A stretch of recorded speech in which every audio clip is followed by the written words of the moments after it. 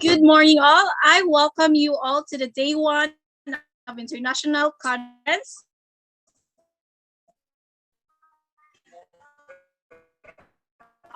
on innovative research in engineering and technology. ICIRET-21 ERP. This conference will offer researchers, delegates, and scholars an incredible chance to interact with technology application.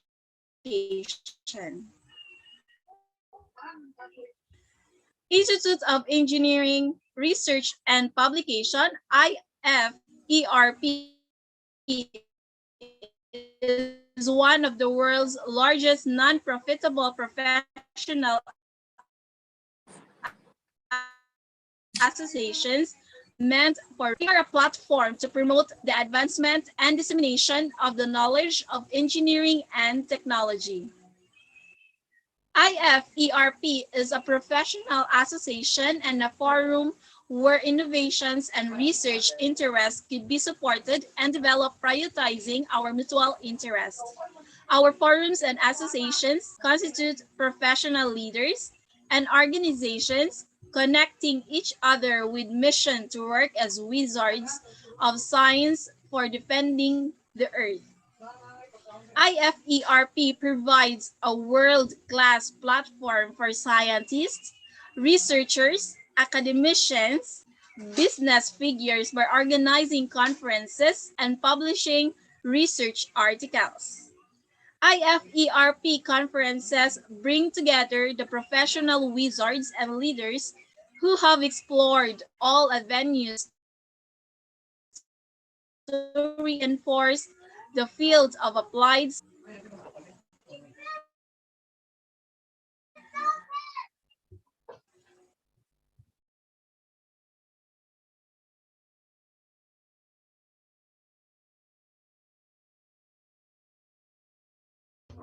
All right, so let's watch about the IFERP video.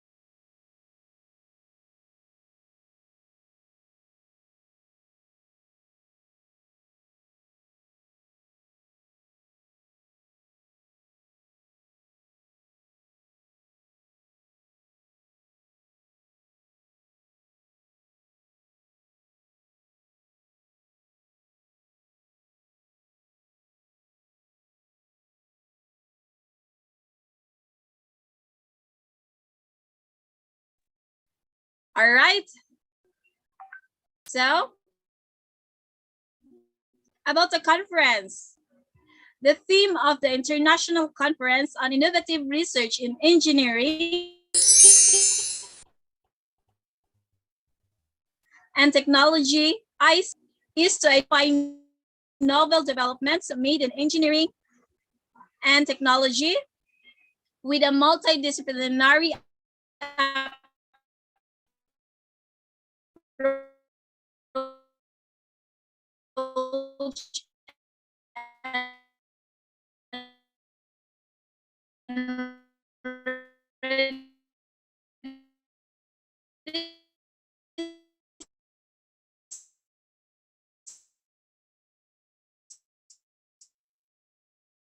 discovery growth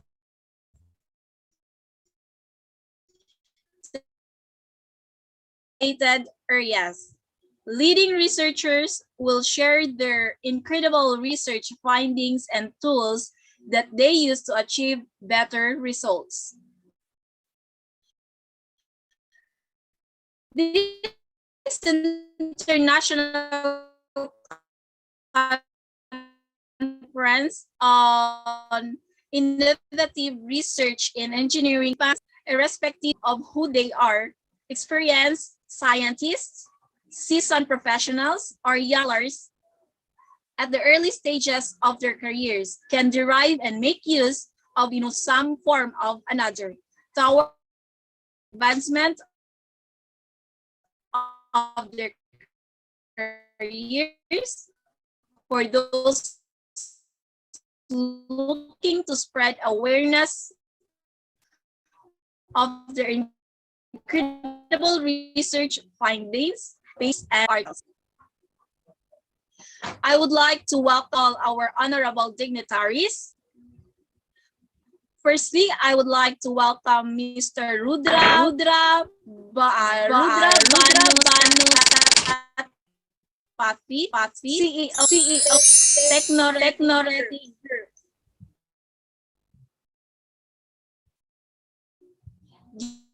Good morning to you, sir.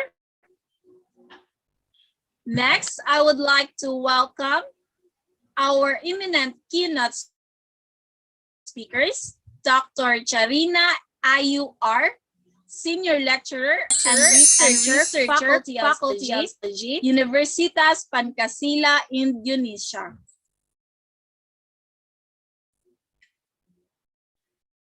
Dr. Oscar Correa, Acting Deputy Vice Chancellor, Cavendish University, Zambia, East Africa.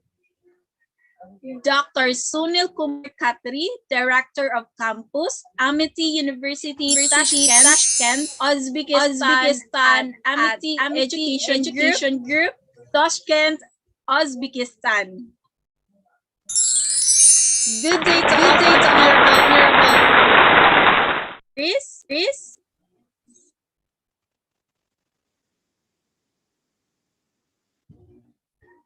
Next, I would like to welcome our session chairs, Dr. Satish Kumar Selva Perumal,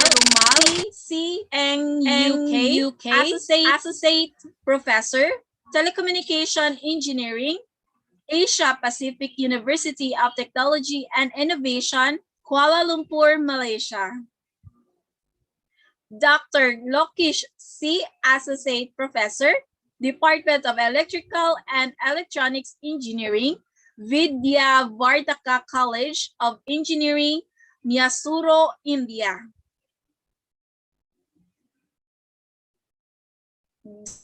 Dr. Nirzar M. Kulkarni, Dr. M. Gidigar, Institute of Management Studies and Research, Nagpur, India.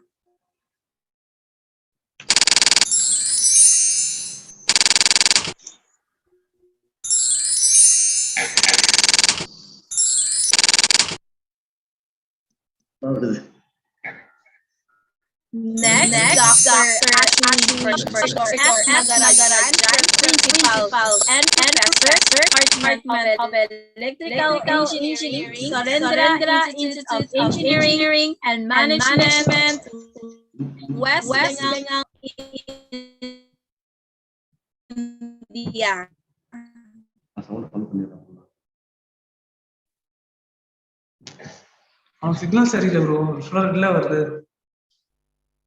Next, Co-Uk Senior Lecturing, Swinburne University of Technology, Sarawak Campus, Kuching, Malaysia. Good day to all our our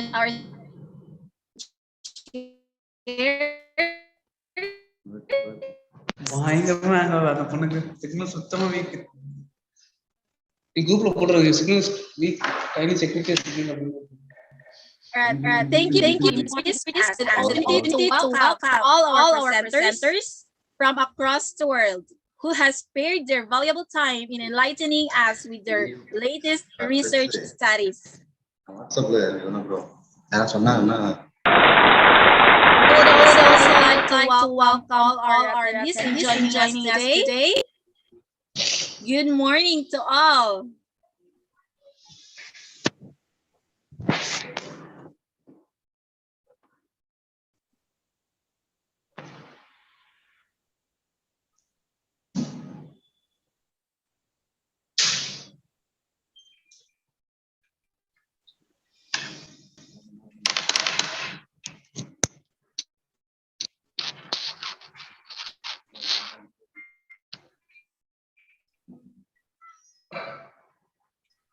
All right, so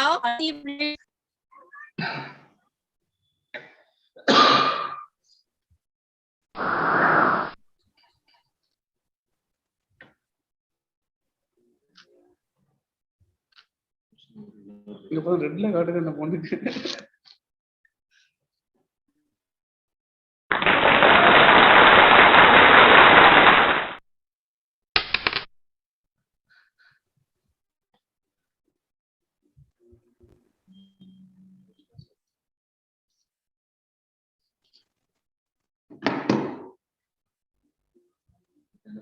next, I welcome Mr. Rudra Banu Satpathy, CEO, Technoreti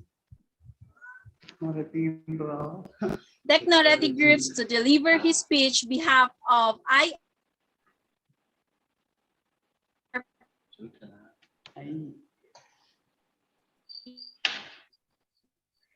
Okay. All right.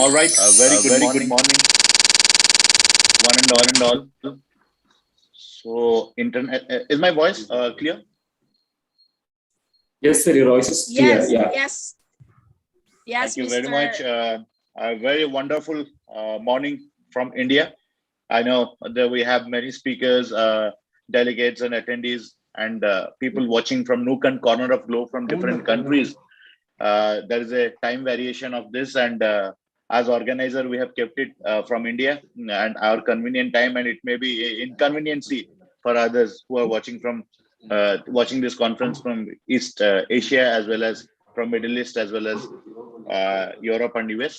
Thank you very much for this privilege once again to speak on behalf of this esteemed organization, IFERP, Institute for Engineering Research and Publication, Technoarit Group. I extend my warm welcome to one and all to International Conference on Innovative Research and Engineering and Technology.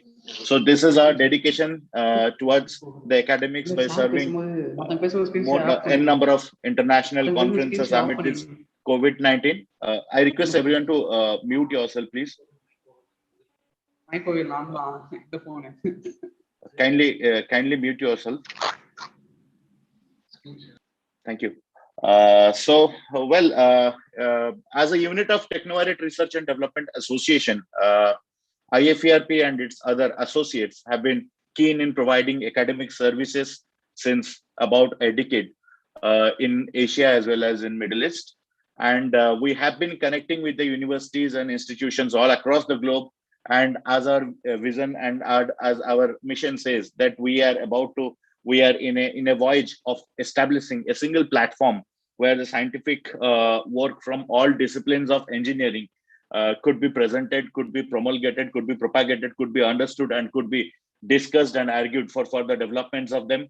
And this is the vision behind organizing so many international conferences. More than 100 international conferences every year we do. And I express my gratitude to the universities and institutions, those who have immense faith and trust in them, and giving us the privilege to serve them as academic partners. And with this vision, we want to make the spreading and the promulgation, propagation of scientific knowledge from grassroots level to top level at different scales So making the propagation of knowledge and the spread of knowledge, understanding better applications is our main aim and objective. With this vision, we organize these all conferences, and making the access to the scientific knowledge a easy step. So this is also another vision. So with these, at very rapid rate, we are promulgating and we are delivering our services of academic services of scientific publications, scientific events and activities. And we are insisting researchers and academicians and industrial professionals to be a part of our members. So we have a couple of membership for institutional membership and individual membership. Now we are insisting institutions and colleges to be a part of IFERP, to be a part of our institutional membership scheme, where we have a scheme saying Global Academic Partnership, institutional GAP, institutional Global Academic Partnership. That means that institutions could join IFERP and have their IFERP chapters established in their institutions, and we will be keeping them as a hub or keeping them as a unit which could be connected with other units and other hubs of the globe. This means, in other words, that we are connecting universities to universities, educational institutions and colleges from overseas and different developing and developed countries, where the infrastructure, skills and knowledge and experience of different levels could be clubbed up, and together we can develop the academic advancement, scientific development towards a particular direction of sustainable technology. Moreover, we are also insisting more and more individuals from academia and industries to be a part of IFERP as institutional members. I mean, and individual members or professional members. I'm sorry. So in this professional members, we have kept it absolutely free, and so that it will be affordable, easily accessible, and convenient for different section of people from developing and developed countries, maybe from grassroots to top level, so that they could join this noble cause of developing the scientific infrastructure of globe. And I insist one and all, each and everyone watching from the globe, this international conference of innovative research in engineering and technology, to be part of IFERP members is absolutely a free of cost. Moreover, we have some privileged membership schemes like premium membership, where we have special provisions like benefit of engagement, grow with IFERP. There are a lot of things which could be found out in our website. We insist the professionals all across the globe to be a part of this academic community, and we will be working for you. We will be supporting you. We will be promoting your profile, and we'll be engaging you at your eminence in different fields, like as speakers or like editorial board members or reviewers, organizing committee members of different conferences, scientific chairs. So there are different aspects which I believe that academic profiles or academic professionals or even industrial professionals keep them away. And I believe that is very important, this type of academic activity, for better networking, better understanding and faster promulgation of scientific knowledge. So it is highly essential for all of us to keep ourselves engaged. We have some provision for premium membership where IFERP professional can keep them engaged in return of some academic, scientific, convenient and financial benefits who can work for this noble cause. I insist and encourage everyone, even all students of different categories, to join into IFERP student chapters, professionals of different categories to IFERP professional chapters, so that we could be, it could be easy for us to reach you, to serve you, to cater you, and with our better services. Moreover, we are rapidly collaborating with different journals. Those were indexed in global indexing databases, global repositories, and we are planning in upcoming days to publish the proceedings in good digital libraries, good academic sources, repositories, where it could be cited and referred by numerous researchers all across the globe. We are also providing services for development of your research, by which we are trying to make people understand what is it all about, how it should be done, this journey of the beginning of our research and completing them in a very wise way, in a perfect way. So how this could be done, how it could be understood, how it could be surveyed. These all are the things we are working, and we are generating, we are delivering guest lectures on this, so that so that researchers and youngsters understand what infrastructures are available at global level and how it could be utilized. Moreover, we are also trying to build up profiles by grooming them, by grooming students, by understanding what exactly to be done and how it should be done. Moreover, with these things, we are collaborating with different institutions. Now colleges and universities can prefer taking services, conference management, CMS services from IFERP, through which all the responsibilities of executing and managing conference will be done by us. Obviously, this experience of last 8 years have made us keen in this field. And I welcome everyone towards International Conference of Innovative Research and Engineering Technology. My hearty gratitude to all the organizing committee members, institutional ambassadors, IFERP representative from different countries, different states, different institutions, different origins, and everyone for their brilliant support towards execution of conference. My special thanks to Madhavan and Venkateshwari and his entire team and the crew members of IFERP. Really, I feel proud to have and privileged to have people working with me. And my hearty gratitude once again to the keynote speakers for their valuable time.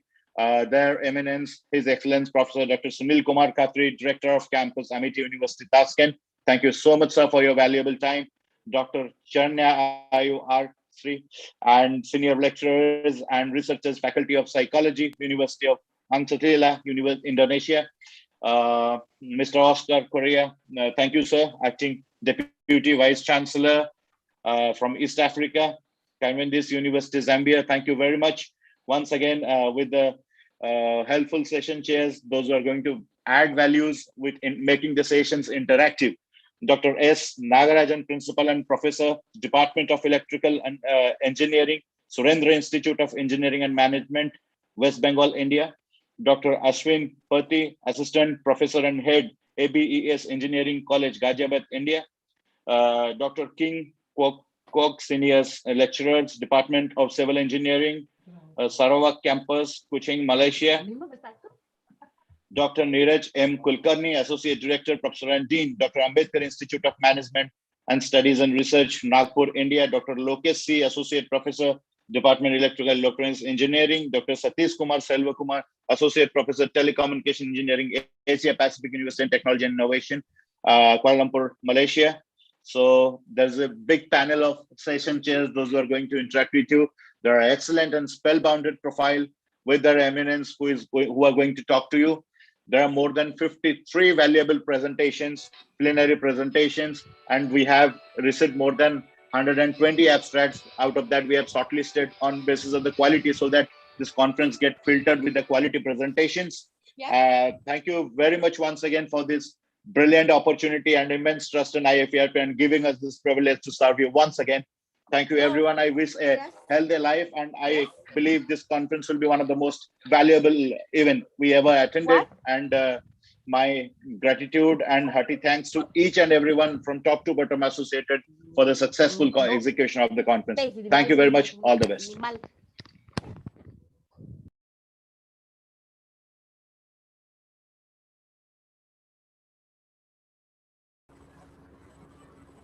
Hi, sir. Thank you so much for that speech. Hold on. I'm echoing. Hold on. Hi, everyone. I'm back. My name is Jojo. And now I would like to welcome Dr. Charina Ayu, Senior Lecturer and Researcher, Faculty of Psychology, Universitas Pancasila, Indonesia, to deliver the keynote speech. So Dr. Charina earned her bachelor degree from Universitas Islam Indonesia, Yogyakarta. She continued to study directed to her MA, PhD from the Department of Psychology and Human Resources. University of Kembang, Malaysia. She's now working as a senior lecturer in Faculty of Psychology, Universitas Pancasila, Jakarta. Indonesia, where he has been working since 2011. In addition to providing a high-quality educational experience for students, she has been held a responsibility for vice and quality assurance. Head of developmental and clinical psychological center studies, and vice dean of academic and last student affairs, and alumni for 4 years.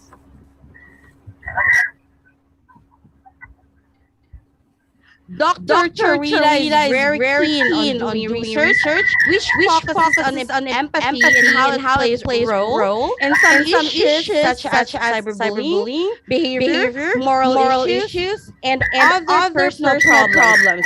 She had presented. I'm sorry. Guys, if you are not speaking, please mute your microphones because it's giving us feedback. Thank you so much. All right, going back, her article had been published in National Accredited Psychology Journal, such as Journal of Family,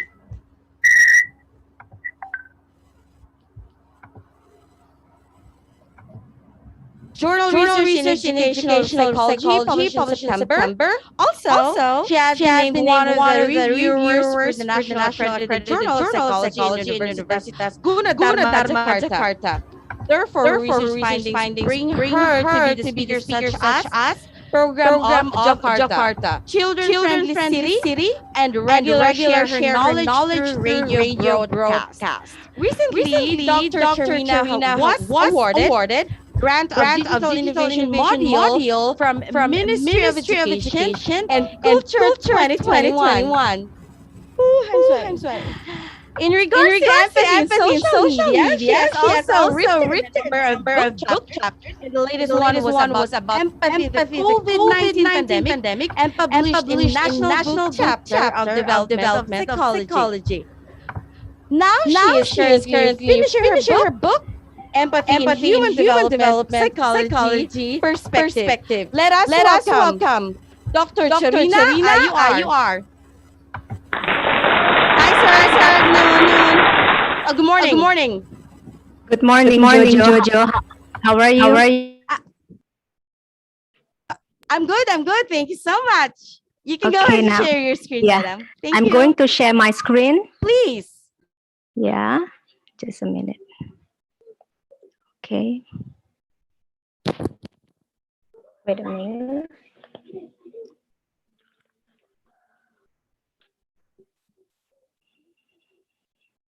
Sorry, it's kind of take time.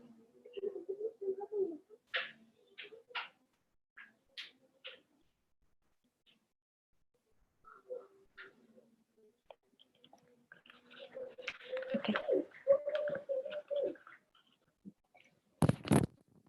Can you see my screen, Jojo? Is it visible?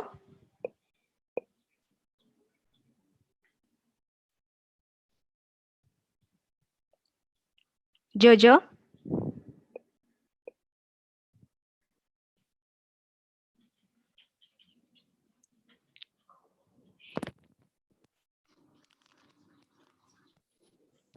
Okay, ladies and gentlemen. Sorry, I'm going to check. Is it visible? Can you hear my voice? Okay, thank you so much. Yes, All right, yes. then. Yeah, thank you so much. First of all, I would like to thank the International Conference on Innovative Research in Engineering Technology 2021. To be honest, I feel so honored I could give a speech, but not just giving a speech, but also to exchange knowledge in this remarkable forum. Because I believe that all of us is not just about want to share, bringing a sophisticated idea, but also have a good deed to give solutions based on our research result. Today, I would like to share one of my primary thing I concern with is about, I put the title, Empathy and Technology.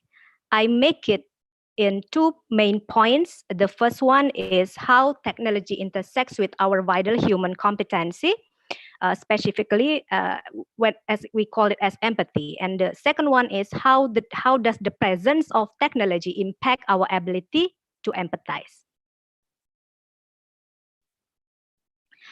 I start with the current situation where the impact of COVID-19 have made our life has changed dramatically, particularly for students and employees like us, research like us. We do now rely on our laptop and of course cell phone to perform our daily activities, including to search information. No wonder that the daily screen has seen a jump, and yet it has become a grave concern. Um, as we know that the study of empathy, which is often encountered in the field of psychology previously, but now has been widely discussed in the interdisciplinary research, like as computer science, pharmacy, medical, tourism, communication, and still many more. In engineering study, I put the study from Brainstem and Ark in 2016, which is investigated whether a companion robot could foster empathy in user to perform charitable acts. This research has exposed of how researchers sought to explore whereby robots would seek to nurture a user's empathy towards other human beings. Hence, we might come to think of which makes empathy appears urgent to have. As we know that by the definition, empathy is a capability to understand and feel the emotional states of others. It consists of the ability to notice, feel, automatically respond to other people, and further to understand and experience the emotional states of them. Individuals with high empathy will be able to make emotional connection toward others to actually grab their point of view and be able to experience what they are feeling. Therefore, this empathy brings us to maintaining our connection, relationship, and in stark contrast against the dehumanization. Most research has described empathy as multi-dimensional phenomenon, which consists of two components. The first component is affective empathy. What is the affective empathy? It is the ability to vicariously experience the emotion of another person, which is initiated through direct contact that ensure access one another to activating effective empathy mechanism. It appears at an early stage of human development, which are the circular reaction and motor imitation. And next, at a later stage, responses to another person's circumstances become increasingly governed by cognitive factors based on learning mechanism. This is how cognitive empathy yet develops. Cognitive empathy is a person's ability to comprehend another person's emotion. And contrary, genetically determined affective empathy, this cognitive empathy is actually driven primarily by environmental factors such as parental or school influence. Modeling, inducing, perspective taking are often mentioned as a parenting technique facilitates the development of cognitive empathy. The emergence of those dimensions, two dimensions, affective and cognitive, were clearly conveyed by the stages of empathy development. That's why developmental research has incorporated different levels of empathy by tracking changes in the lifespan. Like now we can see from the slide, there are 4 stages of development of empathy. In the past, empathy was considered as an inborn trait that could not be taught. But then, research has shown that this vital human competency can be taught along the stage of development. Although there are different opinions of empathy, there is agreement. Empathy is learned during the few years of life, the first few years of life. So here it is, the flow of empathy stage. We could see from the stage, the earliest stage, the stage 1, it describes of how newborns still cannot clarify between himself and his world. He is still unclear of who he is experiencing the distress and yet interpret it as his distress. By the picture, we may see how the baby hears another baby cry and the baby began to cry too. And in this first stage, early effective empathy starts to emerge, usually called as contagious crying. After that, move to another stage, the stage 2, beginning around age 1, the child now can slowly understand that another person's discomfort is not her own. For instance, The child saw her mommy crying as she sat next to her and patted her arm softly.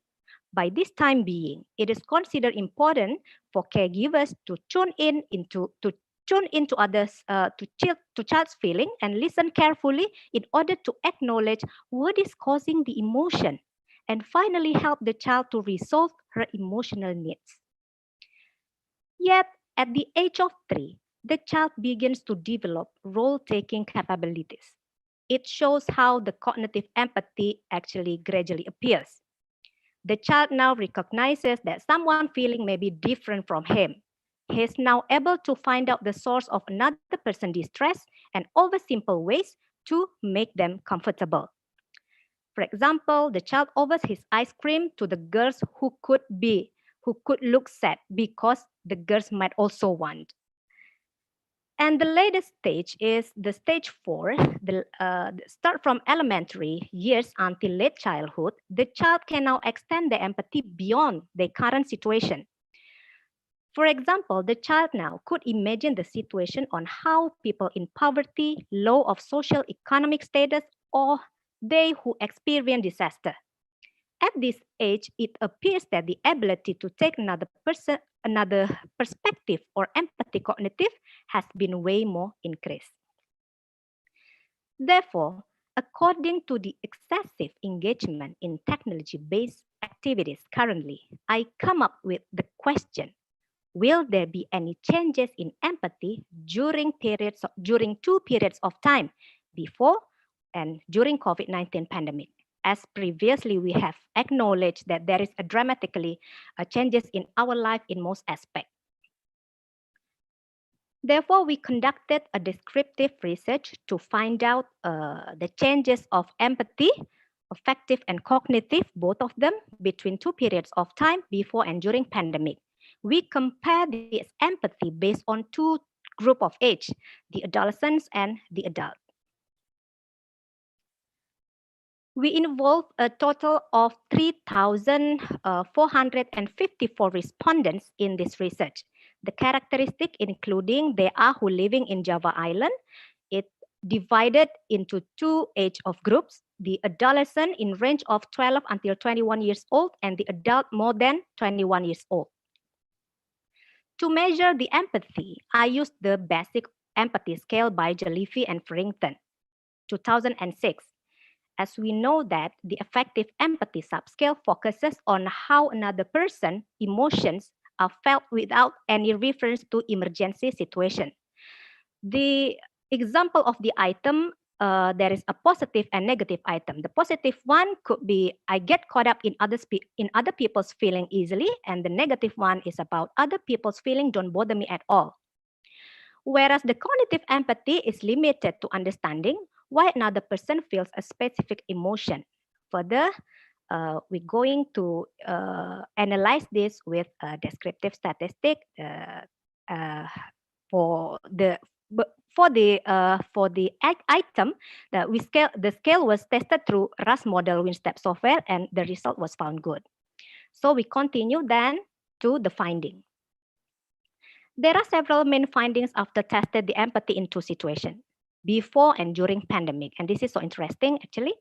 On the result 1, before pandemic, we found that there is a significant difference between affective and cognitive empathy among respondents, where the adults have higher empathy than adolescents. While during pandemic, we found also significant difference between affective and cognitive empathy among respondents, but the result was turned out while affective and cognitive empathy among adolescents are getting increased, in contrast, adults are declined. It has also highlighted the adolescents have higher affective empathy than the adults during this pandemic situation.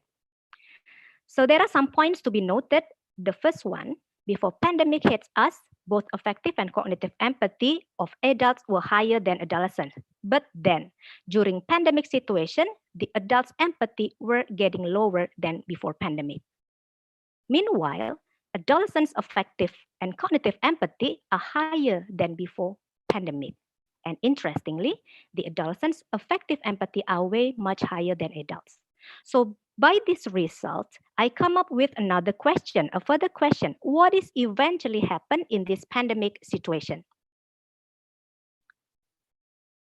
As we all know that the screen time has seen a jump due to online activities such as learning and also working. Many research highlighted the role of social media in embracing both learning and working activities during pandemic. But we have to consider that even way before this pandemic happened, adolescents were reported as a highest social media user. No wonder during this pandemic, adolescents use social media with a reason. By previous study, it is stated that they are engaging with social media. One reason is to cope with low mood and difficult thought as a form of escapism. It has been reported using social media platform such as Instagram as a form of escapism. Therefore, I use three sources of data which describes the user of social media. From number one, there is a social We Are Social 2021. It is stated that the number of users in Indonesia is increased from 2020 up to 2021 by 15.5% from a total of 27 million users in Indonesia. Meanwhile, from Abdi 2019, there was an increase. It mentioned that there was an increase of internet usage from 2018 to 2019, around 8.9% in Indonesia, where adolescents still dominate of the internet use. And the last one is from Kantar 2020. It also mentioned that there was an increase in social media usage by 61% above the average usage.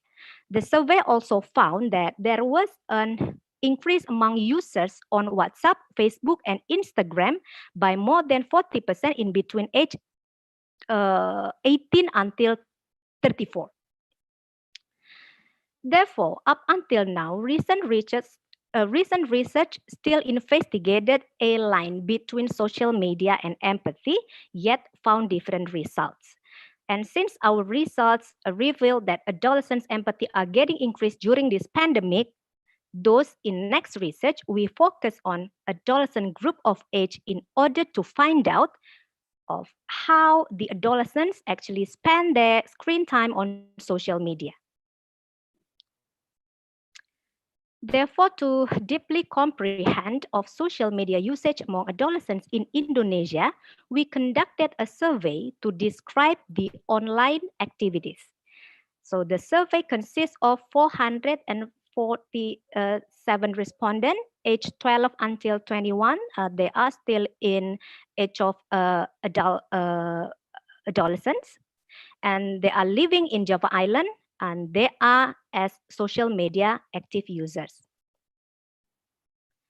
There are some results revealed from this descriptive study. The first one is we could see from the graphic, from the pie chart, that 95% of adolescents spend their screen time on social media with SNS type. It appears that all adolescents use a various active social media accounts such as Instagram, Facebook, TikTok, Line, WhatsApp, and also Twitter.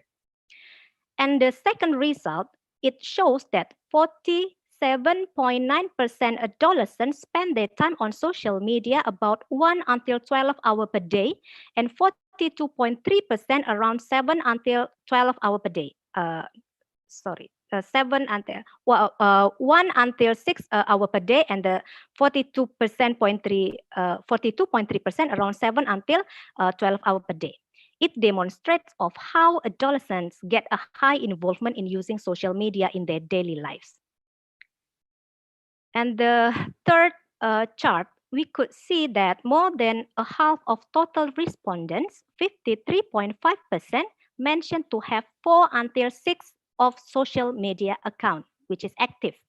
It means that they have a various type of social media to get engaged every day. And the last result shows that there are 63% adolescents whose active account is different with their parents' account. In other words, while their parents use Facebook, these adolescents are more into Instagram, Twitter, or TikTok. Based on the result, I found several main findings.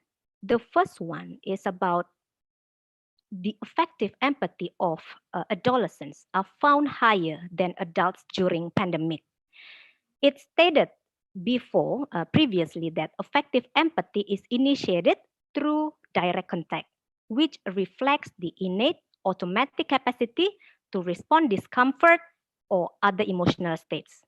No wonder some previous research has claimed that going online reduces an individual capacity for empathy because a lot of things are missing, such as nonverbal communication, such as facial expression, body posture, eye, eye contact, gesture, and also touch.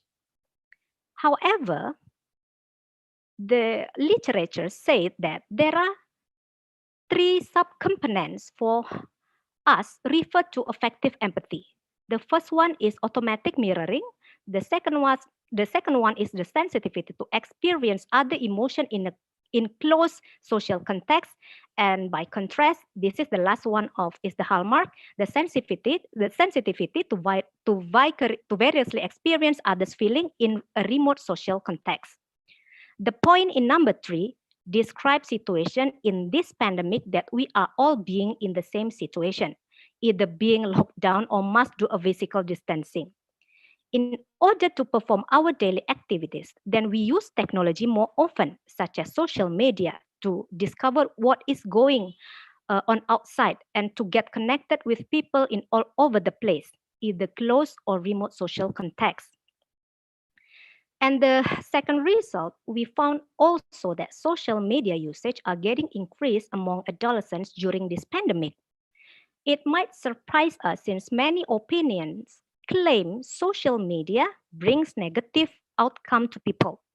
But it turned out some previous results also have highlighted the positive effect of social media, particularly on empathy. Moreover, it emphasizes that social media can be an avenue for empathy skill development. So in addition, another research also confirmed that just being behind a screen, it doesn't eliminate your empathy just merely like that among technology users. Instead, it contributes positively to real-world empathy. It is in line with some of previous research which exhibit that social media favors empathetic society since users might share their emotions and thoughts. Social media actually increase responses, reaction, or attempts to exchange similar emotions, feeling, or to console, support, and comfort one and another, where it brings the probability for us to get close to others, to build empathy, deep and lasting relationship with them. Back to the empathy developmental stage, where the highest empathy is described of how individuals might understand others' feeling regardless of who they are personally. It has shown that through social media, the highest empathy is being built on. The Groot 2014 from the previous study mentioned some evidence shows that social media groups allows individuals to come connected emotionally even with strangers in which they do not have direct access. To explain of why the adults' empathy show a decrease during pandemic, by Pransky 2001, he describes how the adults, which he mentioned as a digital immigrant, are nowadays being struggle to adapt, living with the rapid digital transformation. While the adolescents have been used to performing their skill since they were born with the adoption of internet and technology. No wonder adolescents are way easier to either grab or perform the acts, including share humanity in virtual platform. And particularly for adults, being open to learn how digital natives think and feel is a wise first step to being able to live side by side with the rapid digital transformation. Okay, all right. However, we must stay alert with last findings since we should stay alert with last finding, since it reveals that 63% of adolescents use a different social media type from their parents. Online activities which impact the increase of social media usage should be continuously monitored by their parents, by the parents. It because despite of the fact that it has a positive ways, but the negative things is could be happen to our adolescents, such as cyberbullying, problematic internet usage, or pubbing and etc., or fear of missing out, something like that, and some sort negative impact which gradually becomes norm in our young generation if parents so permissive. Of course, this preliminary research is still dealing with methodological changes to be addressed. And to deal with these issues, I'm still working on it, both through research and also community service. As a lecturer in developmental psychology field, especially children and adolescents, therefore, I produce innovative digital based learning module, which can be used for lecturers, students, and also open for public. The aim of this module is to give adolescent knowledge about what empathy is, to equip adolescent skill of how to show empathy toward other, and the last one is to support adolescents for giving empathy comments in social media. This module not only focuses on how students might learn empathy theoretically, but also gives opportunity to practice empathy directly through social media, that is Instagram. And to conclude all, it has been noted that empathy may change over time. The good thing is it may give us a shed of light of how technology have huge opportunity to take side over humankind. And as technology will have profound influence on human behavior, hopefully it continuously serves a bridge to connecting over the deepest human needs, and yet the highest empathy emerge inside each one of us. Finally, let me close my speech with a quote by Judith Orloff, MD, which said that empathy is the medicine the world needs. And empathy as the vital human competency will keep springing up with each generation along with the advancement of technology. Thank you. Thank you so much for that presentation. Thank you, madam. Thank you so much, Jojo. Yeah, not a problem. I'm very sorry for the inconvenience, but don't you worry, your favorite host is back. All right, now we'll be calling the next. Let us welcome. Oops. I'm going to stop. Wait a minute. Sorry, Jojo. I'm going to stop the slideshow.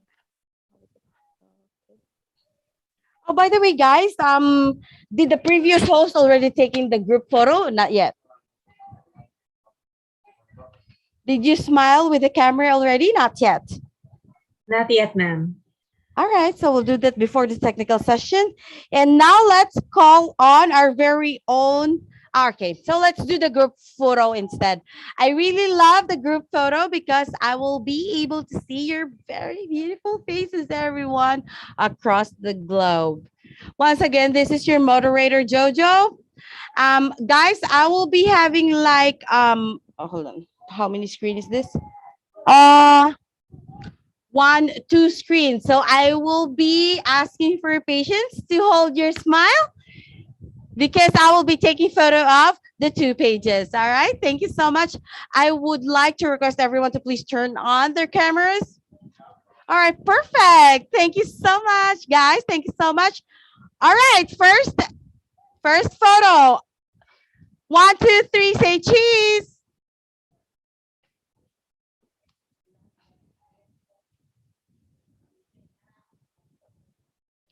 Hold it, because I have a second screen. One moment.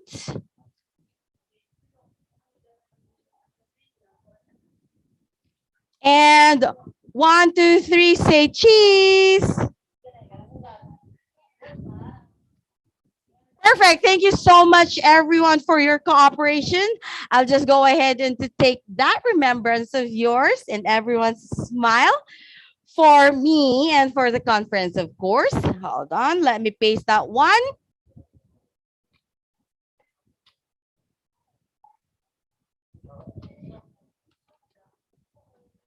All right. And we are back.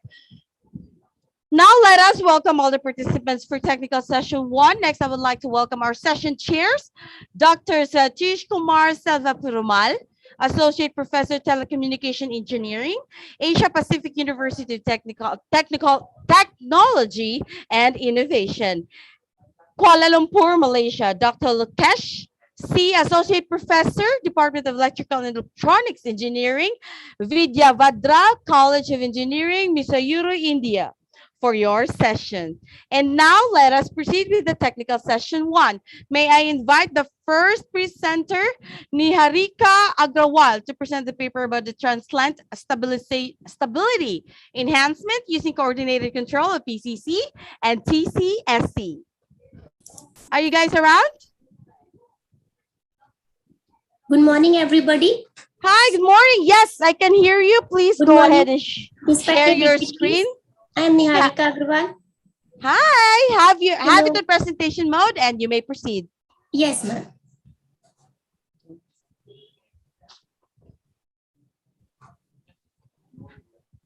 Yes. Are you back? Good morning, ma'am. Can you see my screen? Yes, I do. Have it in presentation mode, please. Yes, ma'am.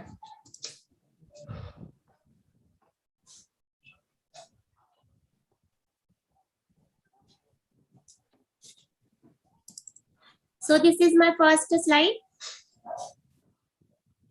Oh, by the way, before you proceed, I would like to remind everyone to your allotted time. You are expected to finish the presentation within 10 minutes, and you're also given a minute or two for the question and answer. Thank you so much. Go ahead. Yes. So I'm Niharika Agrawal. I'm a research scholar from SJBIT Institute of Technology, Bangalore. I am presenting my paper on transient stability enhancement control using TCSC and PSS. This is the coordinated control of improving the power system stability using PSS and TCSC. I am using two devices, PSS and TCSC. So the power system is highly complex and non-linear system. So it is facing a lot of problems due to constantly changing load conditions. There are constantly changing generator outputs and operating parameters conditions also change in the system. So it is very important to maintain stability of the power system for small as well as large disturbances. If the stability is not maintained, then the system will fall out of step. There is loss of synchronism and a blackout problem may occur. So transient stability as well as small signal stability to maintain in the system is very important. What is transient stability? Transient stability is the ability of the power system to maintain stability in case of severe disturbances. The different disturbances in the power system can be faults, loss of generator, loss of transmission line, and there can be overloading of transmission lines. So it is very important to maintain transient stability for the integrity of the power system, for the safe and reliable operation of the power system, and for the complete security of the system. Earlier, PSS has been used for damping low frequency oscillations and for maintaining the stability of the power system. But there are certain problems in PSS. PSS is not good for damping inter-area modes of oscillations, as well as there are problems with the automatic voltage regulator which is used in the synchronous machine. The power system stabilizer design for a single generator is becoming very complex and complicated and tedious work. So there are different algorithms have been used for the design of PSS, but a single device is not able to improve the stability of the system. So I'm using TCSC, which is a FACTS device, to improve the overall stability of the power system. Using the coordinated condition of the two devices, I find the stability improvement of my system. In my system work, I have used two types of PSS. I will discuss them in the next slides. So the present work is based on both the coordinated use of TCSC as well as PSS for improving the stability of the system. So the contents that I am covering in this presentation are: what is power system stability, what is PSS, what is TCSC, what is my system description, what is the simulation diagram, and what are the results I have obtained after using the PSS and TCSC. I am applying false also. This is the classification of the power system stability. The power system stability has been defined under three categories: rotor angle stability, frequency stability, voltage stability. The rotor angle stability is of two types: small disturbance angle stability and transient stability.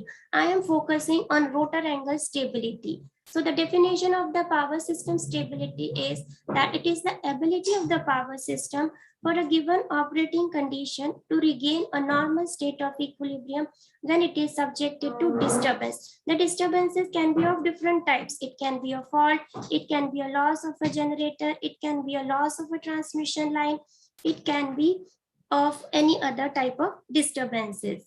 So what is power system stabilizer? A power system stabilizer is a device which is installed in the excitation system of the synchronous generator. It is used for improving the stability of the system. Mostly it is used for improving the small signal stability of the system. The small signal stability means it is used for damping the local modes of oscillation. The local modes of oscillations are 0.8 Hz to 2.0 Hz. And inter-area modes of oscillations category is 0.1 to 0.8 Hz. That is, the power system stabilizer is better used for damping the local modes of oscillation. It is not good for damping inter-area modes of oscillation present in the system. So I am using TCSC and giving details about it in the next slide. So it is based on lead-lag structure. The basic function of the PSS is to apply a signal to the excitation system, and it creates a damping torque which is in phase with the rotor oscillations. The different blocks of the power system stabilizer are the gain block, the signal washout block, and the lead-lag structure phase compensation block. In this way, the power system stabilizer works. I am using in my present work two types of power system stabilizer. I will discuss in the simulation diagram. So TCSC I am using. TCSC is a FACS controller device. It is used to improve the power flow control in the power system. By adjusting the impedance of the transmission line, the power flow is controlled and it is maintained. By maintaining the proper power flow control, the active power oscillations are controlled, and in this way it improves the stability of the system. So in place of TCSC, if we go for building new transmission line or upgrading the transmission line, it will be a costly effect. So upgrading or a new transmission line, in place of that, we are just adjusting the impedance of the transmission line using TCSC in the existing system. And in this way, the power transfer capability is improved and the oscillations are damped out. And in this way, it will improve the stability of the system. So this is my system description. Now I'm coming to the simulation diagram, which is made up of two machines which are having three buses. I'm using two machines of 1000 MVA, 5000 MVA. There is a hydraulic turbine and governor excitation system. I'm using load of 5000 megawatt resistive load. The transmission line is 500 kV, 700 kilometer long transmission line. I am using two types of power system stabilizer. They are type 1 and type 2. Type 1 means it is based on the difference between electrical power output and the mechanical power. It is like design is like that. And the second design of PSS is based on speed deviation. When inputs I am giving, 0 is for no power system stabilizer in the system. Power system stabilizer is put in the system using type 2 in the block. Power system stabilizer 2 is put in the simulation diagram using type 2. In the system, and in the next work, I am using single line to ground fault. I am applying at 5 seconds and it is cleared at 5.1 second. And the simulation I have also done for a 3-phase fault. Using TCSC and PSS, I have done this work and the results I have analyzed. This is the system description. This is my simulation diagram for the work for improving the transient stability without power system stabilizer, with power system stabilizer type 1, and with power system stabilizer type 2. This is the block for putting the power system stabilizer in the system, generic, no PSS and multi-band. When I'm selecting no PSS, then I will put 0. When I have to select one PSS type 1, which is based on accelerating power, I will put 1 in the block. And when I have to use the type 2 PSS, I will put the constant 2, which is based on the speed deviation signal. So this is how I put power system stabilizer in the same system. This is the scope for variation of rotor angle 1 and 2 between this machine and this machine. Speed deviation, terminal voltage deviation. This is the scope which represents the variations in these parameters. This is the positive sequence voltages at bus number 1, 2, and 3. This is the line power. And these are the 5 parameters which are taken into consideration, and I've compared these 5 parameters using PSS type 1, without PSS, with PSS type 1, and with PSS type 2, and then with TCSC only, with TCSC and PSS type 1, with TCSC and PSS type 2. So these are the 6 cases which I have considered, and I have found the rotor angle deviation for all the 6 cases, which is I'm just presenting in the next slide. So this is the system with the TCSC. This is the TCSC block which I have put in my system. This is the internal details of the TCSC. The rest of the system is the same, but the new thing is this is TCSC and this is PSS. So this is the coordinated simulation diagram using power system stabilizer and PSS. So with the simulation I have done without PSS, the last value of the rotor angle I have found is 104.8 degree. With PSS type 1 only PSS I used, that is 53.52. With PSS type 2 I used only type 2, that is 53.07. With TCSC only I have simulated, the rotor angle comes out to be 31.48 degree. And with TCSC and PSS type 1 I have used, it came out to be 28.37. With TCSC and PSS type 2, when I used coordinated case, it came out to be 28.56 degree. Thus, from the results of this table, I've concluded that using TCSC and PSS type 1, the final value of rotor angle 28.37. This is the last. So deviation in rotor angle is minimized using PSS type 1, and TCSC in this condition is the best. So the rotor angle deviations are minimized using PSS type 1 in a best combination. This is the best combination. So this is the single phase fault I have applied. Then the waves, I have plotted the various parameters without PSS and with coordinated PSS type 1 and TCSC. These results I have developed from the scope block. This is the variation of rotor angle without PSS. This is the variation of rotor angle with PSS type 1 and TCSC. This is the variation of rotor angle of all the 6 cases. That is only without PSS, with PSS type 1, with PSS type 2, with TCSC only, with PSS type 1 and TCSC, with PSS type 2 and TCSC. All the 6 cases are shown here.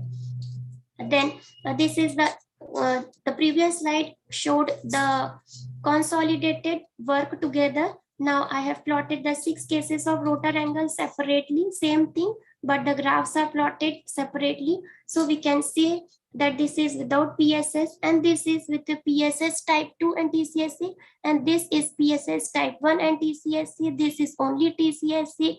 This is only PSS type 2. This is only PSS type 1. So these are the various ways of stabilization, and these are compared.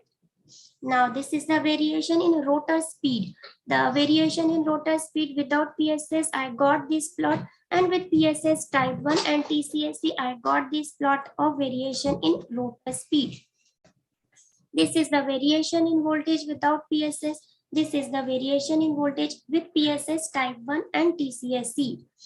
This is the variation in voltage without PSS, and this is the variation in voltage with PSS type 1 and TCSC. So variation in line power, these are high variations in line power without PSS, but the variations in line power with PSS type 1 and TCSC are minimized. Variation in active power at bus 3 without PSS, variation in active power at bus 3 without PSS type 1 and TCSC. So this is the various plot of variation of reactive power without PSS, variation in reactive power at bus 3 with PSS type 1 and TCSC. So this is the work with a single phase fault, with a single line to ground fault. The same work I have repeated for 3-phase fault. And this is the plot for without PSS and with PSS type 1 and TCSC. All the plots can be repeated for the rest of the 5 cases also. But I have chosen the plot for PSS type 1 and TCSC because the rotor angle variations are minimized, are mean least in the case of this combination, that is PSS type 1 and TCSC. So I am showing only this plot. Now a 3-phase fault is applied in the same system without PSS. The rotor angle is 1080. With PSS type 1, with PSS type 2, it is given.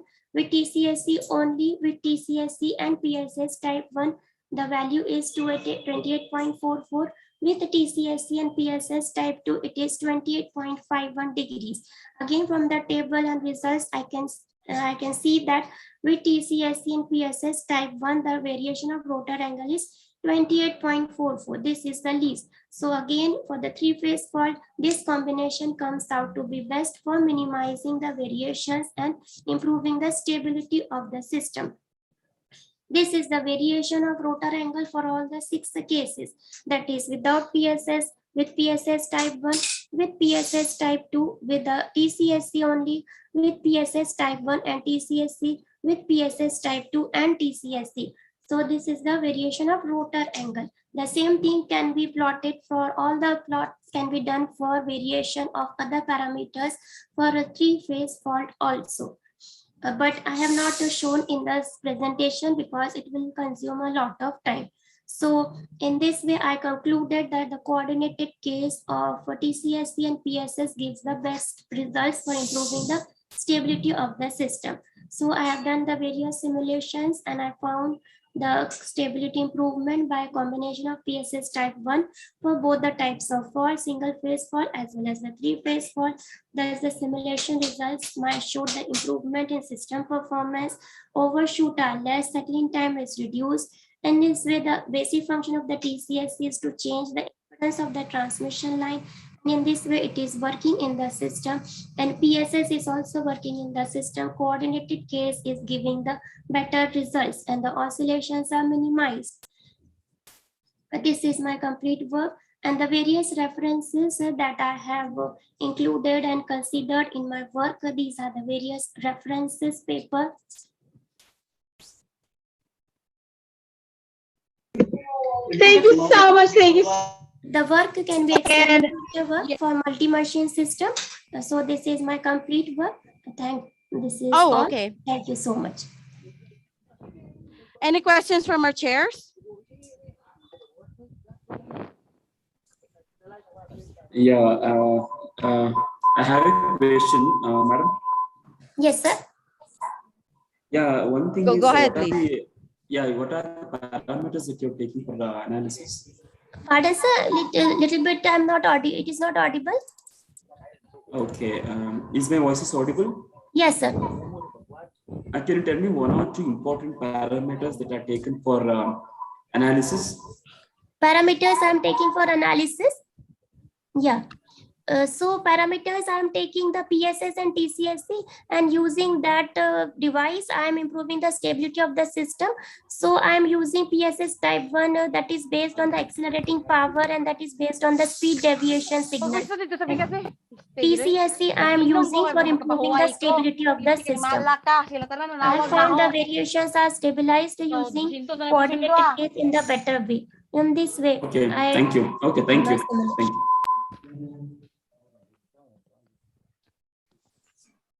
Hi, I just have one question.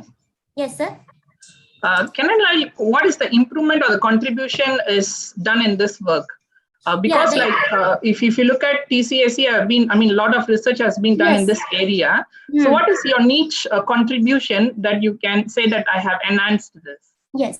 So the contribution is that in the previous work, people have used PSS only, TCSE only they have used. They have not coordinated PSS and TCSE, and they have not worked on the PSS type 1. I have considered both PSS type 1 and PSS type 2, that is based on the speed difference, speed deviation signal and the accelerating power signal. I have not found any work on 2 types of PSS. So this is my novelty. This, I think I have done a new work. And I tried to develop this paper with the help of other work also. So this, I think that this is the novelty of my work, that I have included TCSE also, and both the types of PSS I have tried to include, and I have tried to find out the variation in other parameters also, like line, like active and reactive power I have also included. That work was not there in the previous work. So in this way, I think this I have added novelty to my work. Okay, fine. That's good. Probably it is also good to have a comparison with other researchers or other works already that has been done. Okay, yes, so that will add more value to you. Yes. Anyhow, thank you for the presentation. Yes, sir. Thank you, sir.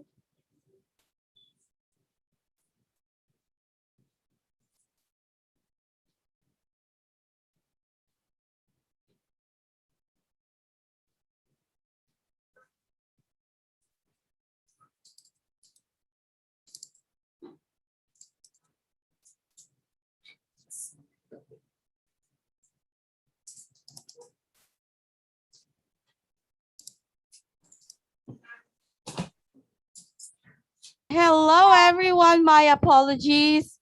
Hi. Can you hear me now? Yes, ma'am. Thank you so much. All right, go ahead. Are there any questions? So, ma'am, my presentation is complete.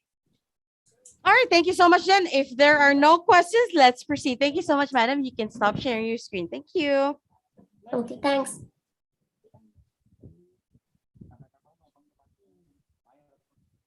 Next, I would like to welcome W. Abita Memala for presenting the paper, Embedded-Based Resonant Converters for PV Battery Hybrids System.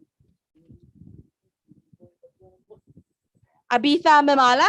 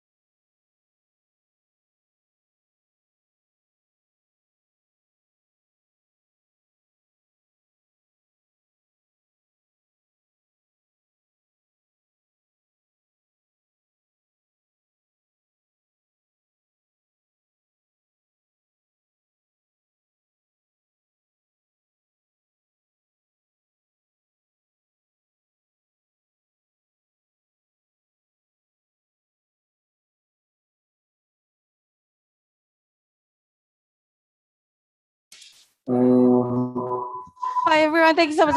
We really do apologize. A technical problem here in our end. Thank you so much for your patience. So let's proceed with our next presenter. Let me call on again Supriya Patil for presenting the paper Automated Billing and Fruit Warehouse Monitoring using Convolutional Neutral Networks. Are you there? Hello, yeah, I'm there.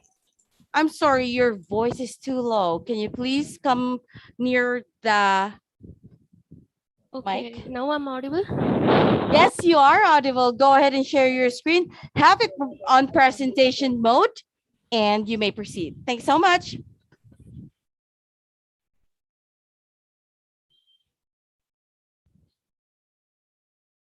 So I cannot share my screen when other person is presenting.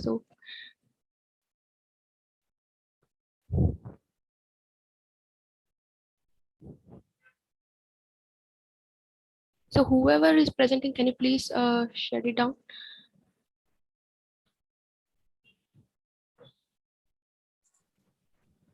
Madam Niharika Agarwal, can you please stop sharing the screen so that the next person can start presentation? Madam Niharika?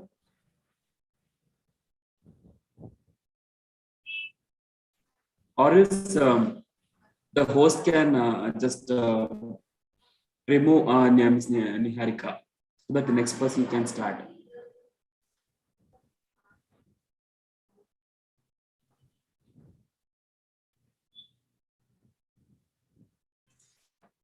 Madhavan sir? Madhavan?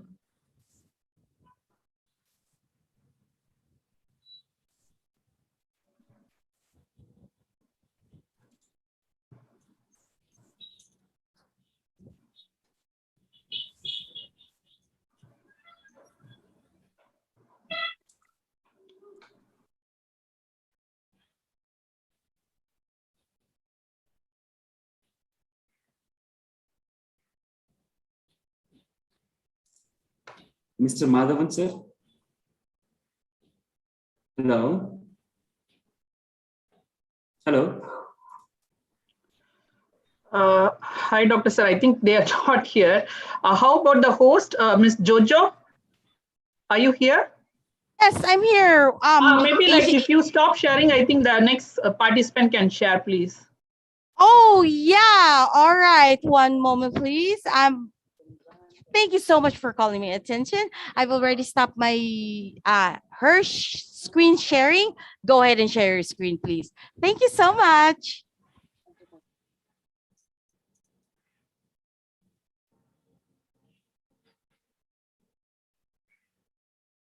Yeah, Ms. Supriya, you can start presenting. Yeah, fine.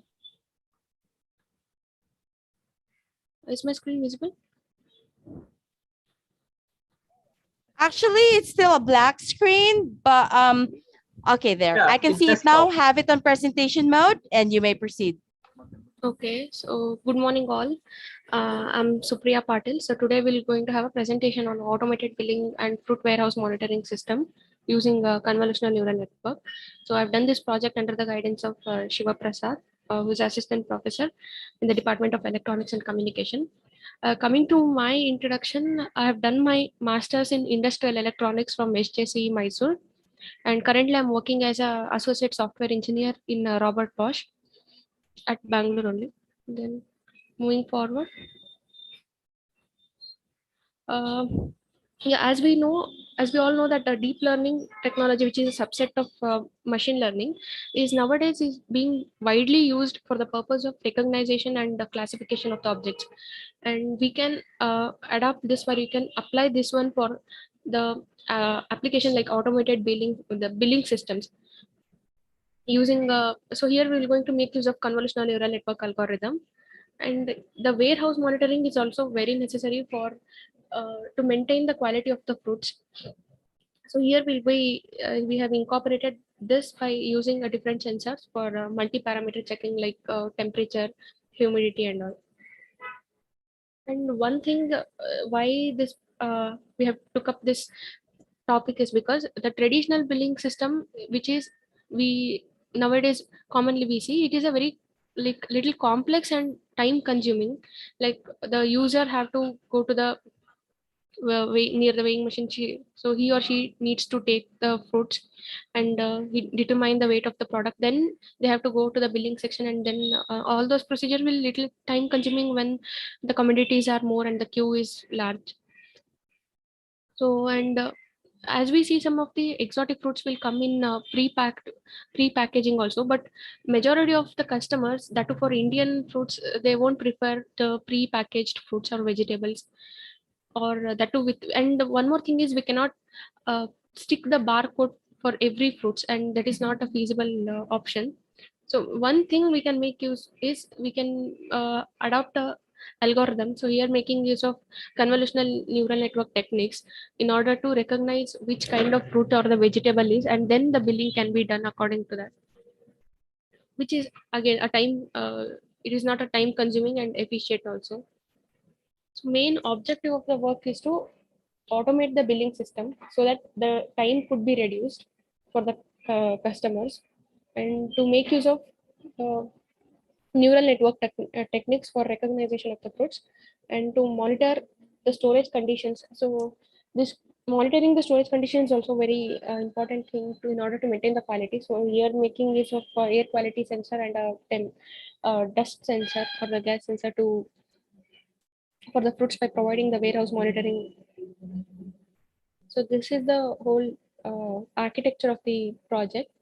Here we have used the microcontroller Arduino and a Raspberry Pi. Raspberry Pi is mainly for capturing the image and then recognizing classification of the fruits into the different classes. And yeah, for the warehouse monitoring, we'll be using the MQ135, that is air quality sensor, and MQ6 is a gas sensor. And yeah, for measuring, we are going to make use of the load cell. So load cell will going to, whenever we keep the weight on the load cell, so it will be converted into the values, which is then amplified by the HX711 amplifier, and then it is given to the controller. And also one more additional feature here we have added is, the owner can remotely monitor the conditions of the environment from any corner of the world using the web applications. So for that, we have provided the Wi-Fi module, and we created a local server, and that is through Adafruit.io local server. And yeah, so here we have taken the fruits like mango and apple, red apple particularly, and these are the sample images which we used for training. Basically, the whole process will be done in two stages. One is training, and then another one is the prediction. So in training, we make use of CNN, and for the prediction, we have used the SVM predictor. So this is a hardware setup.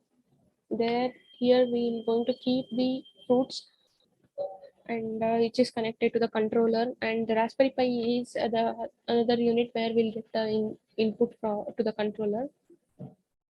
So this is just to make the load cell calibration. And yeah, so we can see it through the LCDs also, like if there is any smoke or the air quality is not good, so it can be seen through the, for just for the demo purpose, we have showed it in a LCD. And if the user takes the weight, it will be like around it will show like the total weight took is 200 grams, and it will ask the user to pay using a RFID tag. So here we use the RFID tag and the reader to just to make a payment, like kind of payment thing. So here we adapted like, so here we took a RFID reader and module, just a dummy amount we have predefined as a 500. And so once he taps into the RFID, the balance will be deducted. If that card is invalid, it will provide it as an invalid card. If it is correct, means it will allow the user to take the items. So as I said, the owner can remotely monitor all the sensor data and all through where from the IoT platform. So here we have created a local server. So in future, we can take it from intranet to internet by using some of the web applications like AWS Google's this thing.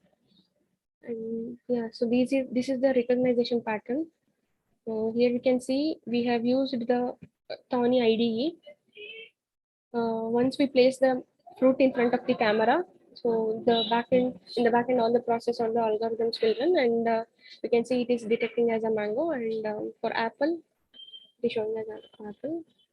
So the conclusion is like using the convolutional neural network system, the we have provided the load cell calibration, and using convolutional neural network we can automate the billing system. And the project here we used is deep learning technology, and also we provided the RFID card so to make the payment. And also the warehouse monitoring for monitoring the air quality and the safe storage of the fruits. Thank you. That's all. Thank you so much. So Priya Patil, any question from chairs?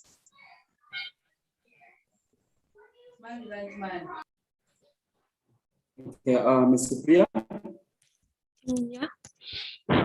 actually, are you taking up any research work? No, sir. I'm actually working as an engineer in a company. So Okay, I got it during the introduction. I have 2 points. Can you tell me the algorithm that is being used for processing the images in a specific algorithms?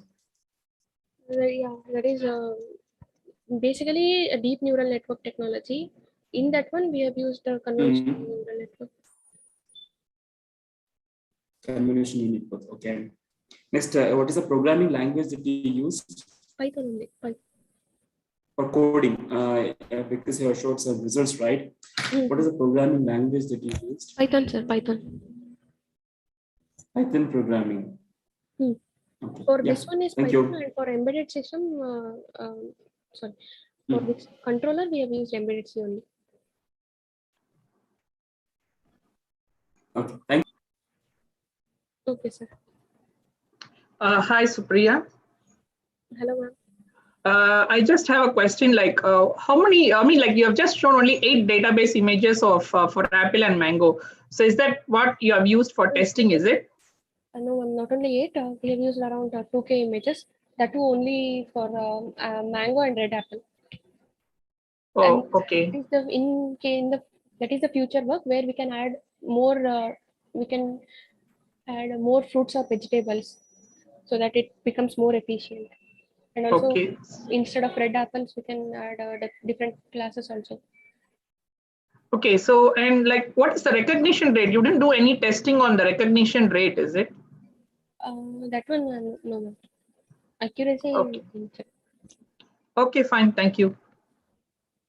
Thank you, ma'am.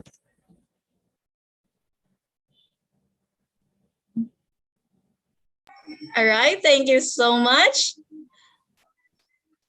And now the next presenter, Atmish Kumar Patel, for presenting the optimization and analysis of Manet using DSP.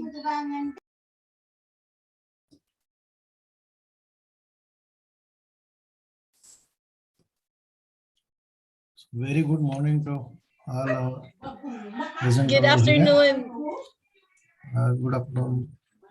Can you please share your screen, Yeah, sir? yeah, I am seeing my screen. All right.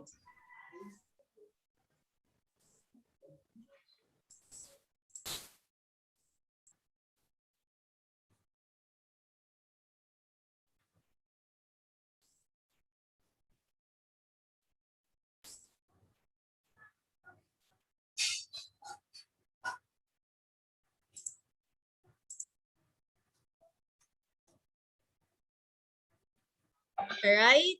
So can you please proceed, sir? Just a minute. I want to share my screen basically.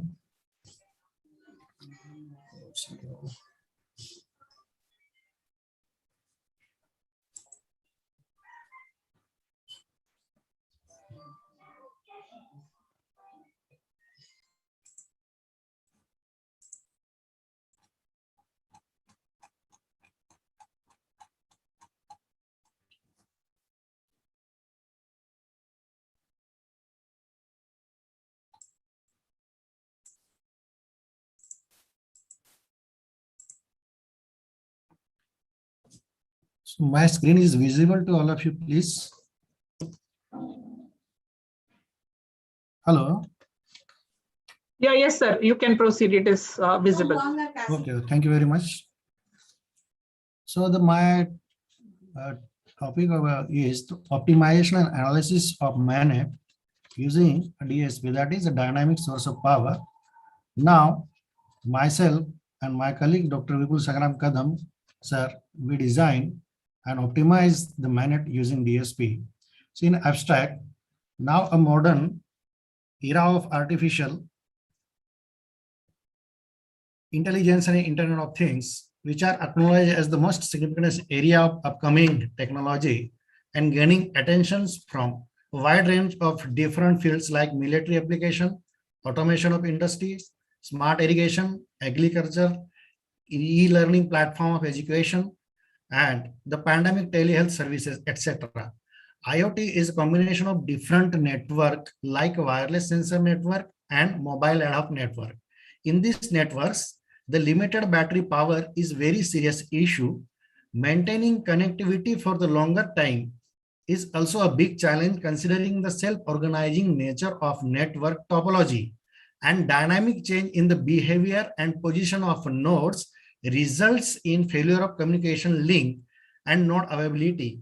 This research represents the kinetic energy harvesting, that is a dynamic source of power to supply the energy to the node battery so that the failure of communication network will be avoided, and hence maximize the life of mobile ad hoc network for reliable communication in a very critical situations like military operation and emergency rescue operation.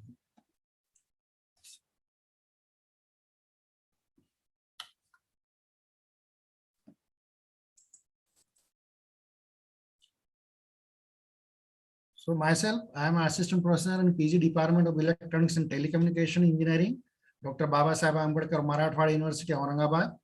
My qualification is B, Electronics and Telecommunication, MTech in Electronics, and Master in Management Science in Marketing. Now presently published paper in National International Conference. My interests include wireless mobile ad hoc network, embedded system design, IoT, and artificial intelligence. So content of my presentation is introduction, then literature survey, problem definition, the objective of this research, the methodology, performance analysis, expected outcome, and conclusion and references. So in introduction, today we are more surround ourselves by very countless communication technology to run day-to-day life and came across several electronic sensors. Now, even though we are using mobile phones, laptops, and so many electronic gadgets, so our data and decision for achieving various goals and target in the field of military application, automation of industries, smart irrigation and agriculture, e-learning platform of education, so that we can make a prompt and clear decisions related with day-to-day life. Our daily activities and everyday lives are running smooth so long as the transition from one field of electronic system to the other field of electronic systems remain frictionless.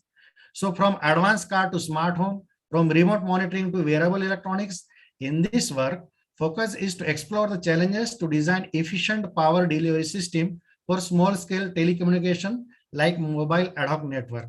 So my main topic or objective is to application in military operation as well as critical disaster management of rescue operation with secure use of electronic system.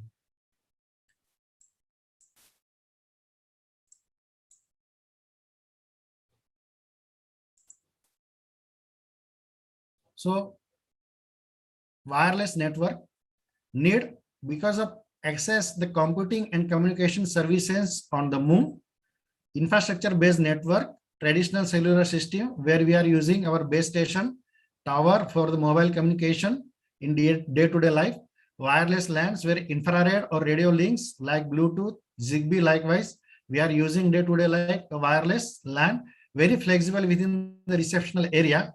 Ad hoc network is also possible by using this LAN, low bandwidth compared to wired network, that is 1 to 10 Mbps, that is megabits per second, and ad hoc networks. The useful when infrastructure not available or impractical or expensive in military application or rescue or home networking.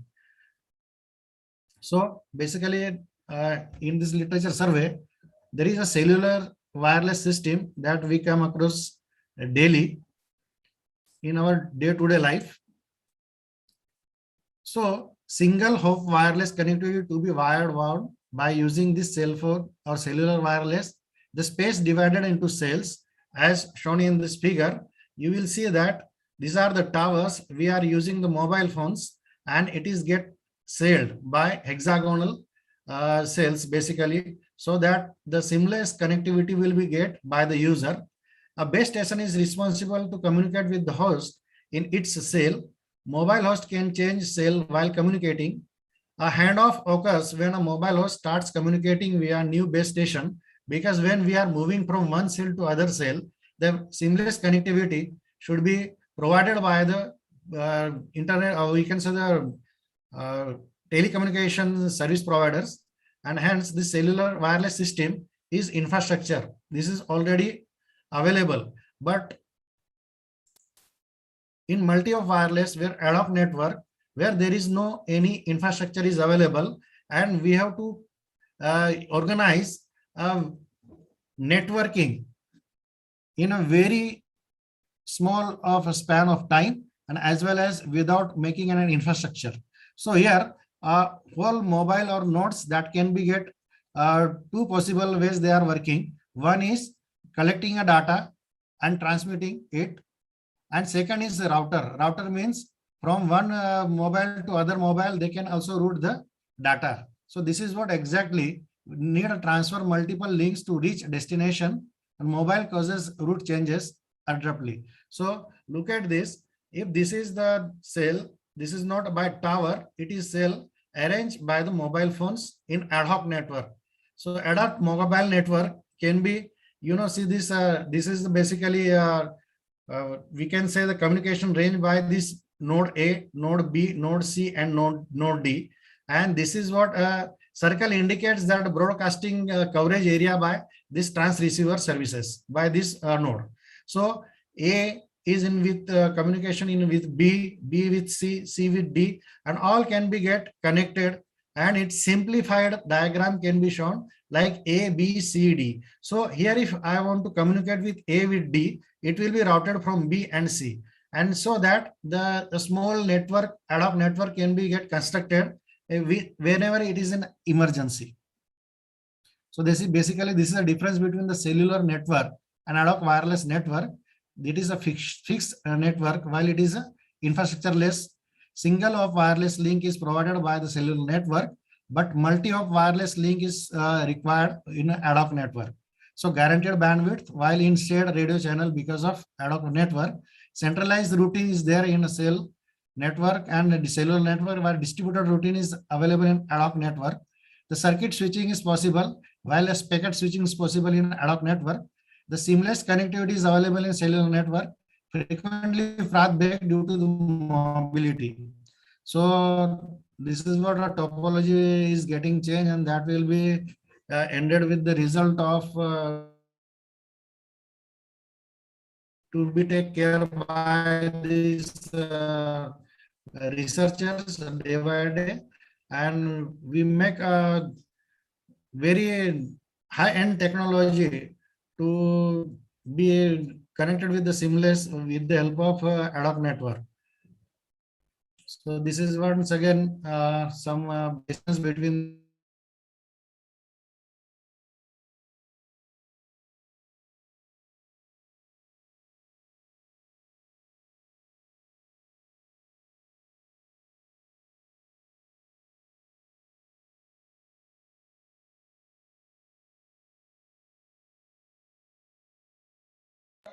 All right.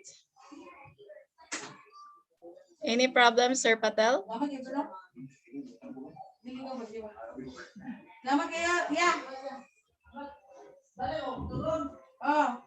Can you please unmute your mic, sir?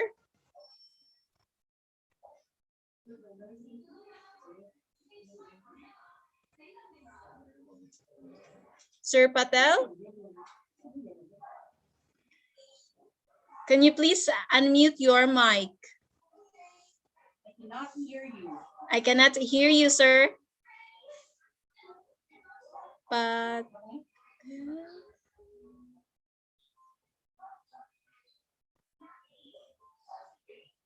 wala ko'y access po.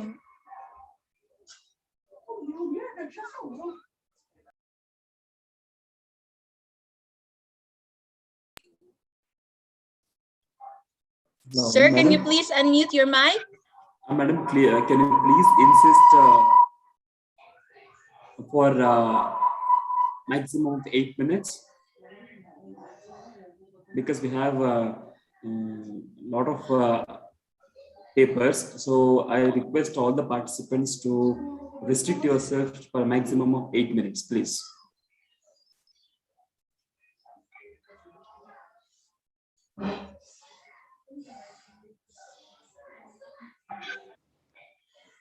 All right, let's proceed. I think it's a technical issue about Sir Patel. Yeah, so continue, madam. All right. My voice is clear? Yes, yes, Okay. sir. Thank you, madam. So there is a challenge in mobile environments, limitation of wireless Can you network. please share your screen, sir? My screen is not. It's not audible. My screen is not visible. No, sir. Okay.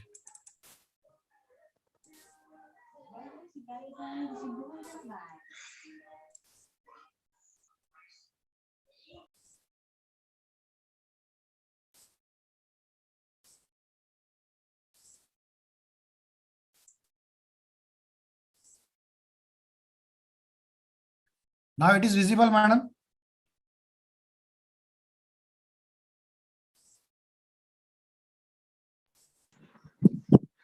Is it visible? Yes, sir, you are. So you can proceed now. Okay, thank you very much. So the challenge in mobile environment is limitation of the wireless network, packet loss due to the transmission error, variable capacity link, frequent disconnections, partitions can be occurred, limited communication bandwidth, broadcast nature of communication, limitation imposed by the mobility, dynamic changing topology or routes, the lack of mobility aware by the system or application, limitation of the mobile computer, and short battery lifetime. So this short battery lifetime, I will just go to the next slide and I will give in details what exactly. So if you look at the screen in this graph, here is energy in a battery because node has only one battery and it is moving. So the time is there. The requirement of battery or energy is linear. But as time goes, the battery is getting exhausted and it is get declined. And this energy gap is get increased. So if in case the requirement is going higher and the battery energy is going down, the node will be get dead. And once it become a dead, it will directly affect the communication network because it provides the route to the network. So once it is get dead, then the communication network get collapsed. So to minimize this gap, to increase this lower state line of energy in battery and to increase on upper to requirement of energy straight line over here in this graph, this my work is to minimize this energy gap. So in military application as well as in rescue applications or rescue operations, it is very essential to take care of this gap, because if somebody or some node is getting dead, so the whole network will be get collapsed. And that is why I directly focus my work on to minimize this energy gap. Now this, look at the please move this window.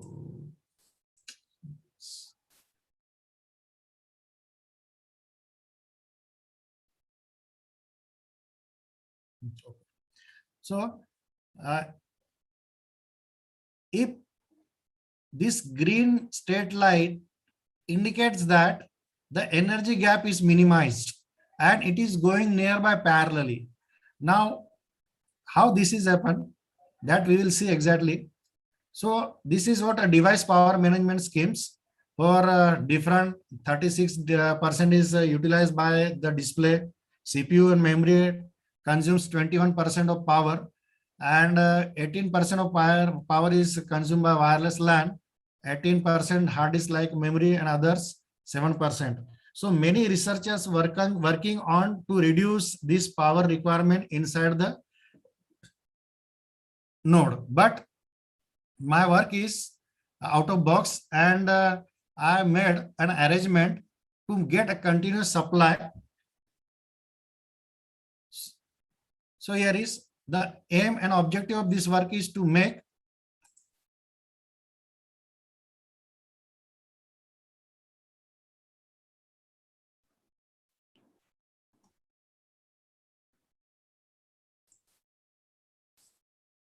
Excuse to interrupt you, sir.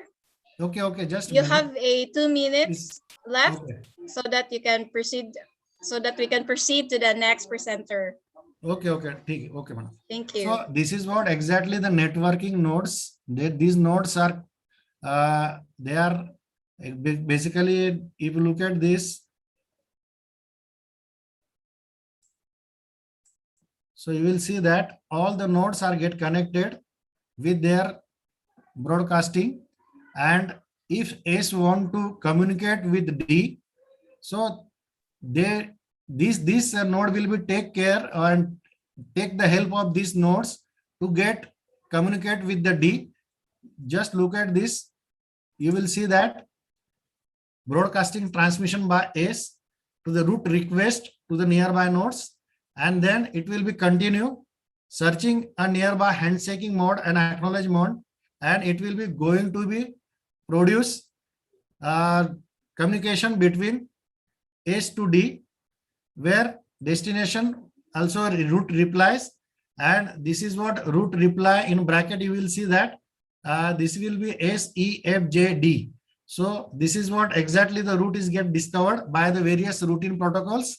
But in this, if suppose battery of this node is getting drained, then this root will be get disturbed.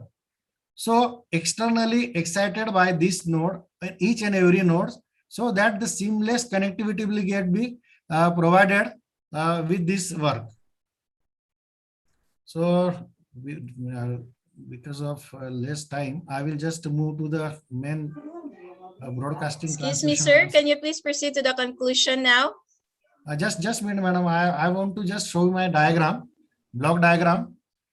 This is the post to rotate mechanism. It is an electromagnetic generator which spore gear assembly and DC motor will be provided with the power storage devices, and it is given to the ad hoc network battery. So this battery drainage can be get minimized, or we can say this continuous charging of this battery, node battery, will provide the seamless basically the network connectivity. So this is what a linear push to move assembly, where it is linear motion, and this is a rotational motion can be get from this very small, it is a 4 centimeter push to rotate motion assembly, where it is linear motion to be get converted into rotational motion.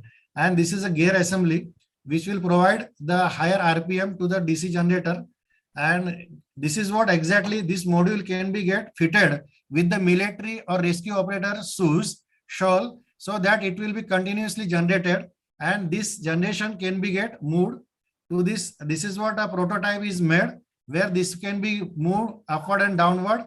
This will be get rotated, and this directly generate a DC generator from this DC motor, and it is provided to the node battery. So this is what various graph from slow walking, fast running, and slow and fast running. This is what a DSO graph I came out from this module, and this is what exactly the human motion walking.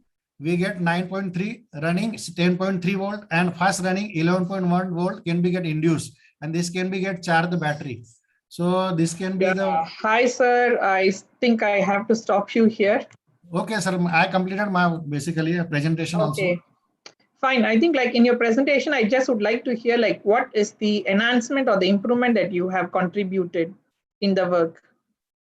Yes, this energy gap, I minimize this gap by providing human body basically force, or we can say the shoes that is wear by the military operator or military man, or we can say the rescue operator. He can or can be get generate this energy while walking. Okay, so the energy that has been generated is like an improved amount of energy compared to other literature. Yes, definitely. This is basically very easy and very cheap and very easy to maintain. And it is not basically this combination is not available in literature surveys so far, because the all routines protocols are getting processed and designed inside the nodes, not outside the nodes.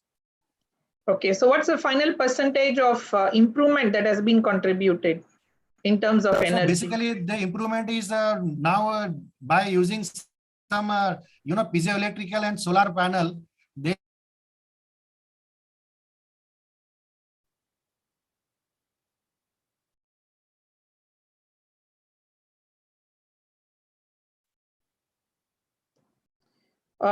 okay, I think like the host, I think like we can go to the next participant, because like I think like Mr. All Patil right, has been so stuck. thank you so sir. Thank you much. for your presentation. I think we need to remind every participant like we need to stick only to 8 minutes and just need to rush to just finish whatever you wanted to present to, because we have a couple of people also, right, to present. Thank you. Thank you so much. Now let's proceed to the. Now I will call again W. Abita Mimala for presenting the paper Embedded-Based Resonant Converters for PV Battery Hybrid Systems. Hello, ma'am. Hello? Ma'am, I guess Yeah, I'm here. Here, I'm not able to share this. Ma'am, Right. you skipped my name. Now you can Hello. share your screen and then proceed. Ma'am, you skipped my name actually. Hello. Hello? Yeah, actually, I am Gaurav Agrawal. My name was skipped. I had a All slot right. from 11 to. Gaurav Agrawal. Yes, ma'am. All right. So, can you now proceed, ma'am? Yes, ma'am. Yes. Good morning to everyone. I'm Abita from Satyabama Institute of Science and Technology. I'm here to present embedded-based resonant converters for EV battery hybrid systems. This is one of my students' work. As all of us know, renewable energy is becoming very popular and it is common mode for sustain with normal needs. So many things like electric bills can be. Excuse me, ma'am. Can you make it as a presentation mode and please be a bit louder? Yes. Okay.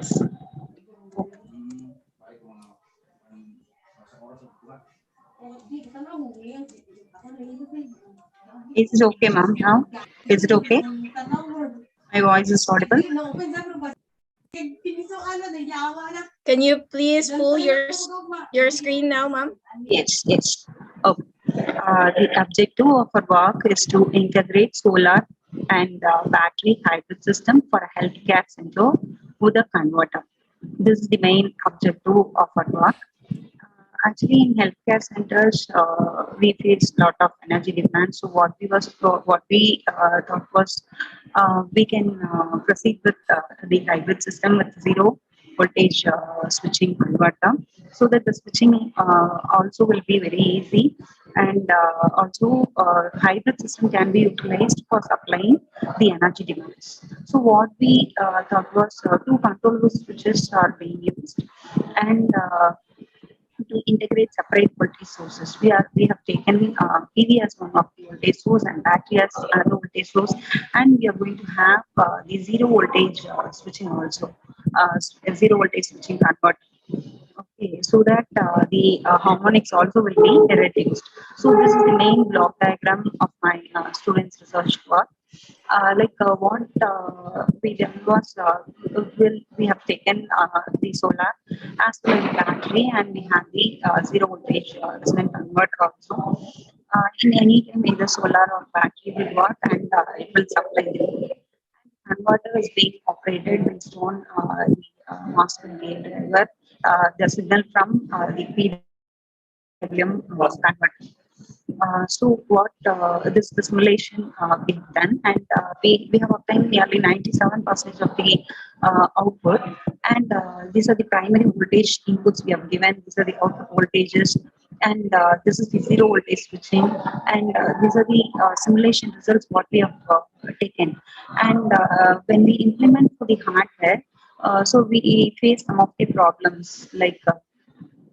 We integrated the solar and battery with zero resonant converter, and we supplied for the healthcare center. We tried for supplying a particular load initially, but as it was not means when we give when the zero voltage switching, it helped in boosting the voltage also. When we gave 10 volts solar panel and battery voltage of 10 volts, we were able to obtain the result of 90 volts output. It was able to supply for the voltage of the load of 90 volts. But still, we want to implement, and we want to improve that further. So what we done was we proceeded with the Homer software. In Homer software, we tried with various hybrid systems like PV, wind, battery, and PV, wind, and battery, along with the grid connected system also. We have taken different electric loads of means 165 kilowatt hour per day. We have taken a differable load of 10 kilowatt hour per day also we have taken, and we have done the analysis with the help of the Homer software, which gave the electric production like this in the month, from the month of January to December. We have analyzed it, and we have got the results as the blue color indicates the solar production, and red color indicates the wind production. So these are the outputs we have received. And there is the monthly electric production, which is the output of the Homer software we received. And if we are able to apply the software, means implement this particular methodology, we are able to get. There is no need to get the power from the grid. Instead, what we can do is we can sell the power also. So from this tabulation, we can understand like energy purchased is very less compared to the energy sold. So, if it is possible for us to implement this particular schematic diagram, so it is going to be a beneficiary. Okay, yes, thank you.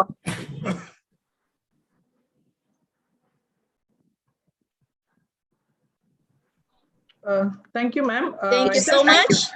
Yeah, I just have a question here. So what is the percentage of improvement in terms of energy based on the testing done? So improvement percentage, it is nearly, when we are giving the input as means when we are getting the energy purchased as 598 kilowatt hour, energy sold is 50,000. Like it is having 100% improvement, sir. Okay, okay. Yeah. Thank you, ma'am. Is there any other questions from any other participants or any other person? Any questions? All right. So now let's proceed to the next presenter.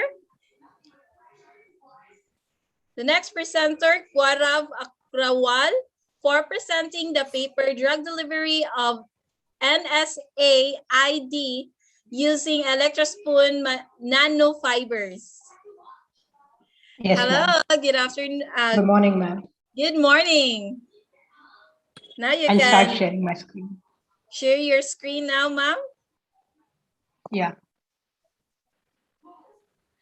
All right.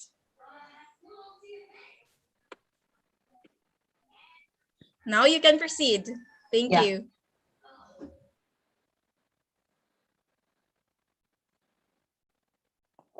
The slide is visible, right?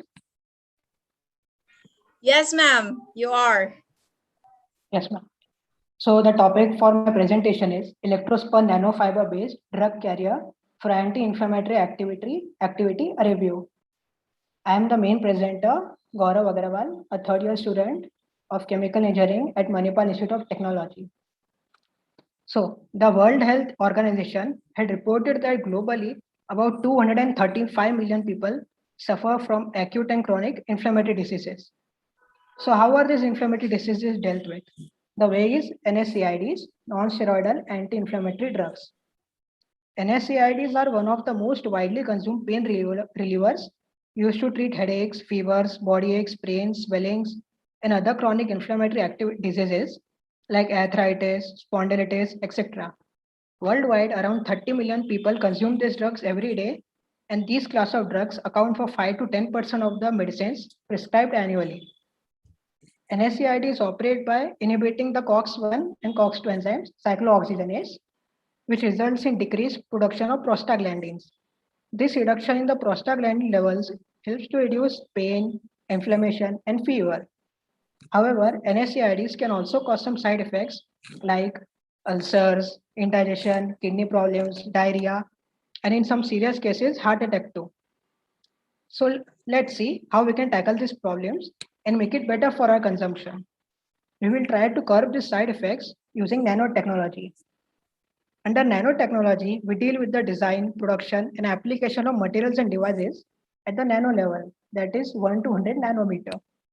Nanotechnology has wide applications in various fields, but we will be focusing mainly on biomedical applications, which are drug delivery, tissue engineering, gene delivery, imaging and detection, diagnosis, and wound healing. Various nano devices of different dimensions can be made using different physical and chemical methods. For our literature review, we will consider only nanofibers. This is an emerging nano device with high potential because of its desirable properties and advantages.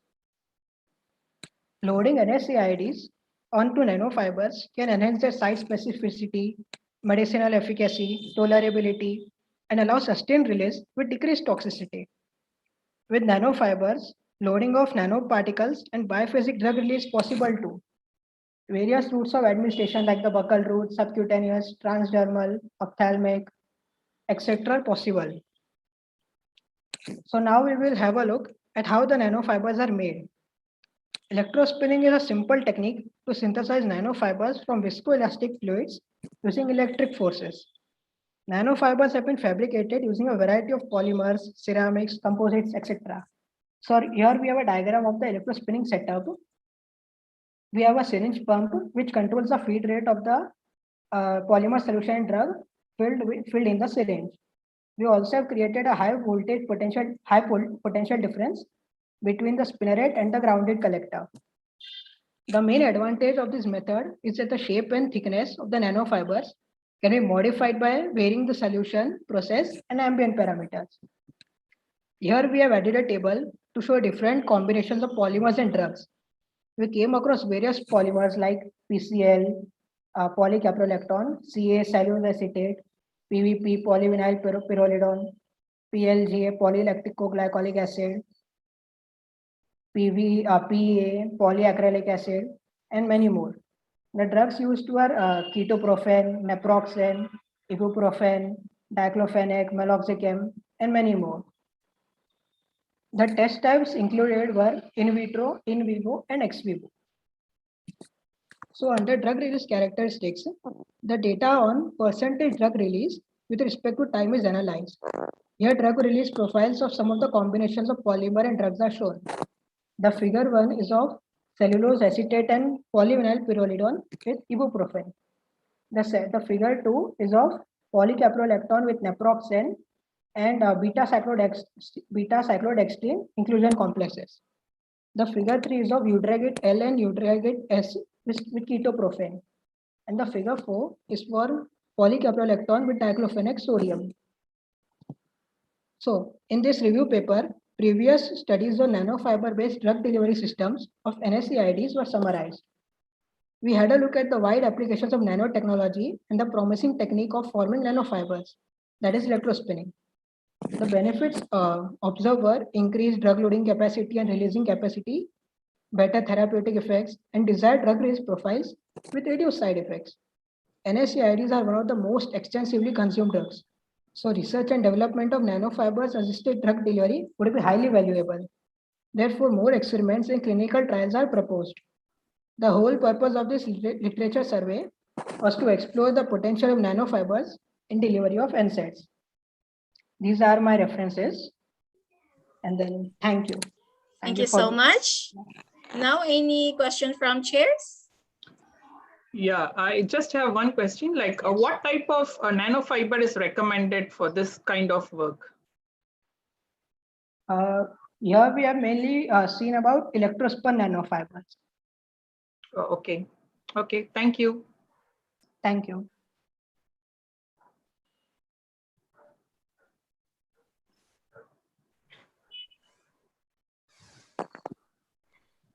I think like Divine Grace, like you have been muted. Sorry, I'm so sorry. Now, let's proceed to the next presenter, Manju Rani, for presenting the paper Enhanced Light Trapping in ITO C-based plasmonic solar cells with silicon nanospheres using FDTD simulation. Good morning, all. Good morning.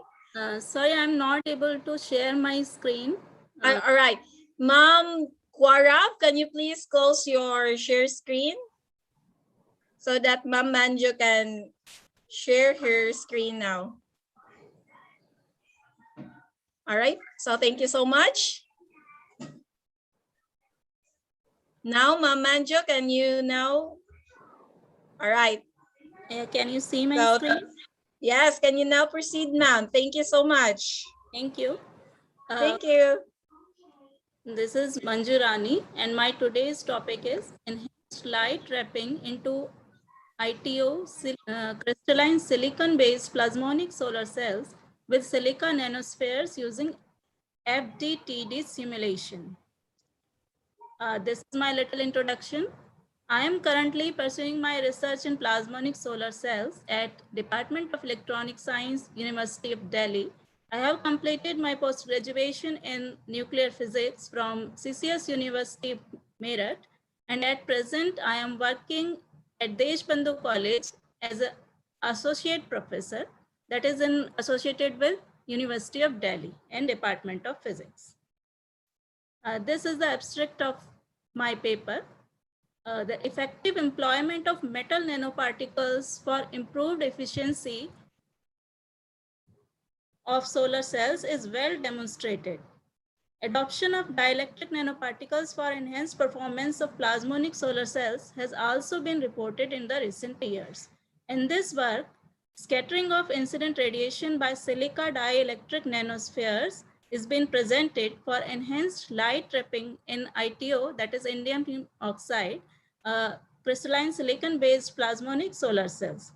Scattering efficiency of silica nanospheres of various sizes, that is ranging from 250 nanometers to 400 nanometers, are deposited on the top of ITO silicon structure and has been simulated using an open source software MIE, that is MIT electromagnetic equation propagation, via FDTD, that is finite difference time domain simulation. Transmittance at this interface and spatial distribution of the electric field have also been investigated. Simulation shows that silica nanospheres exhibit relatively high scattering efficiency over a broad region of the electromagnetic spectrum, including near infrared region. Also, scattering efficiency and transmittance of incident radiation into the absorber layer rise significantly with the size of silica nanospheres that leads to a effective light trapping. Now my presentation is distributed under these headings, that is motivation, solar cells, generation of solar cells, plasmonics, plasmonic solar cells, MIE scattering theory, FDTD method, MIE, and the structure with simulation results. Now to start with, we know that sun is the source of tremendous energy and is the core of existence of life on Earth. Conventional or non-renewable energy sources are limited, that we all know, and they also add to the global pollution. Solar energy has emerged as one of the most reliable non-conventional renewable energy sources. The share of solar energy has made a constant rise from 14% to 26%, that is equal to 140 terawatt in 2019 in the last 5 years. This enormous energy of the sun can be harnessed by means of photovoltaic devices known as solar cells. Now, this is a basic structure. A solar cell is an electronic device which directly converts sunlight into electricity. Light incident on the solar cell produces both current and voltage, that is, generate electric power. This process requires firstly a material in which the absorption of light raises an electron to a higher energy state, and secondly, the movement of this higher energy electron from the solar cell into an external circuit. The electron then dissipates its energy in the external circuit and returns to the solar cell. Now, this is some classification based on the history of solar cells. The first generation, second generation, third generation, and the fourth generation solar cells. I am currently working on the plasmonic solar cells that comes into under the fourth generation solar cells. What are plasmonic solar cells? Plasmonic enhancement of the photocurrent in various types of solar cells like crystalline silicon, amorphous silicon, cadmium selenide, gallium arsenide, and another organic semiconductor and dye-sensitized solar cell has been demonstrated. Among the different designs of plasmonic solar cells, deposition of metal nanoparticles on the top of an already fabricated solar cell is the most common. We can see in the diagram, the optical properties of the nanoparticle structures are independent of the electrical properties of the solar cell, and hence can be optimized independent of the cell structure. Now, what is the plasmonics? Here we discuss a little bit about the plasmon resonances. But what are the bulk plasmon? The unbounded plasmons that exist in the bulk metal are called bulk or volume plasmons. The natural frequency of plasma oscillation in bulk metal is termed as plasma frequency, which is given by this relation. Another is the surface plasmon polaritons. That is the combined excitation, and a necessary condition for surface plasmon polaritons is that materials at the interface must have an opposite sign of the real part of the dielectric function. And this frequency is given by this relation. Little bit about localized surface plasmons. Localized surface plasmons are the non-propagating plasmon excitations occurring on metallic nanostructures having size much smaller than the wavelength of the exciting electromagnetic radiation. When a metallic nanoparticle is illuminated by light, the oscillating electric field causes the conduction electron to oscillate coherently, and the displaced electron cloud relative to the stationary positive charges give rise to an effective restoring force that leads to a resonance. This resonance is called the localized surface plasmon resonance.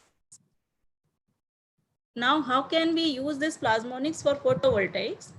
At wavelength near the resonance, the nanoparticles are excellent scatterer of light. The scattering cross-section of a 100 nanometer silver particle can be increased 10 times more than the cross-sectional area of the particle at resonance. Scattering from plasmonic nanostructures has been established as a proven method for increasing light trapping in solar cells. Nanoscale light trapping proposes the prospect of enhancing absorption beyond the limits achievable with geometrical optics for the certain structure. Therefore, structuring thin film solar cells for enhanced light trapping inside them in order to increase the absorbance is very important. And now, what is the scattering of light? Metallic nanoparticles act as scattering elements which couple incident light into the absorbing semiconductor thin film.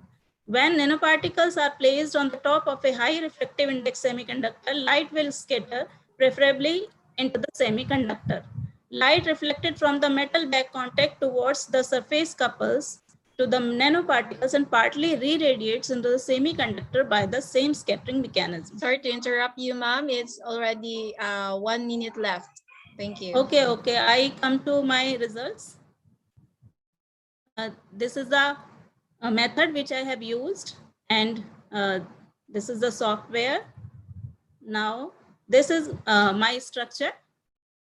The solar cell structure is shown at the left, and right is the simulation cell structure.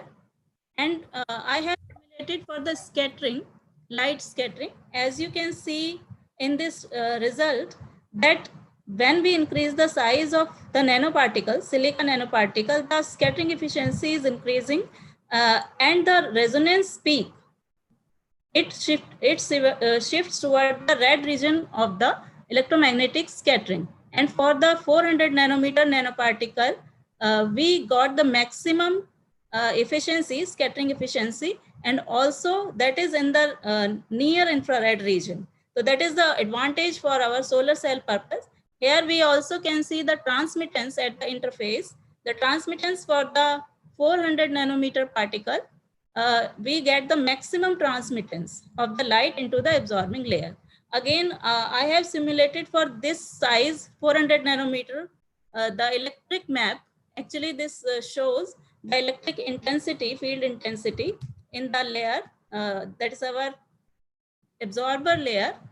We can see easily that the in absorber layer or active layer of the solar cell, there this results in the constructive and destructive interference. We get nodes and antinodes of field intensity. That means there is effectively shown that electric field inside the active layer of the solar cell. The result is stabilized in this format. For different sizes of nanometers, we show the increment in the efficiency, scattering efficiency, and also this is the plasmonic resonant wavelength that is increasing or shifting towards the red region. These are my references. And now I'm continuing this work with dielectric core with metal nanospheres on the top and also embedded inside the active layer of the solar cell. Thank you. So thank you so much. Question from chairs. Yeah, hi ma'am. I have a question like, what are the other optimization parameters that could have been considered in this analysis? Or Yes, that you have not considered? Yes. I am working on EQE, external quantum efficiency, and IQE, internal quantum efficiency, so that I can add this in my results. Okay, so will be the optimized size will have an effect on these parameters as well. I mean, like considering Surely. all the parameters, so what could be the optimized size that you can recommend probably? According to this simulation work, we, as I have done till now, the 400 nanometer silica nanosphere has proven to be the best size for this structure, given structure, ITO and crystalline silicon solar cell. Okay, ma'am. Okay, thank you. Thank you very much. Thank you so much. Madam, that was a nice presentation. I have only one question. All right, another question. Yes. Is my voice audible? Yes, you are, doctor. Yeah, actually, your mainly focus is on designing of nanocells, right? So since you're using the silicon as one of the metal the substrate, what are the different challenges that you have faced to design a nanocell? Sir, actually, right now I am not working experimentally. Okay, at least through simulation. I can simulate this special structure using this software, and I have started working on it, and it is giving good results. Good results in what way? How can you say you're getting better results? Actually, I am right now working on scattering, and also I have simulated some results for the absorptivity in the active layer, so that I get a good idea about the difference in the, actually what I am doing is that in the core itself, I am varying the radius of the core and getting different results. And then okay, fine. Okay, that's good. That's good. Yeah, thank you. Thank you. Thank you. Thank you so much. And now let's proceed to the next presenter, BVNR Siva Kumar, for presenting the paper selection of a suitable material for 3D printing of lower limb exoskeleton frame. Siva Kumar is here? All right.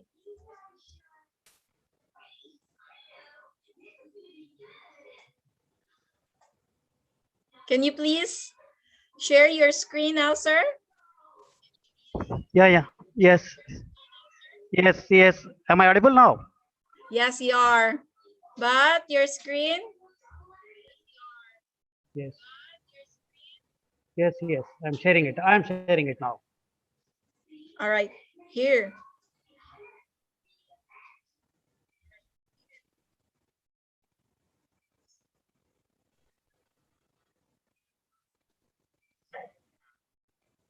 Ramesh, is this Okay, visible? sir. Yes, you can proceed now, sir. Thank you.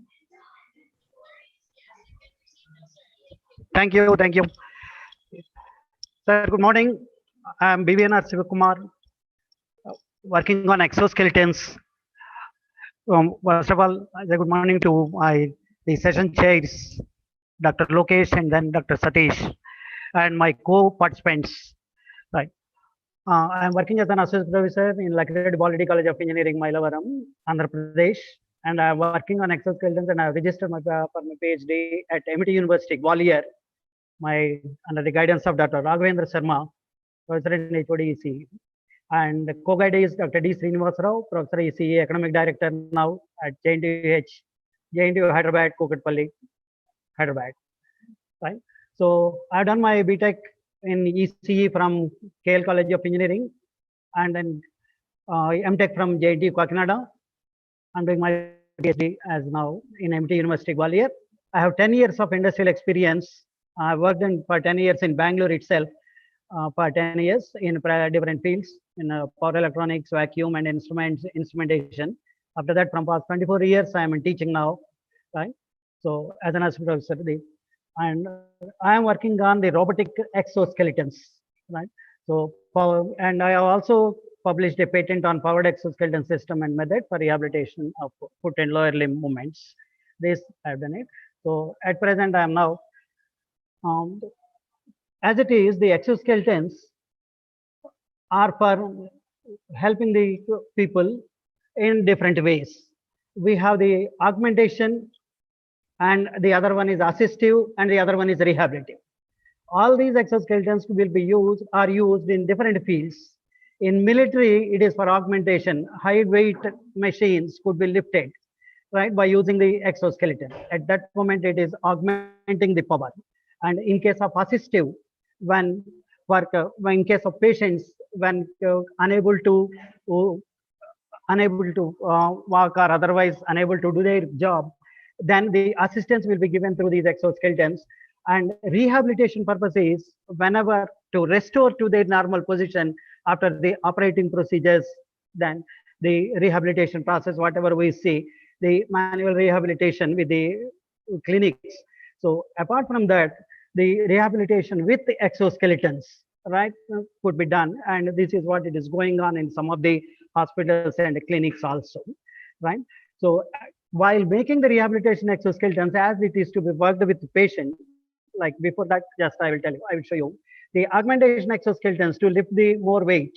So it is the exoskeleton which we can attach. And these could be whole body exoskeletons, lower limb exoskeletons, upper body exoskeletons, different ways. And almost in every country, we have these things, right? Except from our India, we have Bionic Yantra, who is manufacturing from Bangalore with the collaboration.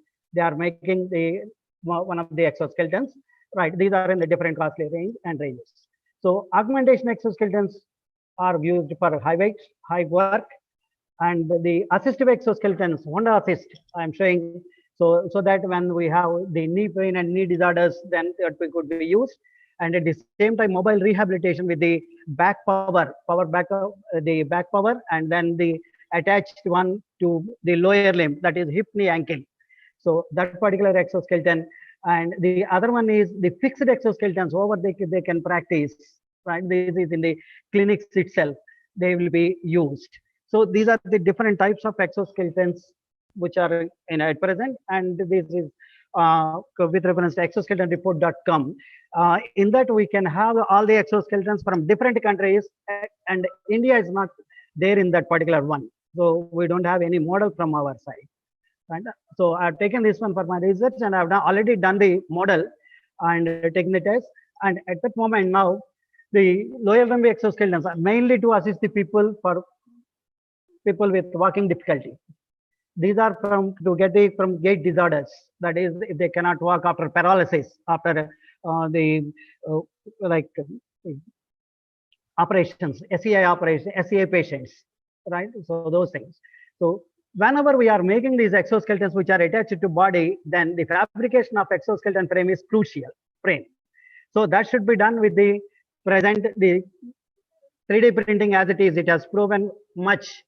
The 3D printing is more suitable for the exoskeletons because of we can just eliminate the metals, and we can have the same strength with all other materials like resins or otherwise the different materials we have, and the composites which we have.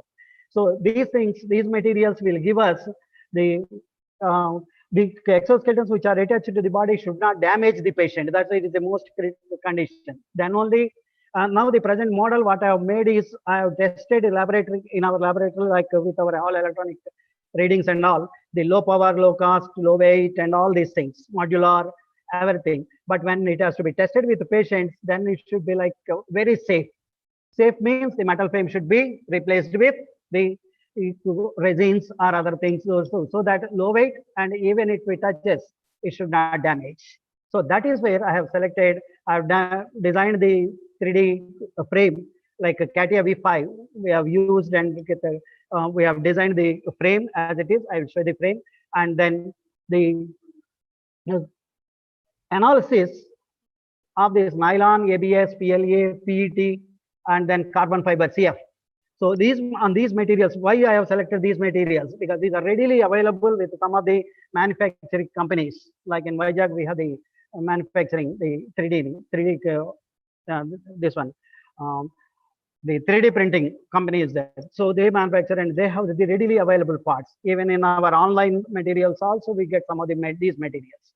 So with the available materials, our frame could be made and could it withstand? So this is where I've done the fabricate the CATIA V5. I've designed it and then analyzed the ANSYS workbench. Our college has the ANSYS license of base. So at the same time, the theoretical, like what is the weight, what will be the density, those things, and up to what temperature it can withstand, those things. And at the same time, the cost. Finally, when it should come to the cost. These I have designed for our Indian environment. Indian environment, it should be low cost and should be useful for almost all the patients, right? The physical wind over in the previous COVID condition and prior to that also, the exoskeletons are not there. They give us simple frames, simple things we have to make, and then it is going on, right? So these things. So the ABS, nylon, and PLA, the other CF, and then the PET-P or PET-G, right? These two different things, PET-P I have made it. So on these things, we have made the analysis, right? Designed frames. One is a stress analysis and the other one is deformation analysis. I have taken maximum weight as 40 kg. It is not that the optimum like for the normal people or before that. So after the treatment and all, post surgery, these rehabilitation exoskeletons are used for some time. So I've started with 40 kg, maybe used for some of the people, then 50, 60. So thereby the different materials I can analyze, and the different electronic, the motors, the power, that also I can increase. So this is what I'm doing it. So when I compare with these things, the stress and deformation, so I found like very less, and almost all the materials are suitable, and because the deformation is also very less. And there I've used the pre-wheels technology, thereby the design will be like this, which is shown in a deformation, a frame over which a walker-like frame will be.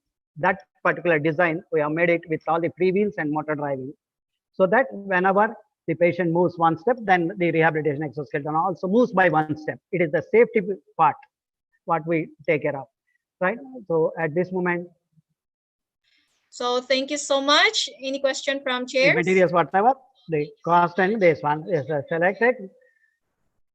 Thank you at this moment. Thank you. So these are not the final list of materials. The different composites are available. I will be going ahead with those things and further coming out. right, for different applications. Thank you. Thank you. Any questions? Yeah, thank you, sir. I just have one curious I'm question. an electronics engineer. Yeah, so basically, like you have done the what I can say analysis on different materials, right? Yeah, yes, sir. Yes, yes. So how does Readily this available materials which are yeah, with the okay, 3D so these printing. materials are these materials support the sustainability of the environment?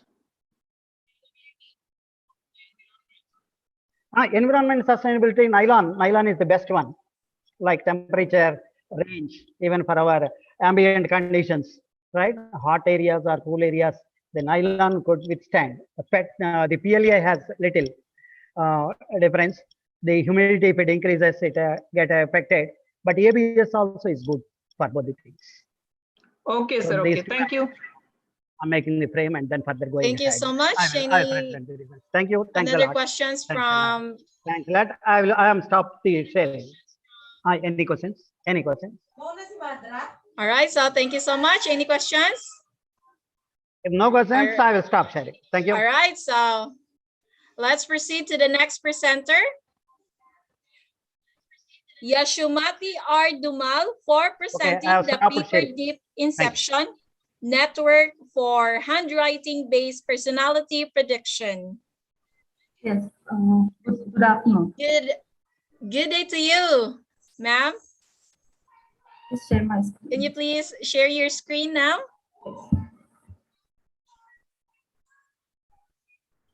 My All right.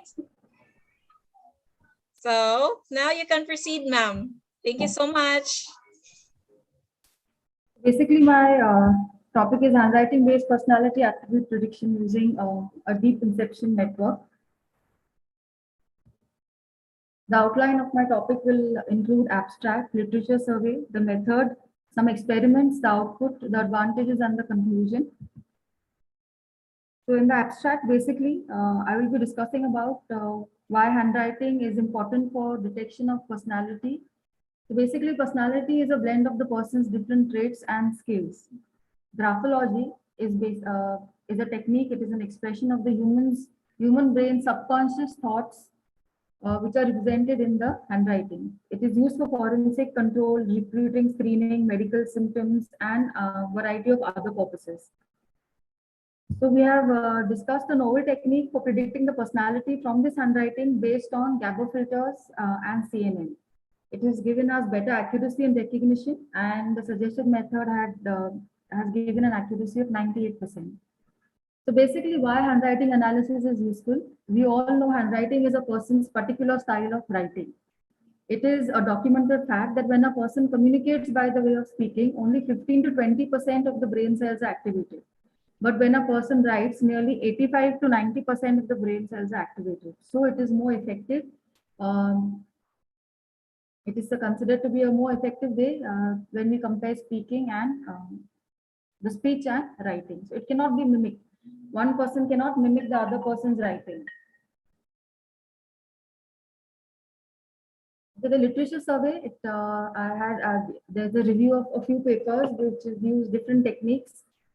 The paper by Syed Asra and Subhangi DC, which have discussed about human behavior recognition based on handwritten cursives using the SVM classifier.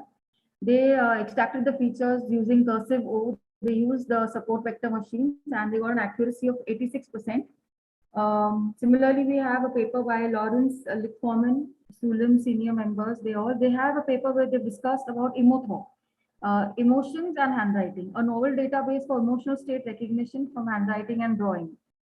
So basically, the features that they have extracted, they have used the pen positions on paper, in air, timestamp, pressure, all of that. They use the SVM technique. The feature that they extracted were depression, anxiety, stress. The accuracies got were 71 for depression, 71% for depression, for anxiety 60%, and for stress 60%. Likewise, we have another paper which is discussing about enhancing the forensic value of handwriting using the emotion prediction. They have detected happy conditions of the writers and the stress conditions. They have used the SVM method. The accuracy received was 80 and 70%. Another paper by Champa HN and KR Anand Kumar, they have extracted features of the baseline of the writing, the pen pressure. They focused on the T, letter T, how we are crossing the bar on the letter T, the Y letter, the slant of the writing. Some methods that they've used are thresholding, gray level, template matching, up transform, polygonalization, and all of them have their respective accuracies. For baseline, we have got an accuracy of 80 for pen pressure. Using gray level thresholding, they got 95%. Likewise, different features have using different methods, they have got different accuracies. Quickly summing up to another few papers, we have another paper by B. Fala. It is identifying human personality parameters based on handwriting using the neural networks. So basically, they have seen the value of the margin from the top, the word extraction, the character sizes, the line spacing, the word spacing, the word tilts, all of that. They have used the Minnesota multiphasic personality, the Harden method, the hidden Markov models, and the neural networks. They have got an accuracy of 78.9%. Another paper by Sofinita Mutlavik, they have discussed about emotional control recognition through handwriting using the fuzzy interference. Now, they have basically studied the baseline and the slope of the writing using fuzzy logic. They haven't discussed about the accuracy of the paper. So from all the literature survey, they basically use neural networks and SVM and received an accuracy which is less than the accuracy that I have got in my study. This is my proposed method. We have an input text which is an handwritten text. We use image processing algorithms to pre-process the text, the input that we're getting. With the use of Gabor filter, we are extracting the texture of the image. Then the extracted textures again given the feature extraction, which is going to extract the features. These extracted features will be given to the CNN, and then we get the output. Just brief summary. We get the input image, which is the handwritten text. We have to apply image processing because we're using Gabor filter. We have to pre-process the image for smoothing, enhancement, segmentation before it is given to the Gabor filter for texture analysis. This is just the CNN architecture, which is using multiple hidden layers, and we are giving, we're passing the features, the handwriting to the multiple hidden layers, which is given to a fully connected layers to give an output, which is a personality trait. Feature extraction, the features that we are going to extract is the baseline, slant, pen pressure. Feature extraction is going to basically convert a 2D image to a collection of vectors. Texture is then obtained using the Gabor filter, which is a novel thing, which is a novel concept I have used in this topic. The image is then sent to CNN and we get the output. Okay. Some experiments that we have conducted is we had collected handwriting samples from around 1,000 students. So there were 900 images for training purpose, 200 for validation, and 250 for testing purposes. All images were written by different authors. So each image is associated with a specific ground truth table. Output is calculated on the basis of the maximum score classification estimation. Just a few output windows to show input image, the gray level, how we have done image, the pre-processing functions, thresholding, edge detection. We have got a better accuracies compared to the other SVM techniques, better accuracy and precision to detect personalities such as imaginative, self-conscious, depressive, sensitive, likewise. This is just a comparison table of the proposed method and the traditional methods which have been used. So I have got a better accuracy with this proposed method. And even the precision is increased. So advantages, it is reliable with the existing systems. All right, 1 minute left. Yes. Thank you. Yes. 1 minute left. Yes.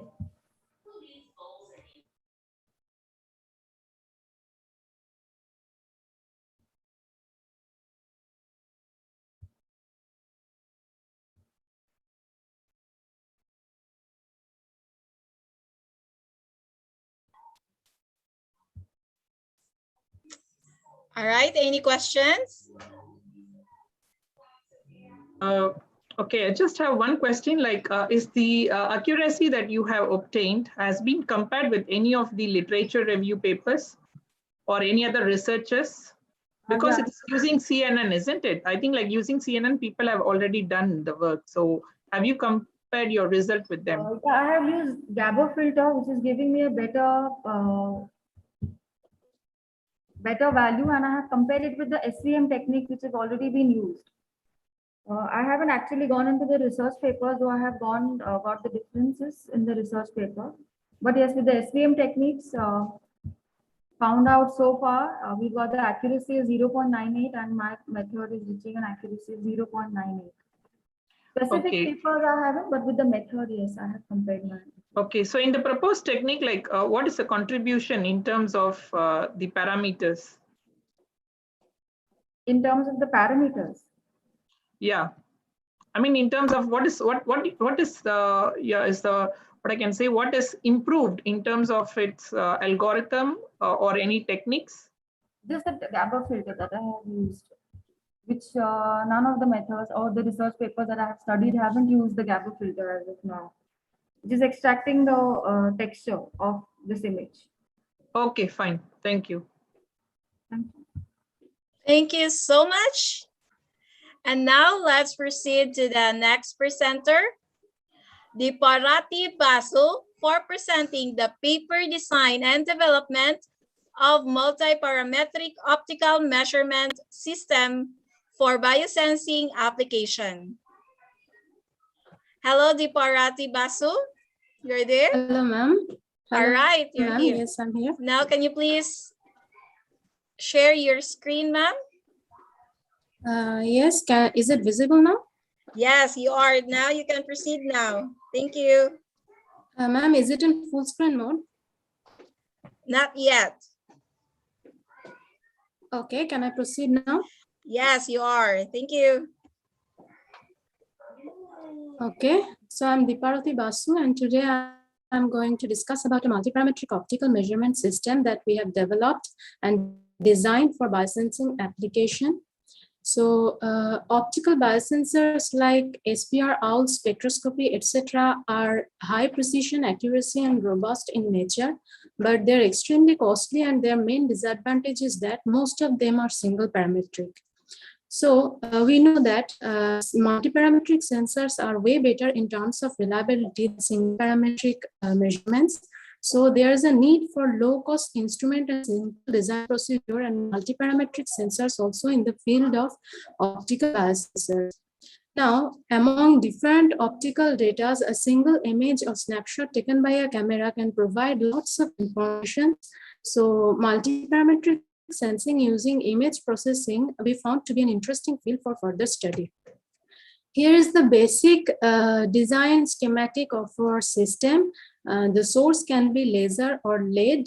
The two spots, that is reflected or transmitted spot generated by the sample sensor sample, is captured by the two cameras and fed to the computer, and the computer generates intensity distribution matrix or IDM in MATLAB image processing environment for the corresponding spots.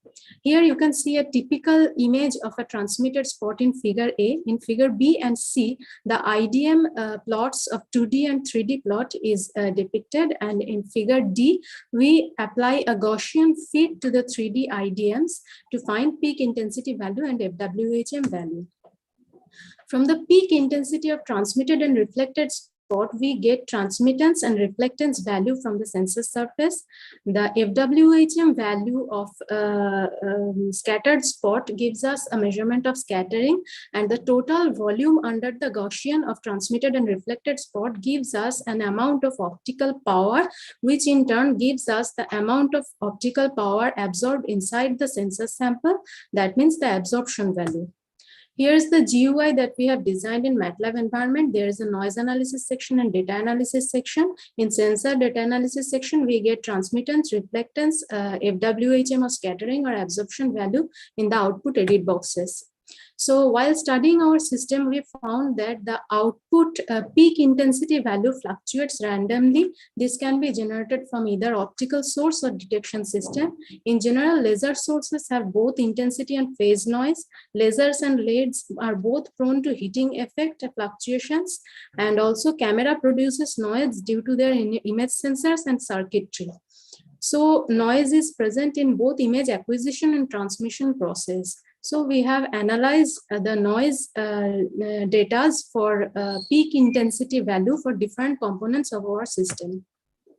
Here you can see the dark image is defined as the image taken in darkroom environment without any optical sources, and it should produce ideal peak intensity value of 0. But here we see a constant fluctuation in noise level, dark noise level, which is provided solely due to camera because of the absence of optical sources. And here we found that peak intensity deviation of this dark noise was as large as 65%.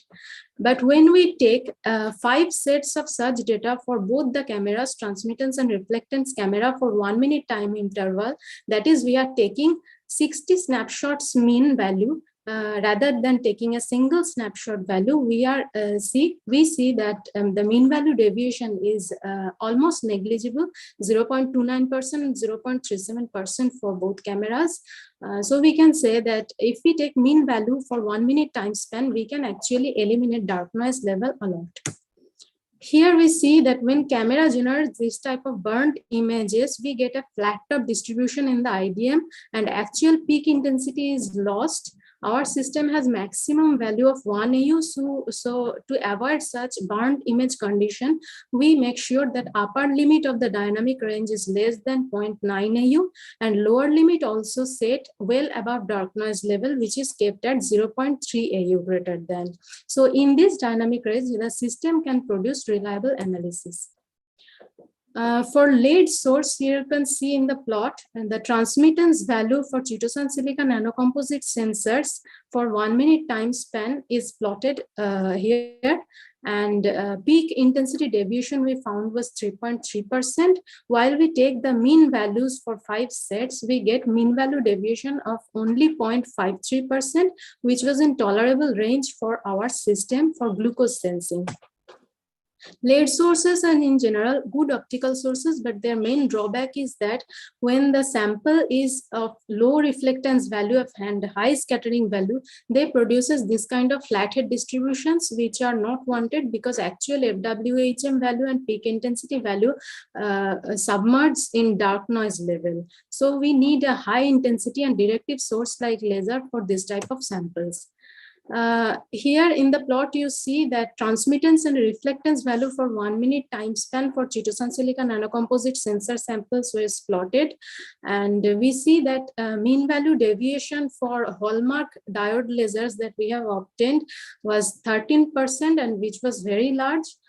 For mean value deviation, we found that it was 1.07%, which was comparatively low, but for an intolerable range for our glucose sensor. But for biomolecules, which is small in size and large and small in analyte concentration, it may not be suitable, and we would need much stable laser sources like probably helium neon laser sources.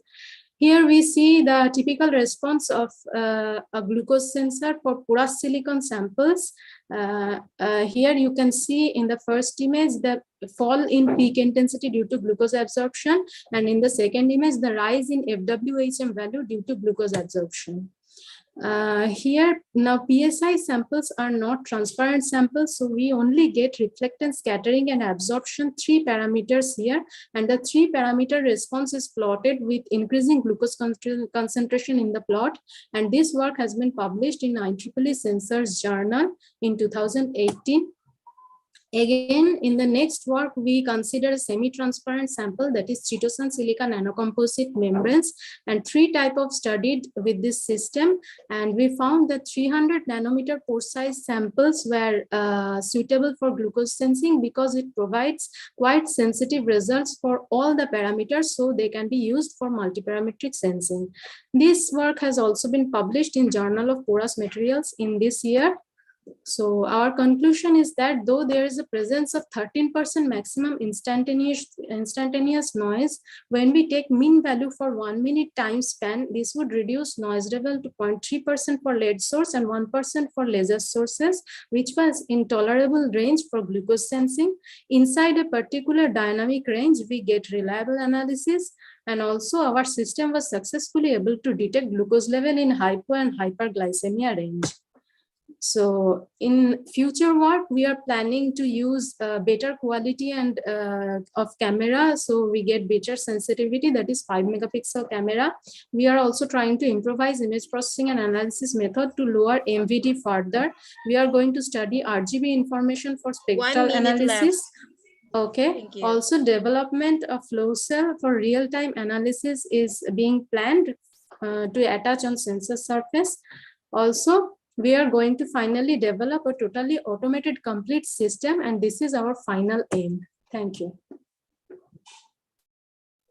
Much. Any question from chairs?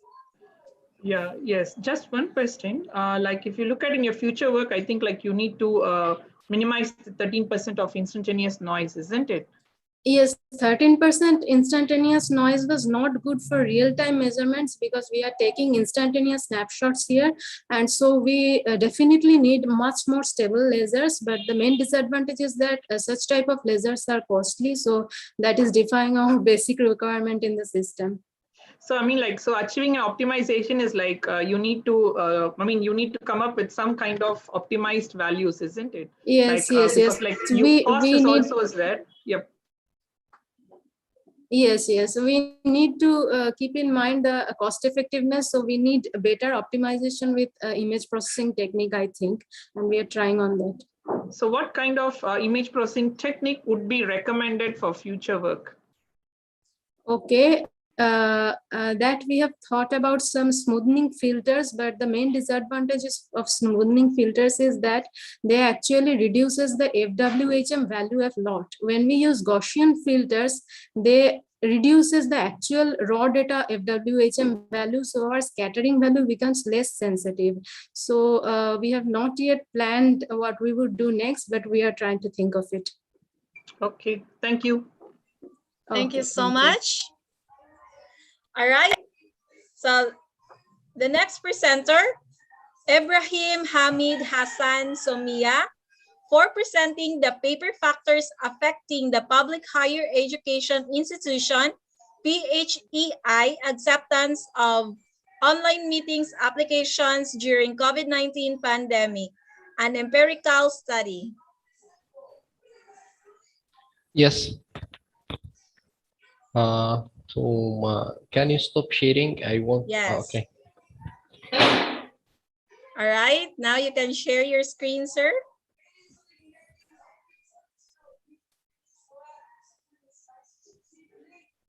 Okay. Can you see my screen? Not yet. All right. All right. Now, so you can see, right? yes. Now you can now proceed, sir. Okay. All right. So thank you so much. Good night. This is my start presentation for my paper, Factors Affecting the Public Higher Education Institute Acceptance of Online Meetings Application During COVID Pandemic. This is my name, Ibrahim Hamid. I took my degree software engineering. I'm fresh graduated from Master Business Administration, specialized in engineering management. This is my abstract that the objective of this paper to identify the factors that affect staff to use online meetings application to develop a model that examining the factors that affect the public higher education institute staff to online meeting and applications and to validate the proposed model. This study used a cross-sectional quantitative correlation study with using OTAU2 model by validating the model and interpreting variables to improve the model's descriptive power and to make it more relevant to public higher education institute staff behavioral attention. Recap to the problem statement. COVID-19 pandemic caused all in-person, as we know that meetings shifted to be remote or online meetings, as we're doing right now, by colleges and universities and conferences, and some faculties choose to move their courses to leave synchronized online meetings, utilizing web conference and software online meetings platforms. So the online platforms are bombarding online meetings platform to user behavioral intention can be influenced by varieties of factors. So the objectives to identify the factors that affect the staff to use online meeting applications, to validate the proposed model, to develop the model that examine that factors that affect the staff in online meetings. So the research issue and hypothesis are defined using OTAU2 and using the survey online, cross-sectional, and the target population was public higher education institute administrators and academicians only in Malaysia. The OTAU model to this research adopt a quantitative, the research try to measure the acceptance among the employees in higher education online meetings.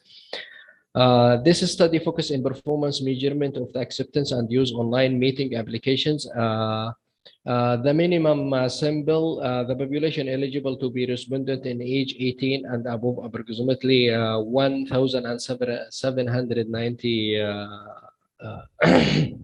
person. So that I use the descriptive analysis smart BLS. This is my theoretical framework hypothesis. Started with the first hypothesis, performance expectancy that can have a significant impact in behavioral attention to staff adopt and use application online meetings, and so on, with the effective expectancy, social influence, and facilitating condition. They have two hypotheses. The first one would have a significant impact in behavioral intention of staff to acceptance and use application online meetings. The second one, we have a significant impact to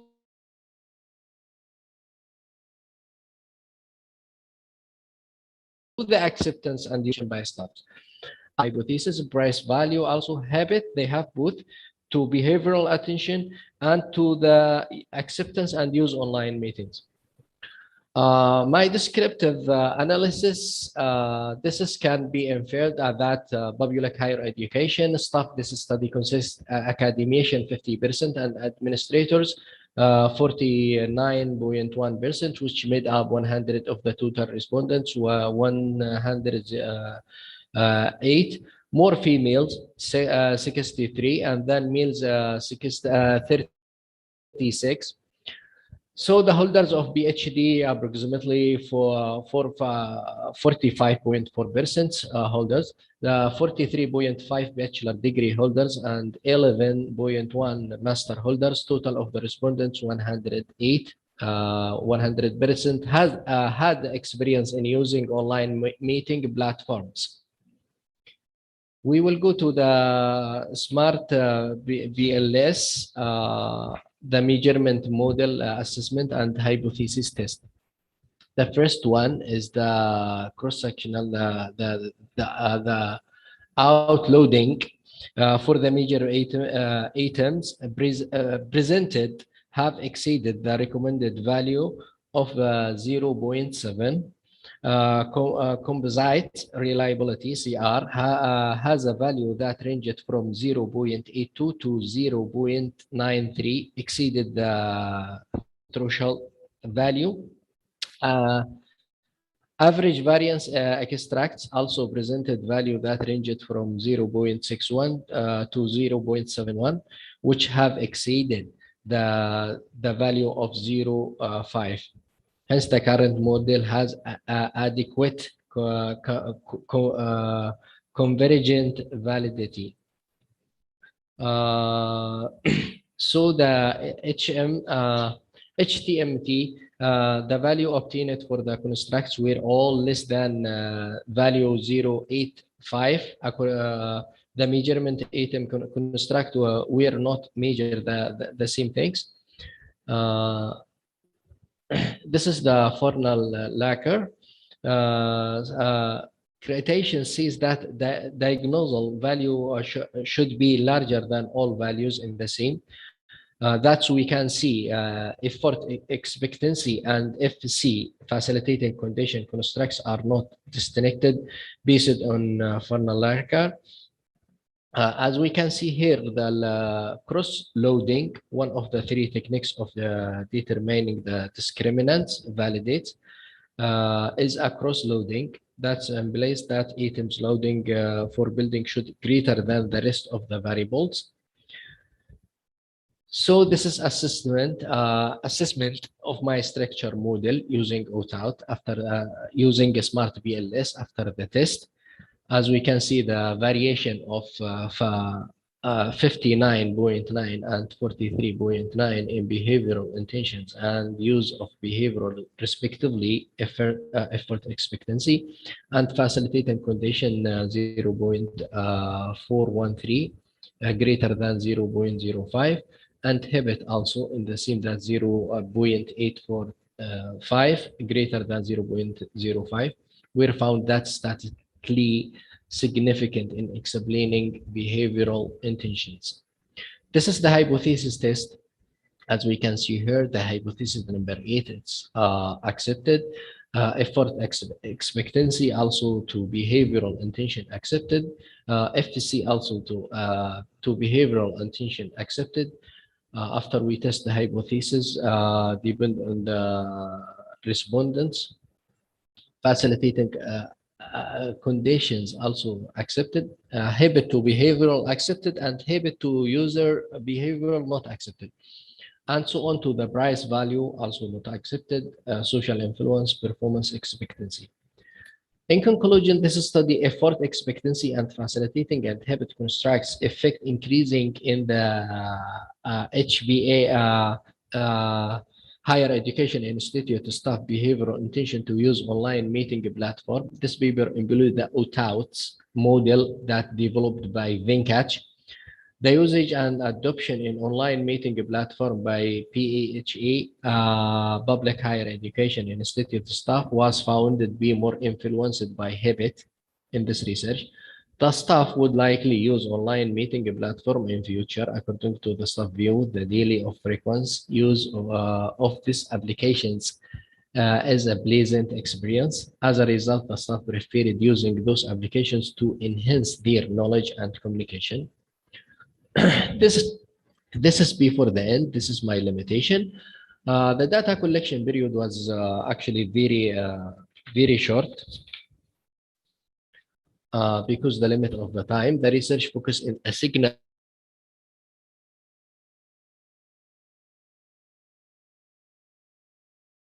employee and view of ends and so on.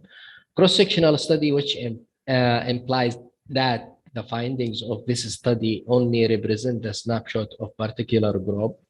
In this case, the Public Higher Education Institute staff at a given point in this time, therefore could be other predictors not covered or examined. Also, entire survey was conducted online. This is some extent could affect the participation of public higher education staff, especially members of the population who have no time. Measurement scale employed in this study is 5-point Larkin scale. It may limit the respondents in voicing out their own opinions, whereby they are restricted by the limited options variable in the close-ended structured questionnaires. Thank you. All right, so thank you so much, Hamid.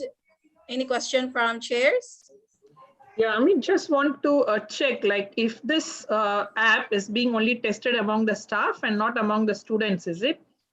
Yeah, this is cover only staff and employees like academicians and administrators in Malaysia, public higher education in Malaysia. Okay, fine. Thank you. Thank you. I just want to know that clarification. Okay, thank you. Thank you so much. Okay. And now let's proceed to the next presenter, Rizky Aisha Kunkaringning Room for presenting the paper, The Development Models, Integration of Quality Control, Maintenance, and Buffer Stock in an Imperfect Production System. Yes, ma'am. Thank you.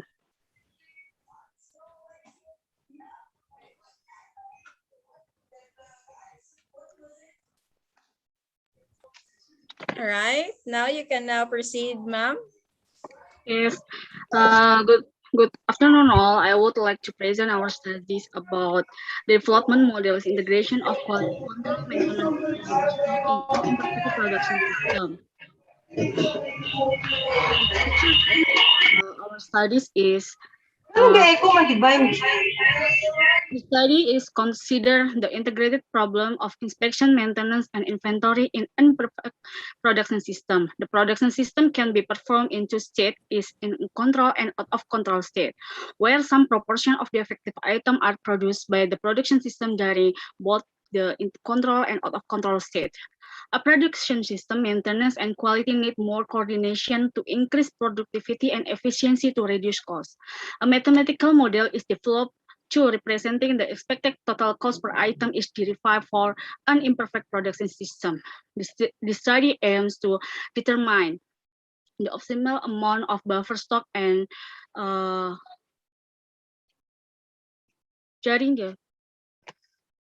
as a result of industrial globalization, development of logistic facilities, enlargement of information structure, the data of system, and increased competence between organizations, resulting in demand for increased efficiency and higher productivity in the manufacturing sector. Production, quality, and maintenance are three important aspects of any industrial or manufacturing process and are interrelated problems. In existing literature, production systems are always produce a good item and perfect quality, but this production system assumption may not be true in every production system. In many practical situations, the machine may produce a defective item. Production system continuously deteriorates due to usage or it's such as corrosion, fatigue, and cumulative wear. In this study, we want to model the integration between quality control, policy, maintenance, and inventory in an imperfect production system with the aim to find the total expected cost per item. We consider a single process equipment that produces a single product type or set of similar products at particular rate production, whereby the process can be performed in two states: in control and out of control. The in control state produce non-conforming and defective item at any point in time. The system can enter the out of control state. In the system, product inspection policy is implemented. Where type and type 2 inspection error are considered to make model more realistic. Defective items are identified through product inspection policy and reworked with a fixed cost before being shipped. The items are sold with a minimum free repair warranty. After its production cycle, preventive maintenance is performed and it gets off value in production system process before cycle end. A minimal repair action is indicated. The manufacturer establishes a buffer stock to adjust to market demand. Buffer stocks are built between consecutive machines to ensure the continuity of supply during interruption of service caused by breakdown or planned maintenance action. The buffer is consumed when preventive maintenance is performed. Shortage occur when the buffer stock zero maintenance process but the demand high. Quality inspection, production planning, and maintenance scheduling are the most fundamental elements of production system. Integrating between quality production and maintenance is vital for company to be successful, and together this element contribute to increasing the efficiency of production system by decreasing costs. Quality control can monitor the status of production system. If the equipment start to produce poor quality, therefore it's possible to relate maintenance and quality in determining tolerance limit, where quality that is below tolerance limit can be classified as unsatisfactory. In the control policy that we have, such as production, maintenance, quality control, and inventory. So the cost production can be parameters are the cost of total totally warranty and rework cost, setup cost, inspection error cost, material cost, shortage cost, holding cost, maintenance cost, inspection cost. So finally, the composition of the total cost is represented by a sum of the cost of per meter cost divided by the quantity of item produced as described the formula below. So the result of my studies in figure 1, we can see if the cost parameter increase, the total expected cost increase, buffer stock and production runtime increase cost, the setup cost increase too. But the non-expected fraction discrete. The expected cost per unit increase with increasing value of setup cost. And figure 2, when holding cost increase, the buffer stock and production time is decreased. So the production system must to stop to not make more stock because it can affect on the expected cost. On the other hand, increasing holding cost indicates is increasing non-inspection fraction. The increasing in warranty cost will have an increasing impact on the total cost incurred, the amount of buffer stock, inventory, and production time. Therefore, manufacturer must reduce the level of damage to the goods or sell product with less warranty so that the cost incurred to produce an item are smaller. And figure 4, the effect of change in material cost does not affect the optimal buffer stock inventory, the size of non-inspected fraction and production type, but affect the total expected cost per unit item. So in the figure 5, we can see that when the started cost increase, the amount of buffer stock and production times increase, but the size of the non-inspected fraction decrease. Therefore, in order to avoid shortage, it is better to continue production for a longer timer to increase the stock of buffer stock. In figure 6, the increase in rework cost will affect the total cost incurred to produce an item increase as well. An increase in rework cost means to more defective items are produced, just affecting inspection costs where there will be many items that must be inspected. Increased rework cost makes the value of non-inspected fraction increase, while the value of buffer stock and production time is increased. And the figure 7, when inspection costs increase, the total cost per item will increase, affecting the number of inspected fraction also increase. To reduce the total inspection cost, it is necessary to reduce the non-inspected fraction, the second non-inspected fraction, by inspecting fewer products and selling more under warranty. It is hoped the cost incurred in the production process can be reduced.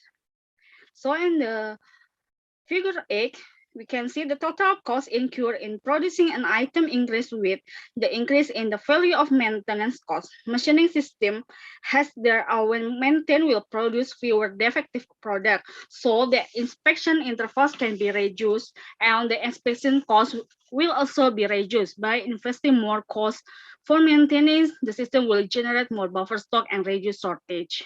In the last figure, an increase in the value of CNCE will increase the total cost incurred and production time, but will reduce the amount of buffer stock and the value of non-inspected fraction.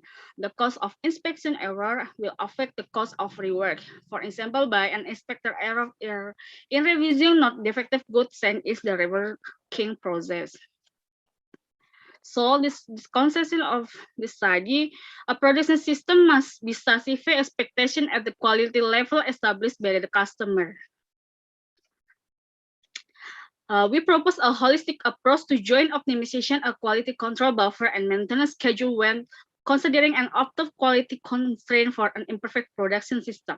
The suggested approach contributes to research on the included decision-making process. We investigated the characteristics of perfect quality to demonstrate the relevance of quality information and imperfect inspection to the decision-making process. In this paper, we propose the optimal buffer stock, production time, and under extended inspection policy for an imperfect production system.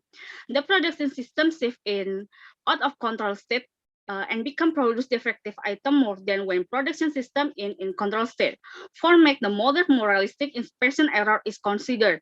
Preventive maintenance will start when production runtime ends. During the maintenance activity, buffer stock is established to meet the demand.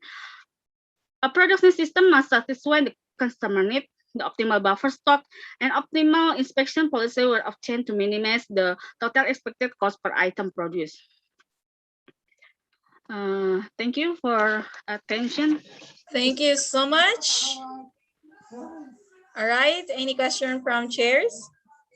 Thank you. I don't have any question. It's very clear. Thank you. All right, so thank you so much. And now let's proceed to the next presenter, Sidhan Shrivastava, for presenting the paper Reverse Engineering of Hemorrhoidal Circular Stapler using the principles of frugal innovation to make it reusable. Sidhan. Hello. All right, let's proceed to the next presenter, Marizan Contreras, for presenting the paper design and development of instructional equipment for instrumentation and control course of the BS Electrical Engineering program of the University of Batangas. Hello, ma'am, Marizan. Yes, ma'am. Good afternoon. Good afternoon to you. Now you can now share your screen and then proceed. Okay.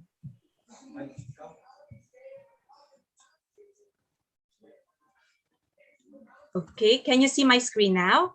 Yes, ma'am. Now you can proceed. Thank you so much. Okay, hello everyone. Our study, the title of our study is Design and Development of Instructional Equipment for Instrumentation and Control course of the Bachelor of Science in Electrical Engineering program of the University of Batangas. In behalf of my co-authors, Engineer Jermel M. Solis and Dr. Henry I. Cabatay, I am Engineer Marizan Contreras, and I would like to greet you a wonderful afternoon. So for my biography, I am a registered professional industrial engineer, a full-time professor, a full-time associate professor of the College of Engineering of the University of Batangas. I am an MBA and MSME graduate and currently pursuing Doctor of Business Administration. My scholarly works were recognized by different professional organizations, local and international, and of course, was vested the following awards. I also served as session chair at WCBM 2018 and 2019, and served also as keynote speaker at the ICSTR 2019 and 2020.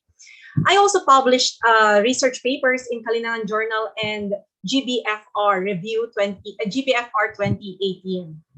So for the abstract of our study, the need for quality education is in demand nowadays and is parallel with the industrial companies' efforts to level up their standards. The electrical engineering course, which is an engineering stream that comprises study and understanding about electricity and electronics, which main contribution to industrial applications is distribution of energy for different devices designed, and also the installation and monitoring of equipment to control engineering systems.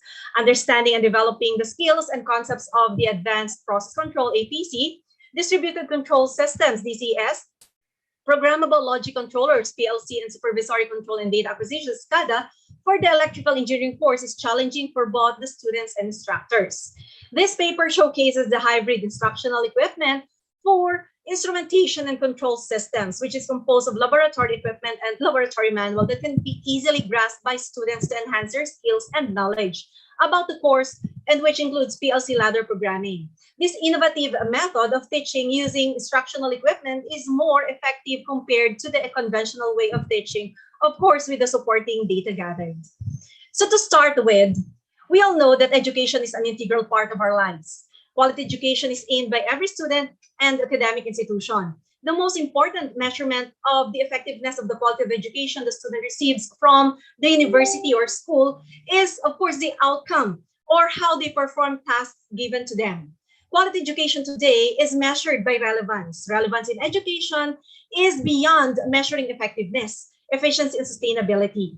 It means addressing the needs of not just the students, but also their future employer. It aims to provide the future graduates a globally competitive curriculum that is designed to support the shift to outcomes-based education, leading to competency-based standards. The electrical engineering program of the University of Batangas enhances curriculum to show its commitment on offering a solid educational program that provides its students with strong technical, scientific and professional competencies in a global, technological, and research-driven environment. To achieve this, one of the strategies to be implemented by the department is to upgrade the method of teaching laboratory subjects. Application of techniques, skills, and modern engineering tools necessary for electrical engineering practice should be augmented. So the instrumentation and control is, of course, under the BS Electrical Engineering program. It is significant to the program since it deals with the study on control and testing. In this course, students need to learn how to design, commission, and test complex industrial control systems. They need to develop skills in specific control disciplines, as I've mentioned earlier, such as APC, DCS, PLC, and SCADA. So these control disciplines are widely used in different industries. So it is important that this knowledge is effectively delivered to students with practical applications. So for the students to gain hands-on skills, we came up with the idea to design and develop an instructional equipment with laboratory manual for instrumentation and control course of the BS Electrical Engineering program. We view this as a means to augment the need of electrical engineering students to learn and explore the various industrial applications of instrumentation and control engineering. Specifically, this study attempted to achieve the following research objectives: identify the different laboratory experiments significant in studying the instrumentation and control course, of course, under the BS Electrical Engineering program. Design and develop the instructional equipment with laboratory manual, and of course, to utilize and evaluate the effectiveness of the instructional equipment. So for the methods, the materials and methods, to answer the research questions and fulfill the purpose of this study, an experimental research design was applied. We gathered our data from 30 electrical engineering students, 4 engineering professors from, of course, our university, and 5 industry practitioners. Interviews and document reviews were done to gather information for the required laboratory experiments and design of the instrument. 2 groups of the electrical engineering students were used to test the effectiveness of the instructional equipment. Group 1 used the conventional method, while Group 2 used the instructional equipment. So after the utilization, results were obtained from the results of the laboratory experiments. The data were statistically treated using t-tests for independent samples. So for the results, we have here the identified laboratory experiments for the instrumentation and control course of the BS Electrical Engineering program of our university. We have there the PLC input-output wiring, programming of relay logic timers, 1 sec on and 1 sec off counters, timers and counters, math function and compare instruction, pneumatic control, start-stop motor control, forward and reverse motor control. So this is for the design of the instructional equipment. This is our prototype design. And this is the diagram of the basic PLC trainer. So for the development of the instructional equipment, the structure of the instrument, or what we call the trainer, was conceptualized based on the available materials like fiberglass, aluminum frame, and the required electrical and mechanical devices. First thing that was considered was the frame, of course, where aluminum bars were used and connected by aluminum brackets with a dimension of 54 cm by 90 cm by 160 cm. The trainer has 3 rows with 5 devices per row, while the pilot lot was installed at the upper right side. The DC power motor, supply motor, and the heater with thermocouple were installed in its base. Right after the trainer frame, the fiberglass was cut into 15 cm by 20 cm dimension called the device module, where the devices were installed and wired. Each device module has 1 device with device terminals connected to banana jack where the banana plug was inserted. It also has labels of specification or layout to designate the main parts and contact points of a particular device, so that it will be a lot easier for the student to do the electrical wiring in actual application of the circuits they design. Then the connecting wires were the last ones assembled to complete the trainer. Well, 1 connecting wire is composed of wire, couple of banana jack, couple of banana plug, and shrinkable tube. An additional industrial type desktop computer were added to the PLC assembly trainer, installed with KV Studio software to interface to the Kian's KV3000 PLC module. Ladder diagram programs from easy to complex exercises were made and was added with 150 cm by 50 cm by 56 cm miniature PLC for the complex exercises composed of through beam sensors, miniature motor pump, and terminal lugs that can be attached to the PLC trainer assembly to program. And this is the actual image of our instructional equipment and the actual image of the PLC trainer. So for the development of the laboratory manual, so this manual was designed to be used as a workbook that is often used in class and training sessions. It provides basic information, examples, and exercises, self-paced guide designed for trainees and students to work through on their own, a reference manual for containing detailed information on processes and procedures, handout to provide general information to support class and training done during the session, and of course, as job aid that provides step-by-step instructions to be used in the workplace. So for the utilization and evaluation of the effectiveness of the instructional equipment, we have the 30 electrical engineering students participated in the experiment. Sorry to interrupt you, ma'am. Yeah, yes, 1 minute left. Yes, okay. So this is the conventional method and the instructional, and of course, the results for the use of instructional equipment. We have used the Likert scale, as you can see here. And then, of course, we have statistically treated the data. So this study found the students who used instructional equipment had statistically significant higher grades compared to those who used the conventional method. So for the conclusion, from the interviews done with instructors and industry practitioners and document reviews, 10 laboratory experiments significant in studying instrumentation and control course for the program were identified. Instructional equipment and manual were designed and developed for the instrumentation and control course. And of course, the utilization of the instructional equipment improved the performance of the electrical engineering students. For direction for use, based on the conclusions and results of the study, future researchers can conduct a study on adding experiments on PLC exercises, such as the following: measurement, testing, and measurement errors, data acquisition, conversion, conditioning, logging, recording and retrieval of digital data, linear and angular displacement, velocity and acceleration, pressure, force, and vibration, and flow and liquid level. Moreover, application of computers to control the sequence programs and the quality parameters may also be done. Latest state-of-the-art technology devices should also be added in the exercises to further enhance the application of the exercises. Then these are my appendices: the development of the instructional equipment, the bill of materials, and of course, an example of the activity for the activity. Okay, this is activity 1, PLC input and output wiring, and also the rubrics used for grading the performance of the students in their laboratory activities. These are my references, and that's all. Thank you very much. Thank you so much, Mama Rizan. Any question from Sir Satish? Yeah, just one thing, like, is there any software involved in this implementation? Is there any software used in the implementation apart from the hardware? Actually, sir, it was commissioned. So the software was given to us by the industry practitioners. Okay, thank you. Yeah. All right, okay. Thank you so much. And now, thank you so much, Mama. Can I stop sharing? Yes. Yeah. All right, okay. I will be. All right. Thank you so much. Thank you so much. And now let's have a lunch break.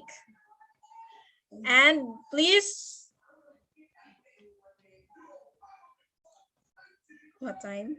And please join after 25 minutes. I think 1:25 p.m. India time. All right. So that's all, and see you later.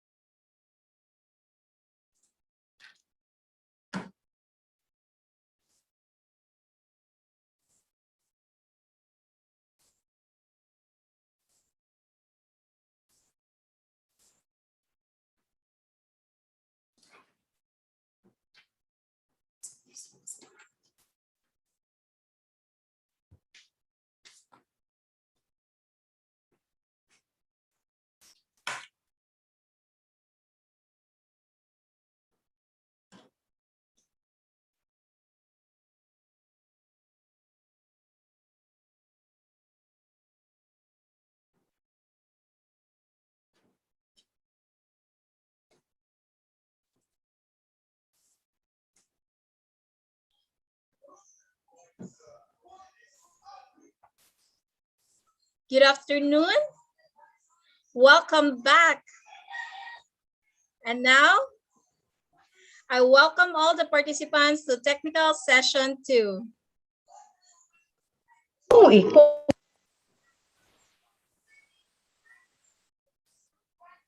I would like to welcome our session chairs, Dr. S. Nagarajan, Principal, and Professor, Department of Electrical Engineering, Sorendra Institute of Engineering and Management.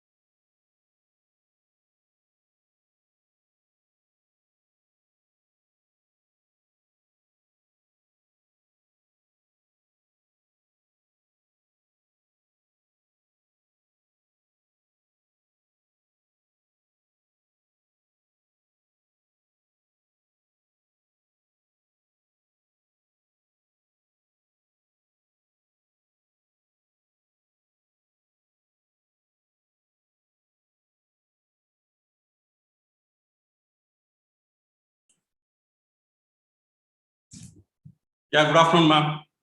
I'm ready. We can start the session.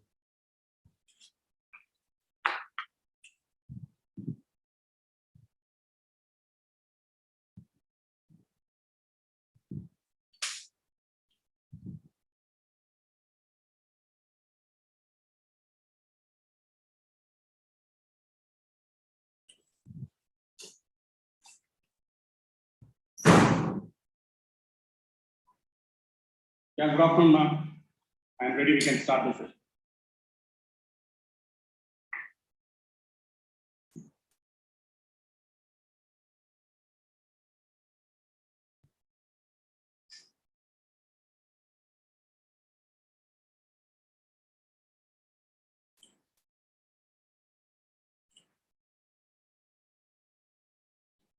Hello. Yeah, good afternoon, ma'am. I'm ready. We can start the session. Mr. Madhavan, is my voice audible? So good afternoon, sir. Your voice Yes, is sir, audible, audible, sir. Yes, sir, audible. Thank you. Thank you.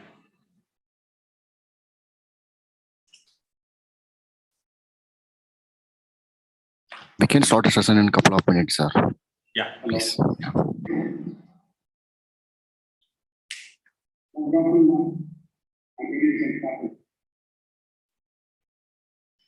Mr. Madhavan, is my voice audible?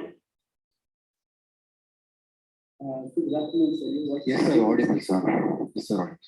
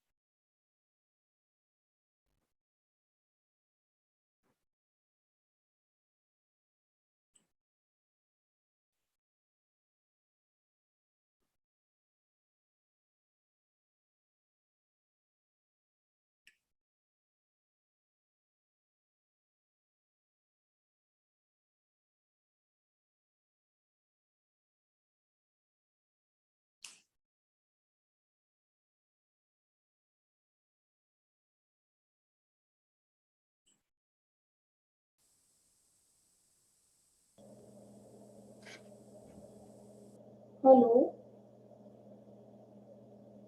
Hello.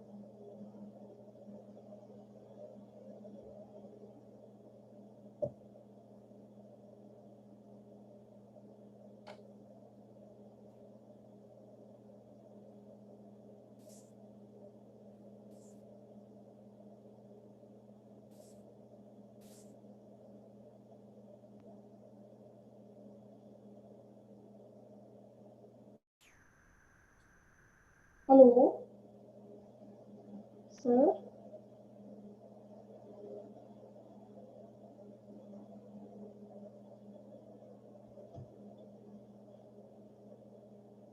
Hello.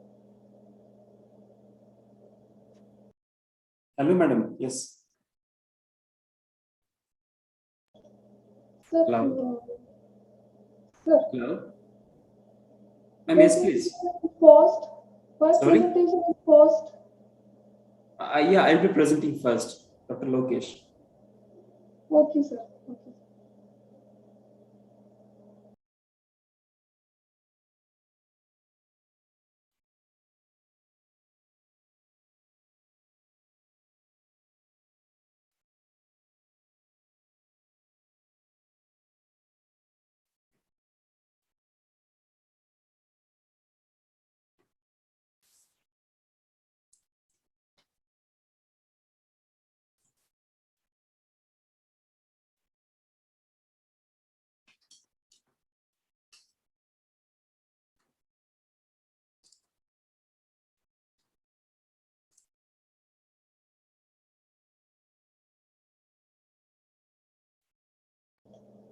My time is given to 10 p.m.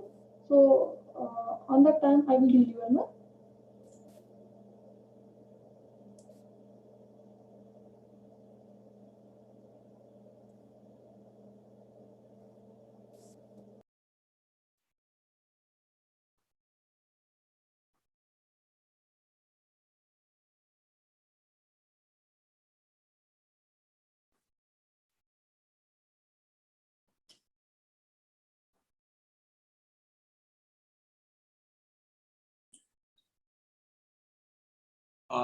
Dear presenters, good afternoon to all. This is Dr. S. Nagarajan, Principal Surendra Institute of Engineering Management, West Bengal, India. I am the session chair for afternoon session. I think we are facing some technical glitches with the Zoom platform. That's why we are getting some echo and repeated voiceover from the Zoom platform. So our team is working on it. I think, within few minutes time, it will be resolved. This is Dr. S. Nagarajan. Yeah, same problem. Principal Surendra Institute of Engineering Management. So I request all of you to wait patiently. We'll start the session soon. For afternoon session. I think we are facing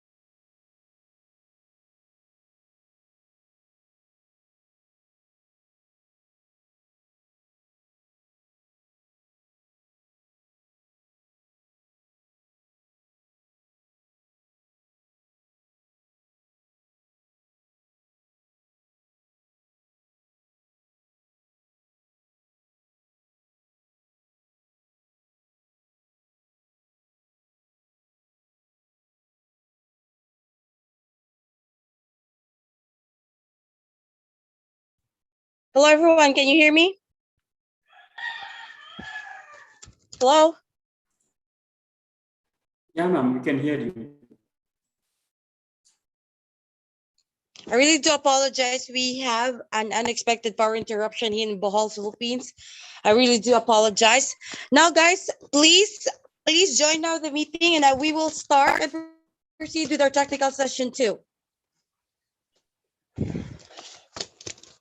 Hello, everyone. Can you hear me? Everyone did had a great lunch. Next, I would like to welcome all the participants to the technical session 2. And I would like to welcome our session chairs, Dr. S. Nagarajan,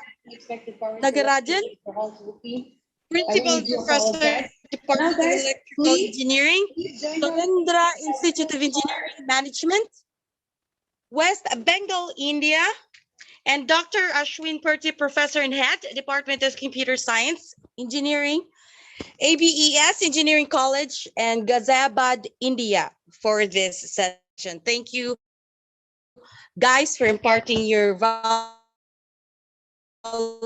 time with us. And now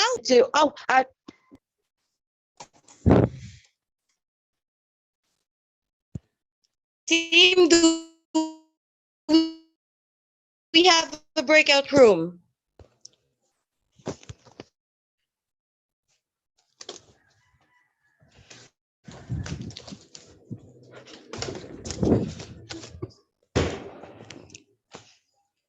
Everyone, can you hear me? We have technical session 2, 2A and 2B.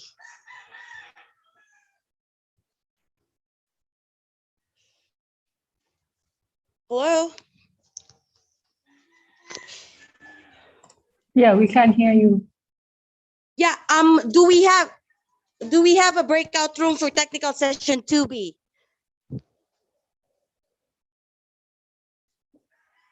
All right, let's go ahead and proceed then. Let us welcome the first presenter for technical session 2A. I invite Dr. Lukesh to present the paper about analysis of peak to average power ratio and minimization of OFDM low power systems. Dr. Lukesh? Yeah, I'm online, ma'am. Yeah. Shall I All right, start with the great. screen? You can go ahead and share your screen. Yeah. I hope you can see the screen. Fine. What? I'm sorry? Ma'am, can you see the screen? Ratio and Yes. Yeah, thank you. Yeah, we see. Yeah, thank you. Good afternoon, all. I'm Dr. Lokesh, working as Associate Professor from the Department of Electrical and Yeah, Electronics it's sharing. Engineering. It's coming up. Yeah, Vidyavarta College of Engineering, Mysore, India. So today I'm going to present a topic on one of the sensitive topic of electronic and electrical science, that is analysis of peak to average power ratio and its minimization for low power analysis in OFDM system. As you know that in the wireless communication system, so throughout for the next 10 minutes, 8 to 10 minutes, I'm going to discuss about one of the typical point of wireless communication system, in which I'll be discussing about how exactly we can minimize the power dissipation in the circuit. And with the help of OFDM, that is orthogonal frequency division multiplexing, any electronics or electrical background engineers may be knowing about the term OFDM. So with respect to the biography of Dr. Lokesh from Vidyavarta College of Engineering, working as Associate Professor from the Department of Electrical and Electronics Engineering. And in the year of 2020, I am awarded with a PhD degree from Vishweshwara Technological University, Government of Karnataka. And my research area is mainly on the stream of low power analysis in digital and analog circuits and digital and analog communication system, and how exactly we can go for the design of VLSI and embedded systems. So coming to the topic, so the outline of the topic is, basically I have gone through the conventional OFDM system, in which one of the major drawback that we observe in conventional communication system with OFDM is the power dissipation in the circuit is high, because the basic fundamental component that we use in the communication system is the power amplifier circuits, which consumes more amount of power. So these days we are going from micro technology to the nanotechnology. The circuits are becoming miniaturized, but the more emphasis is to be given for power, because that is a major challenge that has been involved in the communication system. So my presentation is mainly focusing on how exactly we can minimize PAPR, which stands for peak to average power ratio. And from the third point, we can observe that we can minimize with the proposed technology, we can minimize the power for a maximum range of 10 to the power of -2. It's very minute and very minute, almost negligible. Okay, but coming to the embedded system design, so it is considerable. So with respect to the introduction, the main topic is we are going to design a transmitter and the receiver circuit, and we are going to have the comparison between the power dissipation, in which the total power has to be the average, and that power has to be lower than the threshold value.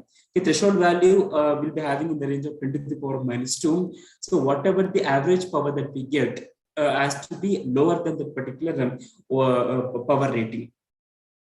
From the second point, we can observe that the amplifier is the main component which consumes majority of the power dissipation in the circuit, whereas while designing of PAPR circuit, this amplifier circuit, we must give more importance on the amplifier circuit, which is the majority power dissipation component of the circuit.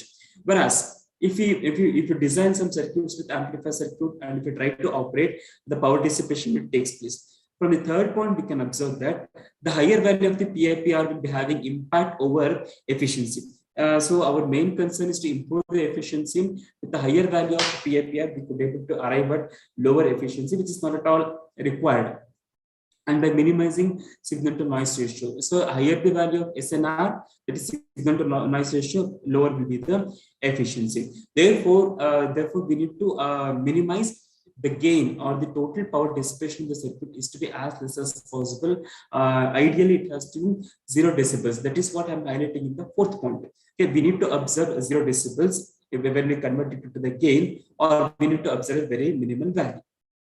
So the first point that I'm going to highlight here is distribution of PAPR. That means power dissipation has to be there, but that power dissipation has been distributed amongst the amplifier circuits, transmitter and receiver circuits, and various conversion blocks. Okay, and second one is probability of clipping. So clipping is one of the technologies that we use, with which we are going to clip the peak value of the power, which is the majority power dissipation in the circuit. We're not going to disturb the actual power dissipation, or we are not going to disturb the actual signal, but we are going to normalize, which is called as normalize. With that, the actual signal is being retained as it is. So from this, we can observe that. So I'm having a relation in which the first part says the PAPR, that is the conventional PAPR, is more than that of the fundamental PAPR, and that is given by 1 minus. So once we go for normalizing to unity, 1 minus, so this will be a very decimal value. Therefore, we are trying to convert the decimal value to 10 to the power of -2, -3, or -6 also, which is a very lesser value. And from the graph, we can observe that as and when the complementary cumulation distribution factor is getting deteriorated. As and when PAPR has been increasing, the complementary cumulation distribution factor has been reducing. See from the graph, we can observe that it is in the range of -3 or -2 or -1, okay, which is a very lesser value.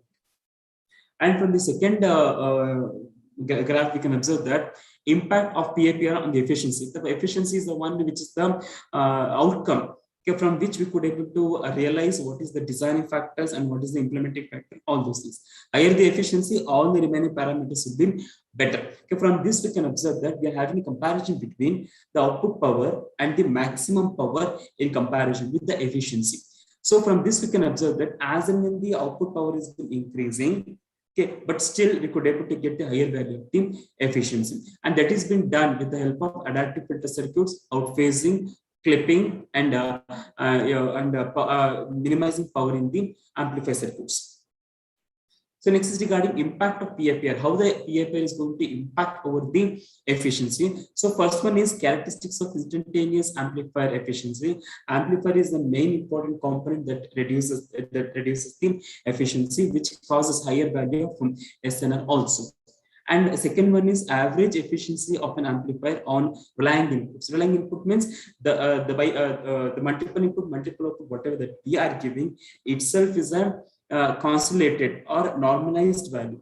Since the input itself is a normalized value, so all the remaining components will be dissipating only marginal value of the power. Therefore, the whole power dissipation, once we take the average of the power, it will be within the normalized value. So I'm giving all the mathematical implementations and all the describing factors. So from this, we can observe that how exactly the phase angle and magnitude is going to impact over the communication media.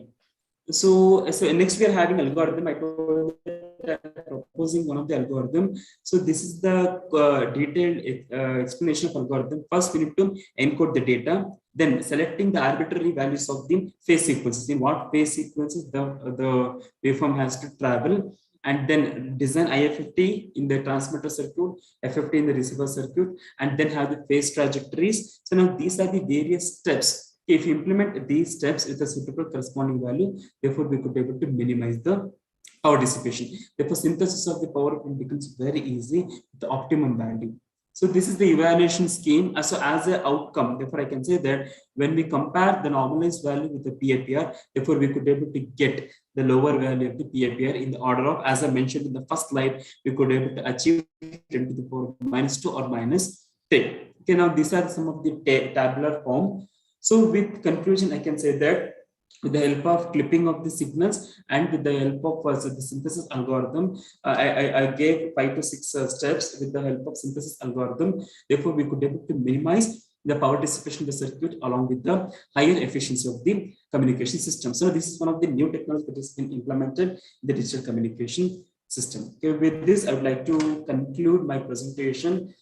So I tried to explain how exactly we can minimize PAPR, that is peak to average power ratio in OEM digital communication system. Okay, with this, I would like to conclude my presentation. Almost it has been 9.5 minutes. Now I'm open for queries.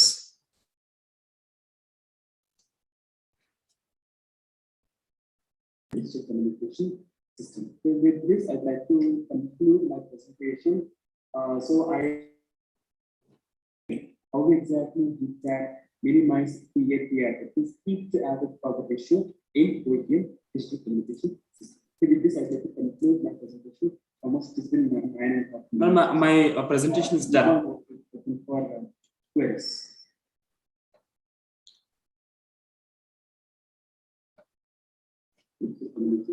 Mr. Lokesh. Namaste, sir. I have a question to you. Yes, sir. You have presented the simulation work on your chosen topic. Yes, sir. How do you validate your results? Yes, sir. The first thing is validation is I'll be having some threshold value. I'll be converting all the signals into suitable constellations. So the constellations which are going out beyond that threshold value means I need to make the signal to pass through the low pass filter. Therefore, I can get back the actual value. If the signal is going below to the value means I'll be making use of high pass filters. Therefore, I can enhance the performance. Therefore, at the end, I need to have some normalized values. That's with the help of certain filters.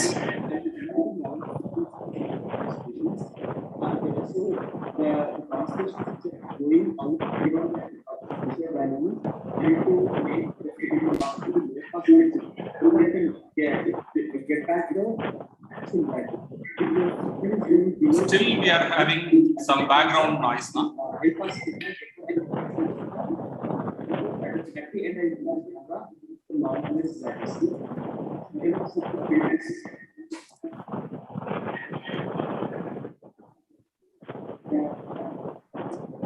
Yeah.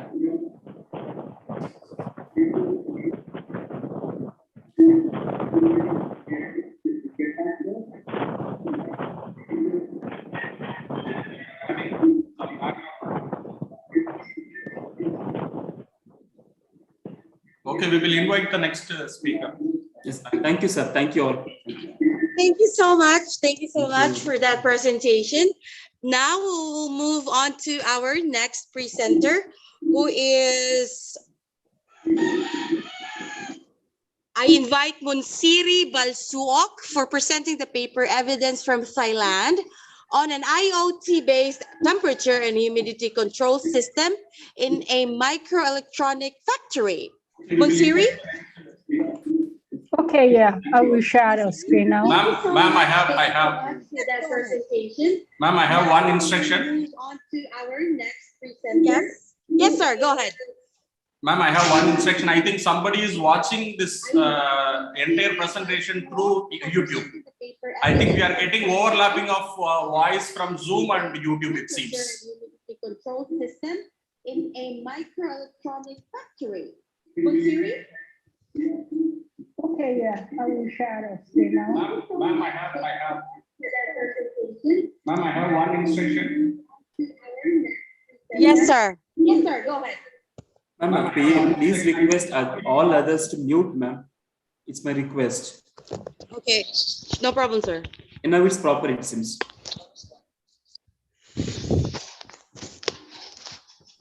Yes.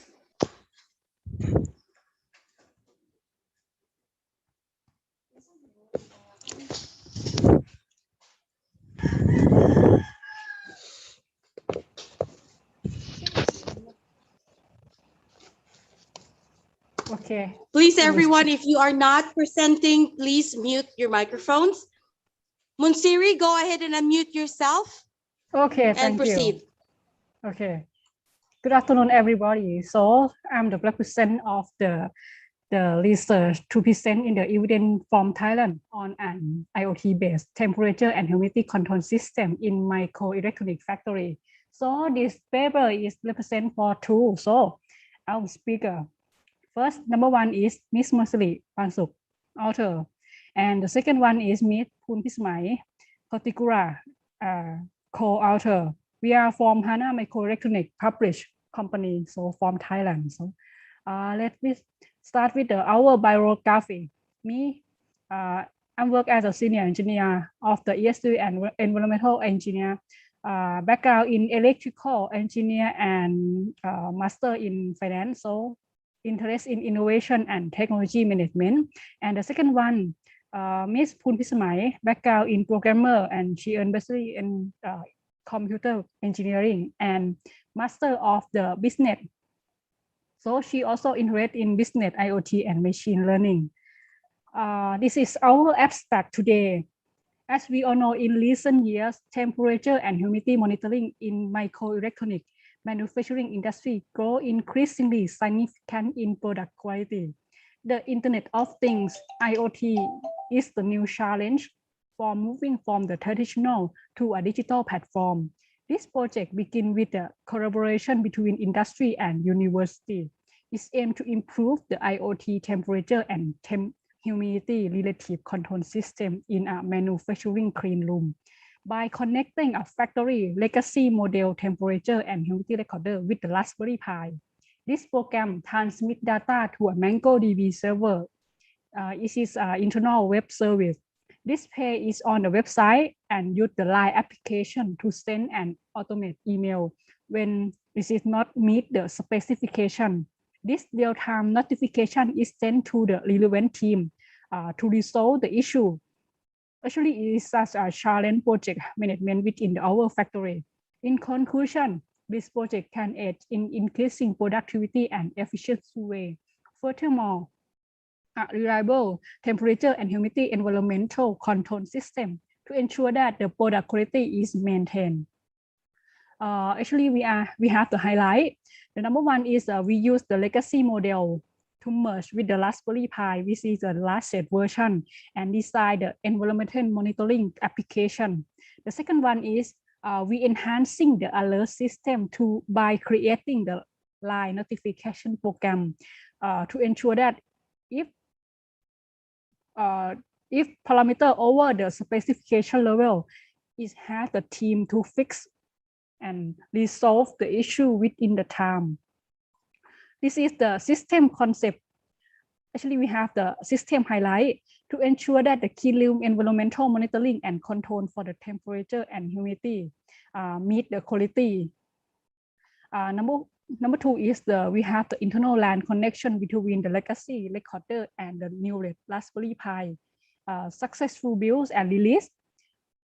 The last one is once the alert limit has been exceeded, a real-time notification to the relevant team is sent. You can see from the screen that we have the legacy model, which is the use so far in the factory more than 5 years, 10 years. And then we try to write the program into the Raspberry Pi to communicate with it. And then we send the data to the internal LAN and then send to the database and display on the web service. And everyone in the factory can access from the internal web. You can see example from the screen. We have the temperature and humidity. So back to the legacy recorder. This is the temperature and humidity real-time recorder and built-in standard. And we have the probe inside and communicate with the RS-232 cable connect with the small computer. And it can record more than 49,000 data. Okay, can see back to the line of notification again. If it is over the specification, the server will send immediately to the user and the related team to know that, oh, it is the over specification, please fix and back it to normal as soon as possible. You can see once the project execution, the real is when we correct the data in database line notification to notify once the overspec and then send to line application. And this is the website on our internet and can access from anywhere in the factory. And number three, we also attach the layout or the recorder location. Once the user or the people access from the website can know that, oh, this is the temp and recorder based on. And this is the graph. For example, like this, we have graph, both temp and humidity recorder.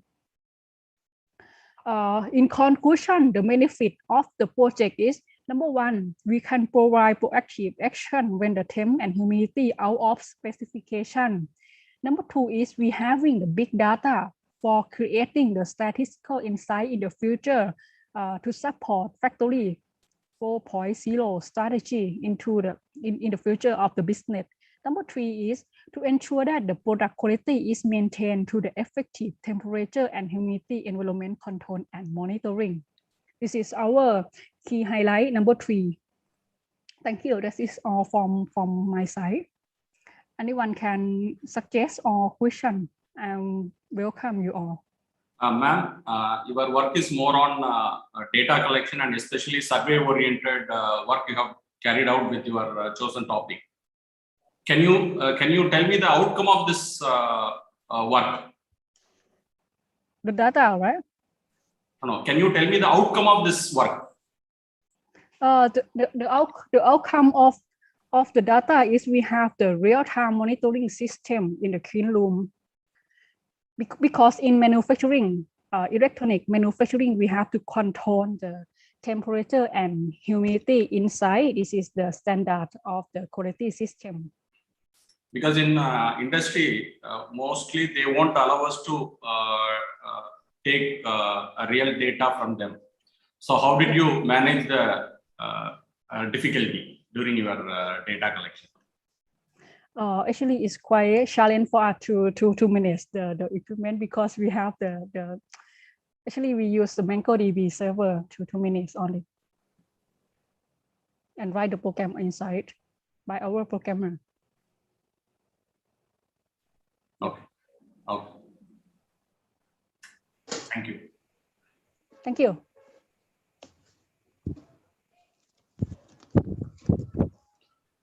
Thank you so much. And now let's go ahead and proceed with our next presenter. Let me invite Rekha for presenting the paper, a review on speed control and torque ripple minimization approaches for SRM. Rekha? Hello, good afternoon, ma'am. Hi, good afternoon. Yes, I can hear you. Go ahead and share your screen. Yes, I'm All right, sharing perfect. it. I'm sharing it. Yep, go ahead. Yes, you may proceed now. Yes, ma'am. See, my paper, today's topic is I'm discussing with review paper because I'm a researcher now. I'm doing research on torque ripple minimization of SRM. So this is my review paper. What are the papers I have gone through so far and how speed control is being done now, torque ripple minimization is done in SRM. That I'm highlighting here. So this is my topic, a review of speed control and torque ripple minimization approaches for SRM. So coming to introduction, ma'am, introduction is actually why SRM, why did I choose this SRM, switch reluctance motor? Because this is very important machine, a special machine, special electrical machine. Why it is called special means because stator and rotor both are salient poles, and there was actually here it is lightweight because nowadays it's you can see that electric vehicles is being in highlighted because of light, because the rotor doesn't carry any windings, only stator carries windings, and because of that lightweight and special kind of thing, it was SRM was actually highlighted. But here coming to this machine, madam, since it is both are salient type of pole, because both are say rotor as well as stator both are salient type in nature, there is one important demerit, that is torque ripple. Ripple in the torque is very high, and because of that mechanical vibrations you will get acoustic noise, too much of noise and too much of torque ripple just because of the salience nature. So I have taken up this as a research. How can I reduce the torque ripple? Though it is very important machine, because of this torque ripple and acoustic noise, it's not actually it's not highlighted properly. That's why we are doing. I'm planning to do the research on how can I reduce this torque ripple as well as acoustic noise.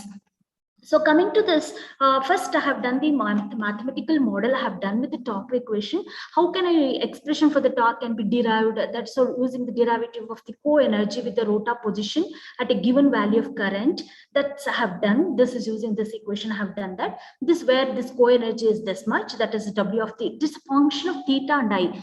Because as I've told you that why torque ripple is very high or why acoustic noise is high, because since both the rotor and stator are in salient in nature, that alignment rotor will go in align with the stator and it makes noise. So there should be the angle, the theta as well as at which the current at that particular position of the rotor is important.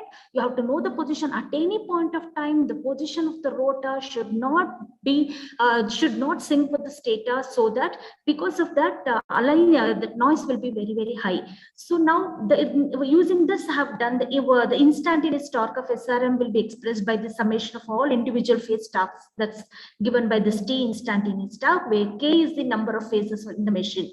So next average torque I have done. I have this can be calculated by integrating the equation.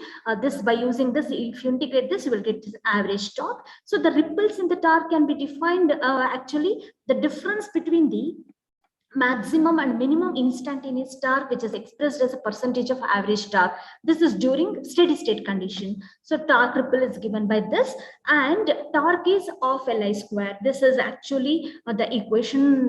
This is 1/2 of Li square joules. It is what I have written here. So therefore the torque is it's a function of theta with respect to the inductance profile. Now, see, there are so many methods. So first method, what is this? Is indirect torque control method. So in indirect torque control method, how exactly the torque is being controlled? How actually using these two, torque and current, I'm highlighting. See here. So this is actually the diagram what I have chosen, and I have done what I have gone through. You can see that at the SRM, we are getting the d by dt, which is the integral differentiate of this speed. The reference speed is compared with speed and is given to the PI controller. This PI here in this technique, torque is controlled through current. As torque depends on position of rotor, so conversion from torque to current is indirect. So torque to current change can happen by T, I and theta. See, you can see here, this is theta position, this is I, and this is actually the speed, which when I integrate that, I'll get it torque. So now this actually it will be given by means of ANN scheme. So compared to ANN technique, lookup table scheme is comfort and normally it will be used for execution, which is a huge, which consumes huge online memory. That's why this is indirect. Next, coming to direct control method. So coming to this direct torque control method, this is actually, we have a lot of it's very widely used. By taking torque as direct control variable, we have here it's implemented. So hysteresis controller is used for governing the torque. So this DTC approach is evolved in the switch reluctance motor due to its non-uniform torque characteristics, ma'am. So SRM will offer identical direction of the electromagnetic forces, while continuously switching power will be converted to that conversion happens. So converter results with pulse current, which creates this step magnetic field and produces the torque ripple. So this DTC technique is used to control the torque, and as well as this method maintains the torque output within that hysteresis band loop. That is very, very important. So the method provides accurate torque, and torque ripple will be directly by controlling the magnitude of the flux linkage. So variation in the speed of the state of flux, it will be regulated by selecting the torque values. That is why it's very, very important, because if torque values changes, that voltage, the torque values as well as voltage space vector, we have to be concentrated on that. Here, it can be modified by using fuzzy controller, by adding some equivalence control. So to enhance the hysteresis control process, an innovative approach can be introduced. So that I will discuss next. Say torque sharing function. This is one of the other method they have used to reduce the torque ripple. Here, torque control schemes have been projected. You can see here how exactly the to lessen the torque ripple. This torque sharing this function focus on reduction of torque. That is what our important thing is. But how it is done, that latest torque acquaint with tracks its reference, what they have done is online compensation technique they have used to reduce the torque ripple here, ma'am. Using whenever you go for torque sharing function, online compensation technique is used. But here, there are 4 types of torque sharing function. One is linear, cubic, sinusoidal, exponential, like that. So here, what they have used among all these cubic torque sharing functions, what I have observed is the chief optimal is thought of the lowest torque ripple is the ease and swiftness of the present computation. So torque sharing method, either you go for linear or cubic. But in my research, what I understood is all these 4 contributing properly to the torque sharing function. Anything can be used. So I have not decided, I am studying all these 4 techniques, but I couldn't conclude which is best, because each one has its own merits and demerits. So next, coming to this intelligent control techniques. See, intelligent control techniques here itself, you can say fuzzy logic control. It's one of the best intelligent logic control I have used. Here, I'll just see, this is SRM. From the SRM, the reference speed is compared with the speed, and it's given to the speed controller, and it's given to the using FGSPI. They have implemented is FGSPI controller. That FGSPI controller estimated it will give the estimated torque that will be compared with the reference torque, and it will be given to the hysteresis. And switching table will decide what type of what phases should be switched on, what rotor phase, because here they have used 4 phase. So which phase should be triggered, that will be decided by the gate signal, and it will be converter will accordingly switch on that power what phase, and say SRM will start running. So here, that's how at every point, at every position, they are taking 3 for the parameters. One is for flux reference, other one is angle, other one is the rotor position. So this is actually they have used this is fuzzy logic. Use the fuzzy logic controller. They have done this this one. So this optimization technique here also they have used fuzzy only, but here one algorithm have used artificial raindrop algorithm. So this algorithm, what they were doing is, in this algorithm, the algorithm is controlling the position of the rotor as well as the current. And then it's given to the vector table, and vector table proportionately.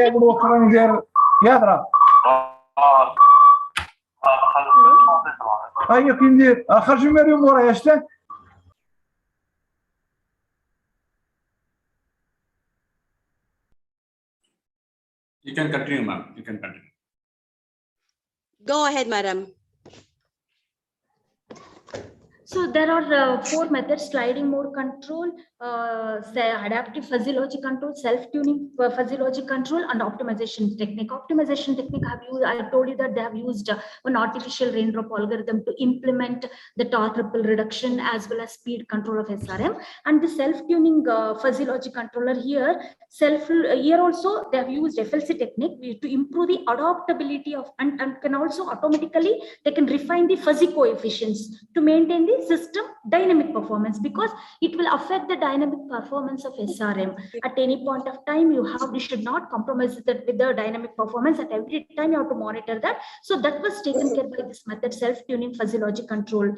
So the classical controllers may not work accurately under change in the operating condition, but the proposed speed control here, it will be subjected to, actually the performance is studied by subjecting this to disturbances. So after knowing the disturbances, they understood that this can be, it has no undershoot or overshoot, but has steady state errors in both the cases.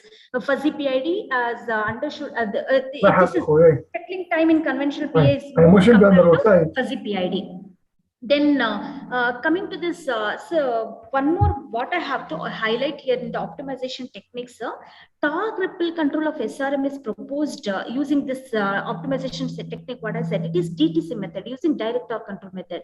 So in this recent years, optimization plays a crucial role in motor drives and control. So in artificial raindrop algorithm, what they have used is they proposed DTC of SRM to minimize the torque ripple here. So that's what I told you in previous slide. Here, this is torque ripple and performance of the proposed ARA-based. This is ARA-based DTC, which has 4 phases, 8x6 SRM. It is analyzed the performance of fuzzy gain scheduling PI controller-based DTC. So coming to the conclusion, I have gone through some methods, which I highlighted here. That is, since I'm a beginner, I think I'm doing this. I want your guidance whether, because my topic is, I want to highlight on torque ripple minimization, as well as how to control the speed of the motor. This is what, these are the different methods what they have used in torque ripple minimization methods. This sliding mode controller or torque sharing functions or intelligent controllers, whatever we are using here, all are thus different types of methods to reduce the torque ripple minimization. So now what is my research topic is, using all these, I am developing my own controller. I'm planning to develop my own controller, which will contribute much to a torque ripple reduction than these any methods. Thank you, sir. Thank you very much. Thank you so much. Any questions? Ma'am, how many papers you have referred to write this review paper? Sir, some 40 to 50 papers have referred, sir. In that I have shortlisted, because latest research was focusing, all I got earlier, 2002, 2003, 2012, like that. So including all those papers, it was around 50 plus. But when I filtered that from after 2018, I could get only some 20 papers, sir. A small suggestion regarding please, sir. Participants, please mute your mic. When you write a review paper, yes, you have to choose one particular topic. You have chosen speed control and torque ripple minimization as your core concept for review. Yes, sir. Your research concept. Yes, and sir, you have to find out what are the different methods available. But in that you have given some conventional method and some artificial intelligence like fuzzy logic technique you have given. And end of the review, you have to find out which method is more efficient or more suitable, so that you can take up your further research on the particular area or particular type of controller. So that conclusion is required when you write the review paper. This is a small suggestion from my side. It's wide suggestion, sir. Thank you so much for your heartfelt suggestion, sir. Thank you, ma'am. Thank you, sir.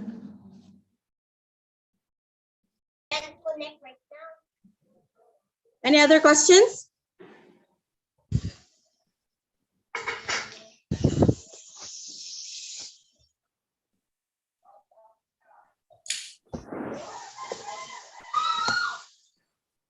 go ahead and proceed with our next presenter. Let me go ahead and invite Prashant Itankar for presenting the paper, A Review on Speed Control and Torque Ripple Minimization Approaches for SRM. Prashant? No, madam, my topic is semantic word disambiguation using sense ambiguation. Oh, okay. Thank you. Please proceed. Yeah. Can you see my screen, ma'am? So, good afternoon, all of you. So, myself, Prashant Itankar. Sorry, my topic is semantic word disambiguation using the sense embedding. Right. So, in bibliographic, so myself, Prashant Itankar, I am doing my research, MPU Bhopal. So, I have more than 10-year experience. I have published 12 papers in international journals, 3 in international conference, 3 in national conference. My co-author is Dr. Nikhat Raja. Dr. Nikhat Raja is the associate professor and my research guide. She is working with the Department Computer Science and Engineering, MPU Bhopal. She has published several papers in international journal, in international conference, and in national conference. She has guided many students in master engineering. So talking about the abstract, so the word says disambiguation is an open problem in the area of natural language processing. So many WSD system uses knowledge-based unsupervised approach as it bears us from using tag corpus, but this approach depends upon extensively on knowledge. So enhancing the knowledge for the ambiguity resolution is one of the important issue in word sense disambiguation. So all through multilingual lexical resources is an asset for the knowledge-based system. So these knowledge-based system have not yet satisfactory reason due to the lack of sufficient information required for the disambiguation. So multilingual information can help push the performance WSD in various languages. Combining lexical semantic information from different language helps improve WSD tasks. So we make use of BibleNet, a huge multilingual resources provider, to attain the task and design the semantic word cloud to provide high performance disambiguation by using the additional knowledge. So WSD in natural language processing, the word says disambiguation is the problem of determining which sense of the word is activated by the use of the word in the particular context. WSD is in natural classification problem. Given a word, it is possible sense has defined by the dictionary, classify an occurrence of the word in the context into the one or more its sense. WSD is basically solution to the ambiguity which arises due to the different meaning of word in different contexts. The ambiguity that arises due to this is tough for the machine to detect and resolve. So there are 4 conventional approaches to WSD. First, the dictionary and knowledge-based method. Second is the supervised method. Third is the semi-supervised or minimally supervised method. Or fourth one is the unsupervised method. So an embedding is a mapping of a discrete unconditional variable to a vector of continuous number. In the context of neural network, embedding are low dimensional, learned continuous vector representation of discrete variables. So the word embedding is learned representation of the text where the words that have same meaning have a similar representation. It is this approach to representing the world and documents that may be considered one of the key breakthroughs of deep learning on challenging the natural language processing problem. So the word embedding implements language modeling and the feature extraction based technique to map a word to vector of real numbers. So some of the popular word embedding methods are, that is the binary encoding, TF encoding, latent semantic analysis encoding, and word to vector embedding. For our research, we use word to vector. So the word vector are simply vectors of numbers that represent the meaning of the word. In simple terms, a word vector is the row of real valued number where each point captures a dimension of the word meaning and where the semantically similar words have similar vector. So we present our concept of providing novel perspective of multilingual WSD with BibleNet as an external multilingual dictionary. We then represent our methodology for the disambiguating sense using multilingual WSD and the elements supporting it, including the graph-based approach and similarly score calculation. So further, we provide the additional knowledge to the system by means of unsupervised disambiguation. So it is natural choice due to the absence of the resource in the other language. We then present word and sense representation for achieving the satisfactory performance. So we present our system for exploiting the multilingual WSD. One word ambiguous in one language may not be ambiguous in other language. So we represent our system in figure. For example, Peru in Marathi language having two sense in non-ambiguous in English and Hindi language. Based on this concept, we take a translation of ambiguous word in the other language. So we design multilingual WSD system by taking the input in the form of context word, ambiguous word and its non-ambiguous translation. So making full use of multilingual dictionary to provide the translated sense. So for that algorithm, we propose the algorithm that is multilingual WSD. First, we take the input context word and ambiguous word. After that, take the translation of ambiguous word. Then pick up the translation for the context word. Next step, for each translation of ambiguous word and the context word, retrieve the score from BibleNet. So language consider for the French and Swedish. So after that, we are taking the summarization of all language score and pick up the maximum score. So maximum score is the winner sense. So talking about the experiment and results, so we collected our instance from www.google.com. So and represent various domains like general, news, medicine, etc. So our data set consists of 530 test instance representing 20 polynomial. We are considered translation of the target word represented using BibleNet multilingual dictionary. We evaluate the performance of the system using the precision and recall. So precision is defined as the ratio of the correctly answered instances and the total number of test instances for the target word. Whereas the recall is defined as the ratio of correctly answered instances and total number of test instances to be answered for the target word. So words are represented as vectors of performing the score.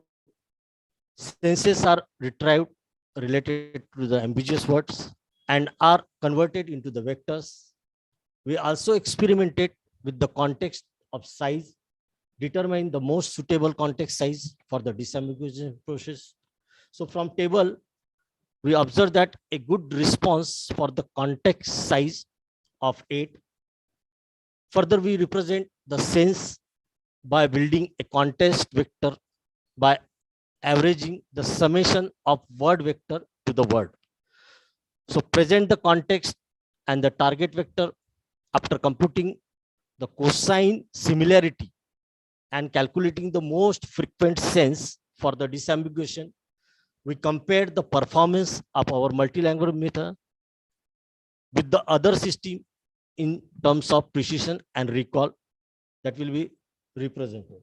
So in next table, you can see that most frequent sense baseline precision, less algorithm, adaptive play. So this is what the next slide.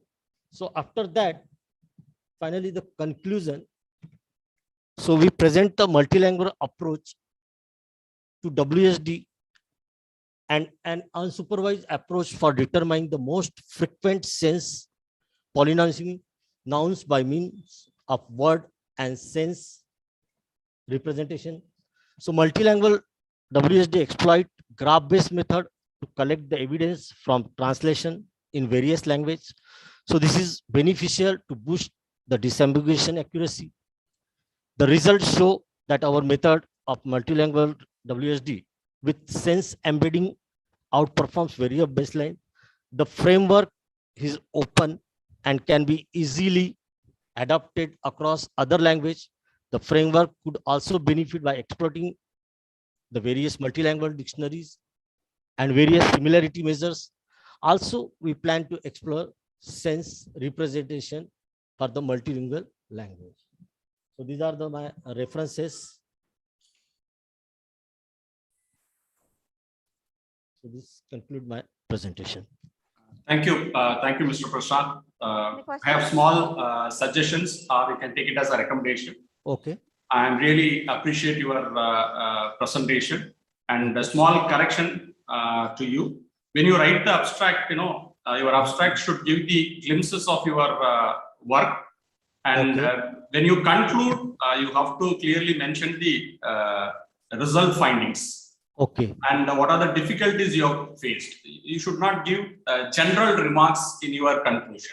Okay. An abstract should speak about the clear work problem, and your conclusion should give the clear results. So that's all from my side. And before moving on to the next presentation, a small announcement to all the participants over here.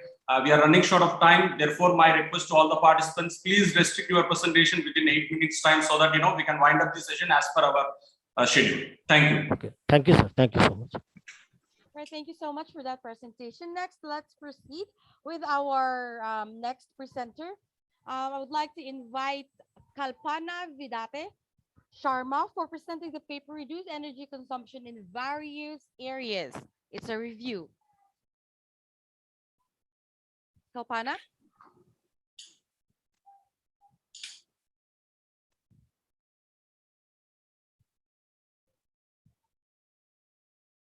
Kalpana? All right, second call to Kalpana Vidati Sharma to present the paper Reduce Energy Consumption in Various Areas, a review. All right, moving on. I invite Gopinath Devaraj for presenting the paper Augmented Anxiety Therapy using an ensemble of virtual reality and motion capture technology. Gopinath? Yes, ma'am. Can you hear me? Hi. Yes, I can hear you. Go ahead and share your screen, please. Okay. Have it on presentation mode and proceed.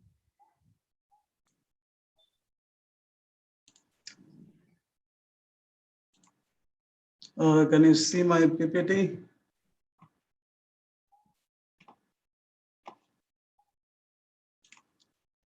It's coming. Yep, it's up. Okay. Hi guys. Hello everyone. I'm going to present augmented anxiety therapy using an ensemble of virtual reality and motion capture technology. Myself, I'm Gopinath Devraj. I'm under the guidance of Dr. Kadirvan Srinivasan.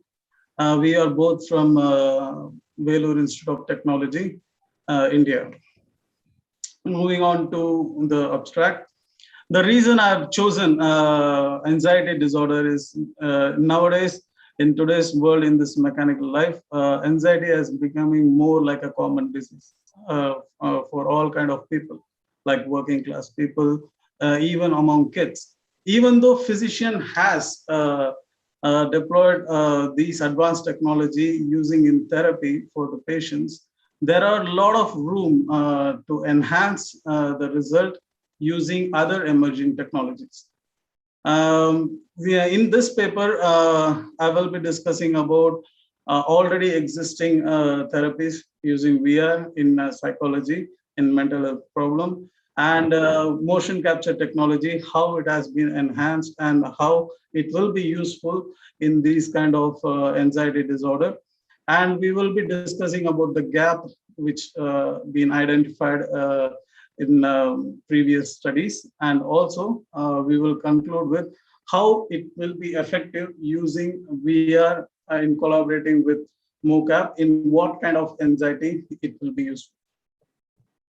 Introduction, brief introduction. Already virtual reality and motion capture, it's influenced in many of the industry already, like in trade, travel, education, medical field, of course in show business, in movies, films, and in research, in researchers also. And the reason for using VR in anxiety treatment is because in anxiety therapy, it's very vital that the therapist will make sure that patient will go to the situation again and again, so that he can practice that particular situation and he can overcome his problem. The thing is he is anxious about. And using VR, we can able to create a virtual world, creating the same situation where the patients have been anxious about. And moving on to the motion capture technology. Motion capture technology has been there for more than 100 years. 1919, when the first Popeye the Sailor cartoon was created, the first trace of the human movements has been traced and it has been converted to those cartoon characters. From there, the motion capture technology was started. And in 1990s, the motion capture technology evolved, as you can see in the picture. The bottom one is optical motion capture technology. The middle one is marker motion capture technology. And the top one is the performance capture. Now we are in the age of markerless motion capture technology. This markerless motion capture technology doesn't need to be contained in a studio. These technologies can be used outside the studio in the open environment in outdoor. And these main purpose of this motion capture technology is to convert our movements, convert realistic movements of a human, and passing on to a 3D character, 3D model, or animals, or whatever created in a 3D environment like objects. And motion capture technology in medical field. Till now, motion capture has not been used much in a mental health problem, because motion capture mostly deals with the physical movements. So physical therapy has been used more using mocap. And motion capture already has, there are studies which used for athletes and sportsmen to record their physical activity and to record their performance, and using that they will record and track and analyze, and they can improve their performance using mocap technology. These are the few studies which has worked on health and safety of workers in different industries, construction industry, generic industry, robot manufacturing, automobile industry, agriculture, food industry, and aerospace. And these are number of studies done in this particular area. Virtual reality system. After the evolution of HMD, that is head mount display, VR is not contained in a studio like the image you are seeing on the top. Even in the smartphones, laptops, or in desktops, you can use VR. Immersive VR is nothing but, coming back to the top image again, sorry. It will be surrounded with 3 sides of a screen, including floor 4, the floor 1. And you can create an environment where the character will be seeing in a first person view. He will be seeing the first person view as a virtual environment. But this can be enhanced. This technology requires head position and orientation, and it will be tracked. So however the head is moving, left, right, or however the head is moving, the image will be continuously rendered and it will be continuously captured according to their head movements, that it will be getting updated. But this kind of method can be enhanced with motion capture. If that particular character is wearing a motion capture suit, he can create himself as a 3D character and he can immerse in that particular environment, and which will be more effective in our anxiety treatments. In some of the literature review, researchers have said immersive VR will be is to make the user to perceive the environment through their natural movement, which allow the user to feel the presence in the illusion. And also some researchers say that in immersive VR, PI and PS are the main thing to focus. PI means place illusion and PSI means plausibility illusion. Place illusion will give you a sense of the environment. For example, if I'm going in a room, or I'm going under the ocean, or I'm going in a jungle or something like that, it will give you a vision paradigm for the environment. And PSI means the sense of action. If I'm falling down, it will give me the sense of falling, riding in a roller coaster. These kind of illusion, it will be created in PSI. To conclude, we are in mental disorder treatment, PSI and PI are very, very important. They have to function correspondingly so that the user can behave, realistic in the virtual reality environment. These are the 7 stages of virtual reality therapy. When therapists are using virtual reality, and they will be going through these 7 steps. First, they will assess the symptom, identification of the symptom, establishing the factors of disorder, test of causal factors, investigation of prediction of symptom, determination of toxic element in the environment, and development of the treatment.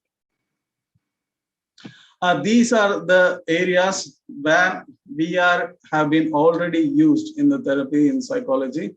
That is delusion, aquaphobia, traumatic disorder, alcohol abuse disorder, troubles in the past and worries in the future. These areas, in these researchers, we come to know that VR has an astonishing potential to help the patients, and also the successful therapy lies in how the patient's ability to change and carry the result from the virtual environment to the real environment. And also in making the virtual environment as a game, like in therapy, it will increase the result in a more positive way. Putting more strains on the same situation again and again, it will give a good practice for the patients, and they can overcome their problem easily. So,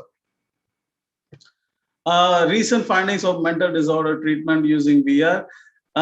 In mental disorder, there are a few areas: anxiety disorder, which we are talking about, psychosis, additional disorder, eating disorder, and substance disorder. These are the studies already have been done. In anxiety disorder, researchers suggest that there is a huge potential and there is a huge advance can be made in this area using VR. And psychosis, they are saying in the psychotic experiencing patients, this way will be the safest way to evaluate those kind of patients. And substance disorder, it has a potential to end the smoking habit using VR therapy. And in sleep disorder, mostly it has not been used, but it was used at a few studies, and it came as a positive result.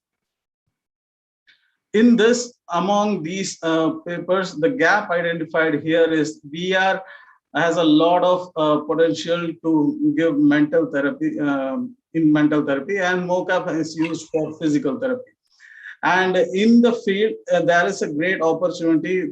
There can be a novel research can be done in this area, and also there is a back downwards here, like the therapists who are doing who are giving treatment have to be treated, have to be given trained in this emerging technology, And that area, it might be having some problem. It might lead to a quality control.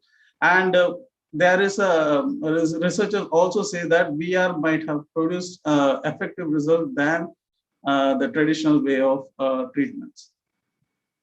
In conclusion, VR and MOOC-based treatments are having promising results. It has a huge potential to assessing, understanding, and treating anxiety disorder using VR. Only when the heart of disease is focused as a user experience. For example, VR therapy is just like watching a movie. Even if our life is on the screen, we won't be having that vivid sense of that movie. But if the same situation comes in our dream, we will be having a good sense, and we can feel sadness, and we can feel the fear, and we can feel the happiness, everything in the dream. So using VR and mocap can be like a situation happening in a dream than in a movie. And it can give good result, more effective result than the result which we are achieving from virtual reality therapy alone. Creating new reality using this technology could augment the treatment and outcome of the psychological therapy. And VR has a perspective to reality to full extent, mimic the reality to full extent. These are my references. And thank you for your time. Thank you for the opportunity. Thank you, Gopinath. You have done a wonderful review on the chosen topic, especially on VR and motion capture technology. And I have one small suggestion. Avoid using too many colors in your presentation. That is the only remark I would say regarding your presentation. Rest is fine. Thank you. We'll call upon next speaker. Thank you. Thank you so much. And thank you so much for that presentation. And let me invite our next presenter. I invite Salah Eddin Bendimerad for presenting the paper, Analytical Method of Calculating the Mutual Inductance Between Two Coaxial Rectangular PCB Coils. Salah? Yes, hello. Hi, yes, I can hear you. And yeah, share your screen, please. Have it a presentation mode.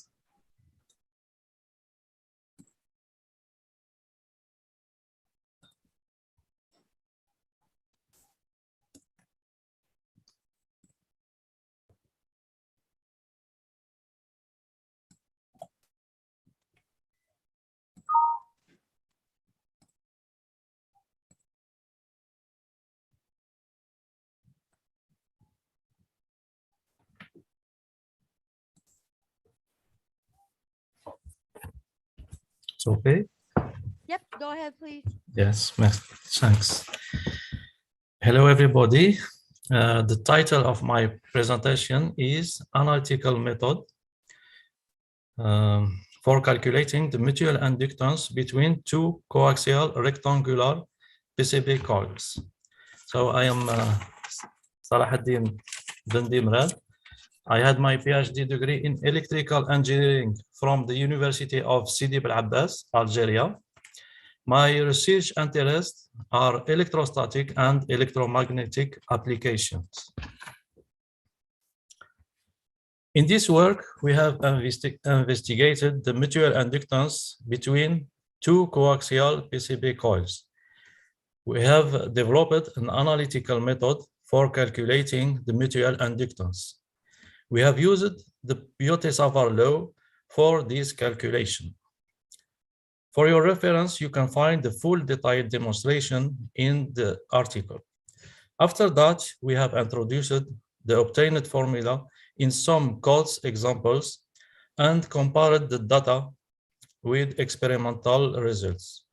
We have observed a strong agreement between them.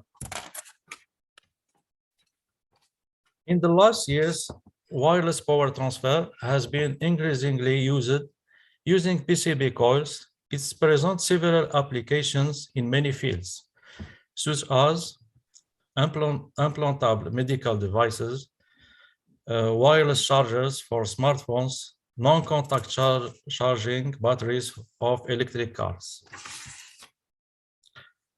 All these applications are based on transmitting and receiving energy from coils. To increase the efficiency of energy transfer, we have to increase the value of the mutual inductance between the two coils.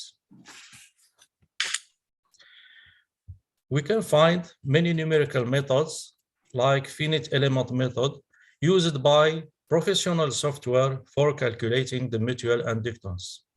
But these methods have an inconvenience that take a lot of time to make and design the model.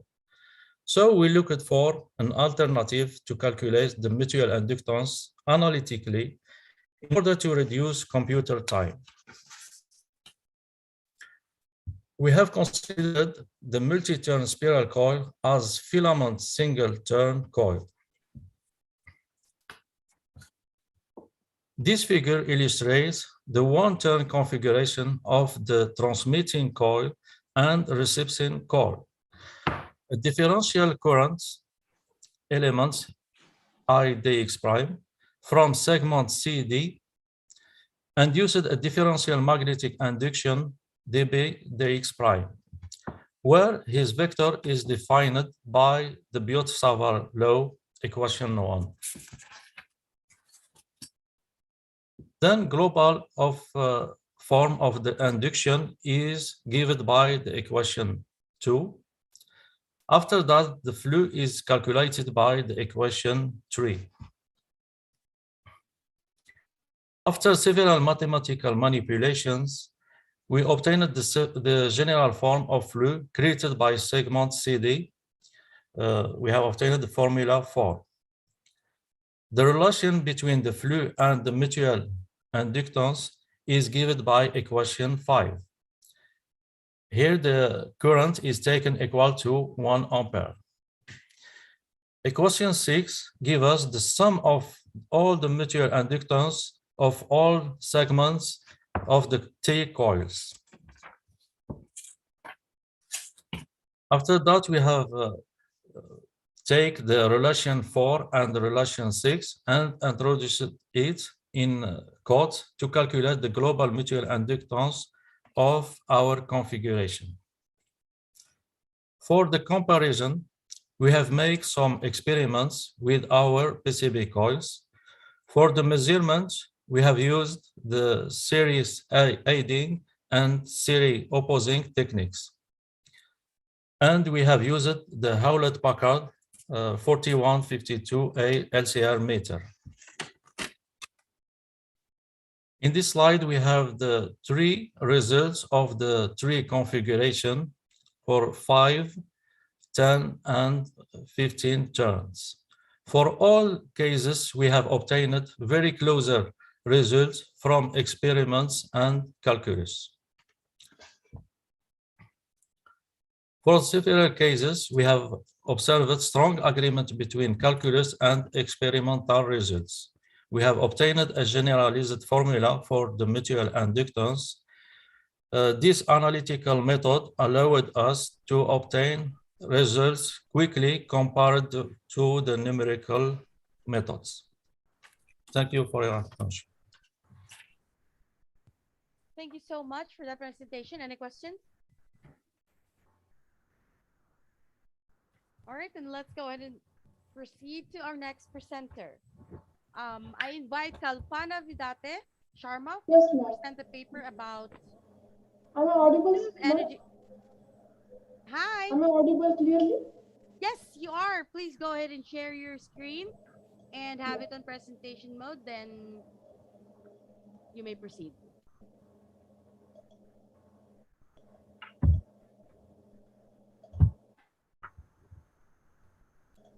Is it visible to you, ma'am? Yes, it is. Please proceed. Okay, thank you so much. Very good afternoon. Very good afternoon, all of you, all participants, all delegates.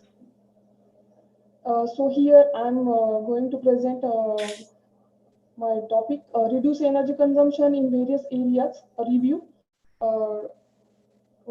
I'm author, myself Kalpana Vidate. I'm from Ahmednagar, Maharashtra, India. Co-author Dr. Pragya Nema from Indore, Madhya Pradesh, India. My bibliography, I want to share my bibliography. Myself, Kalpana Deepak Vidhate. My ME completed in a control system. I'm working as an assistant professor in electrical engineering department. I have received a Lady Engineer Award from Institution of Engineers, India. Then I have received research grant of rupees 2 lakhs by VCOD, Sarojini Philippe University. Then I want to discuss abstract. So as per scenario, energy demand increase day by day. As far as energy production is not sufficient, so energy saved is the energy generated. So I focused on the energy consumption, reduce energy consumption. That is the title, how to reduce energy consumption in various areas and to improve the energy efficiency. And in a future energy utilization system will also generate more new integrated energy service providers to better serve the individual demand of market users or occupants. So energy management is required to reduce the energy costing because the energy prices continuously climbing. So that is the details about the literature review. Then here I focused I found the gaps in the research, that is the how to minimize the energy consumption or reduce the energy consumption in various areas such as a building energy system, a water supply system, big data electricity behavior in residential buildings, smart home, machine manufacturing, industrial pumping, smart residential buildings, CPU power consumption, electricity billing systems. So I found the gap of research in reduce energy consumption in various areas and found the various methodologies applied to reduce the energy consumption. I have searched 33 research papers. I analyzed all these 33 papers. I'll show you. Right. So conclusion: if we reduce the energy consumption, so we can achieve the energy saving, improve the energy efficiency. We can apply the renewable energy sources, then low emission greenhouse gas emission. We can minimize. Then we can improve the conventional energy sources. It means we can achieve these factors. Cleaner energy, greener energy, leaner energy. So appendices, I want to show you, this is a tabular form of the findings of these 33 papers, research papers. So in this, I found the consideration important point focused of the paper, the methodology used to reduce the energy consumption and the future scope, which are listed in the last column of the table, that is remarks. So if we reduce the energy consumption in various areas, we have to achieve this some objectives with the help of different technologies and techniques, tracks. So first track is install an advanced energy monitoring system to be preempt problems and ensure energy efficiency. Then carry out study periodically to identify high voltage alternating current usage and reduce energy consumption during expensive period of the year and earn rebates with demand response program. Then last technique, track data on room usage and times of equipment usage to optimize energy consumption. So these are the references which I have used. 33 papers I have analyzed. So thank you all. Thank you very much. Thank you so much. Are there any questions? Kalpana. Yes, ma'am. Yes, sir. In your review paper, you have given abstract. While writing abstract in your presentation, you have to use only bullet points. You should not give a paragraph, especially lengthy paragraph. You should not use it in your presentation. Thank you. Okay, and a small suggestion regarding your gap. You have mentioned too many gaps. Around 9 gaps you have mentioned. Always you focus on your area of research work. And immediately residential after, buildings. I want to, yes, sir, yes. I'm focusing on reduce energy consumption in residential buildings by using machine learning applications. okay, because from each gap, you can do a lot of I research. have searched areas, sir, areas, but I have not focused on a particular area, but I have analyzed. Thank you, ma'am. Thank you, sir. Thank you very much, Amash. Thank you so much for that presentation. And now let's move on to our next presenter, our Rifa Tabdi, to present the paper Yes, in ma'am. DenseNet Convolutional Neural Network Application of Prediction of COVID-19 using CT scan images. Yes, ma'am. Yes, I can hear you. Go ahead and share your screen. Have it on presentation mode.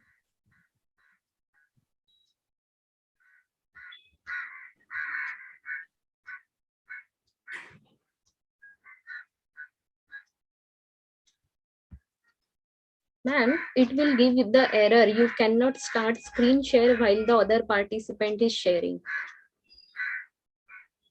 All right, you should be able to do it now. I think we have to request Kalpana to stop sharing the screen so that other participant can able to share the screen.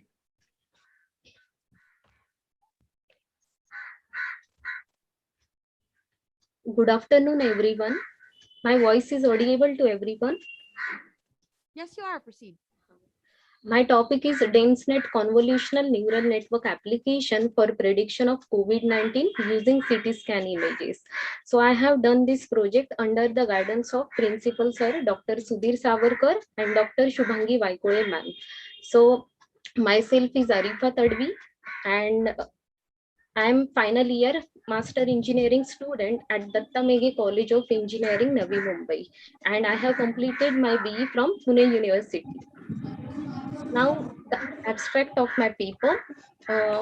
Nowadays, the human lives are impacted by the coronavirus, and due to the unavailable of a proper vaccines of coronavirus, it's a promising technique for tracking and preventing the infection and spreading the infection, for example, by isolating the patients. So, computed tomography imaging, CT image, is the most commonly used technique for the pneumonia because of its common availability. So this paper represents a promising technique for predicting the COVID-19 patient from the CT images using convolutional neural network plus DenseNet architecture in the present state to detect the COVID-19 patient. And the result of my paper is 89% accuracy and 90% recall, which showing the good performance for the identification of COVID-19. Now this is the proposed system block diagram of my project. Here we have to load the first image data set. So these are the two image data set I have used for the project. So first image data set is of COVID-19 image data set and second one is of non-COVID image data set. So after loading the image data set, these images are converted into the array. So here in the project, I have used 4x4 array for conversion of the image, and it means total 16 images are taken into the consideration.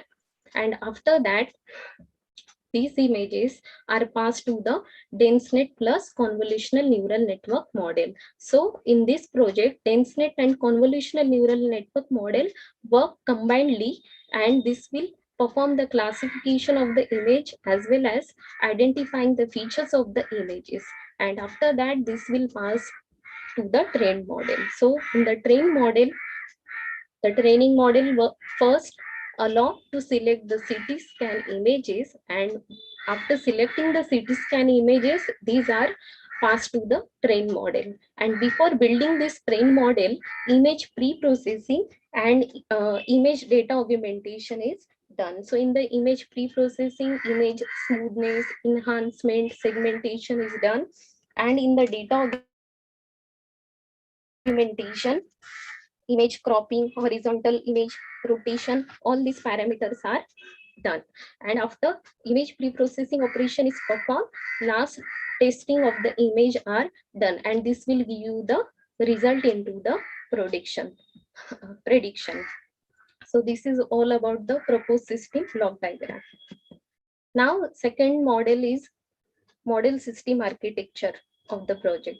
So first, as we have seen in the proposed block diagram, first we need to load the image data set, and this image data set is divided into the two parts, train data and test data. So train data will take 80% of the data and test data will take 20% of the data. And this train data will pass this to the CNN algorithm. So CNN, convolutional neural network, is a deep learning neural network, and this will take an input image, assign importance, weightage and biases to the various aspect and object in the image, and then can be able to differentiate one from the other.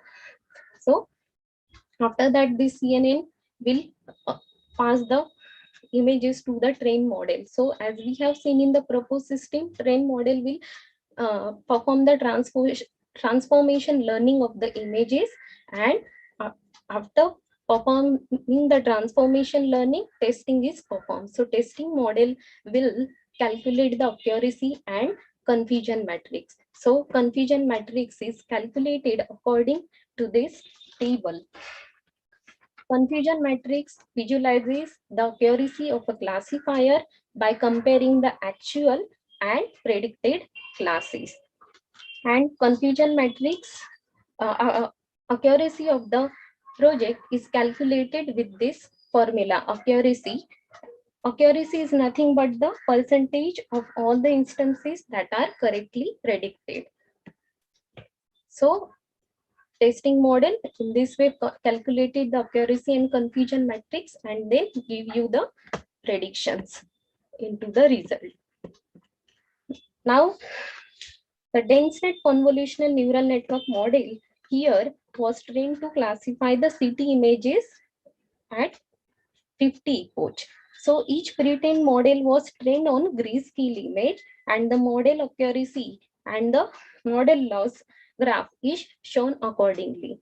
So the performance of the DenseNet 121 architecture is evaluated for the grayscale test images, and this table will show you the overall accuracy of the test data. So the DenseNet 121 model also calculate the precision, recall, F1 score and G-mean value. So here is the overall accuracy given of the paper.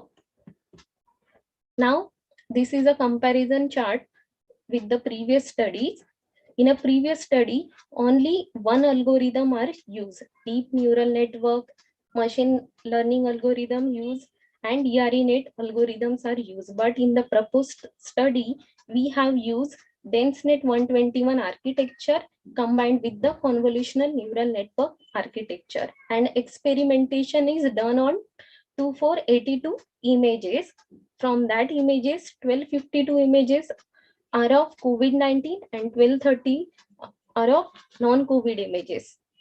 So as compared to the previous study, the accuracy of the proposed system is maximum than the previous study, that is 89%. This is the application screenshot window of my project. So here is the list of all the images. From all these images, we have to select any of the image. If the image is of COVID-19, then this will give you the prediction in the message box that you have been diagnosed with COVID-19. And if the image is non-COVID, then this will give you the prediction in the message box like, congratulations, you are healthy. Same, this will also able to give you the image preview. Then this will also give you the graph. In that, it will represent the COVID-19 patient and non-COVID-19 patient ratio. So, conclusion of my paper is, city image classification provides the outstanding performance of COVID-19 detection rather than other images like X-ray images, chest images, and DenseNet 121 model having the better classification accuracy than other study. So there is a no handmade extraction technique needed for applied architecture. And to conclude, this paper showed that a deep learning approach could be applied to help doctors and healthcare engineers diagnose patients with the COVID-19 and recognize lesions from the CT images automatically. And future scope for the future research development, the DenseNet 121 architecture can be justified by applying DenseNet 161 architecture, 169 architecture, and DenseNet 201 architecture, and also by applying the other deep learning methods by modifying the new effects, and that is also used for further development and assessment for accurate identification of COVID-19 patient using CT images. So here are the references which I have been used. Thank you, everyone. Thank you so much, Madam. Thank you, ma'am. Any question from chairs? Ma'am, how did you validate your results? Yes, sir. How did you validate your results? Because nowadays diagnosis of COVID-19 is done by RT-PCR report plus CT scan. Right, sir. How do you validate your accuracy? You are claiming additional 2% accuracy from your neural network.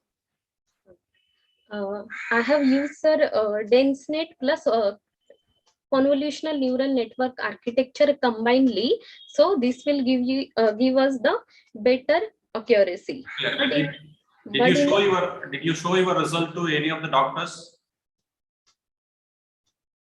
Not yet, sir. And you should do that. You should take some advice from them. Okay, sir. Thank you. That will be very much useful for your research finding. Okay, sir. Okay. Thank you. Thank you so much. Thank you, ma'am. And now, let me invite again Kalpana Vidhate Sharma for presenting the paper Reduced Energy Consumption in Various Areas review.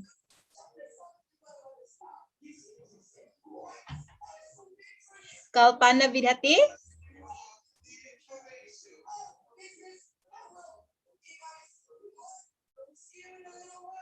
Kalpana, you're here.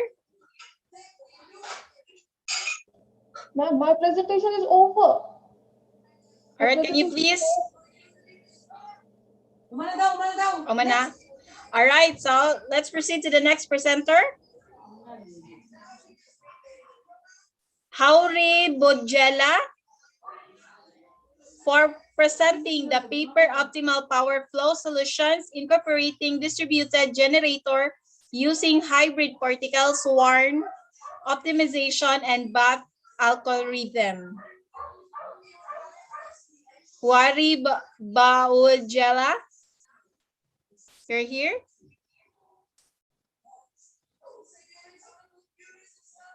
What?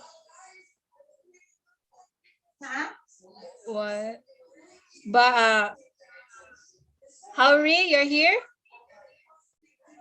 All right, next, we will proceed to the next presenter, Mahish Sankaran, for presenting the paper DevOps and Cost Optimization.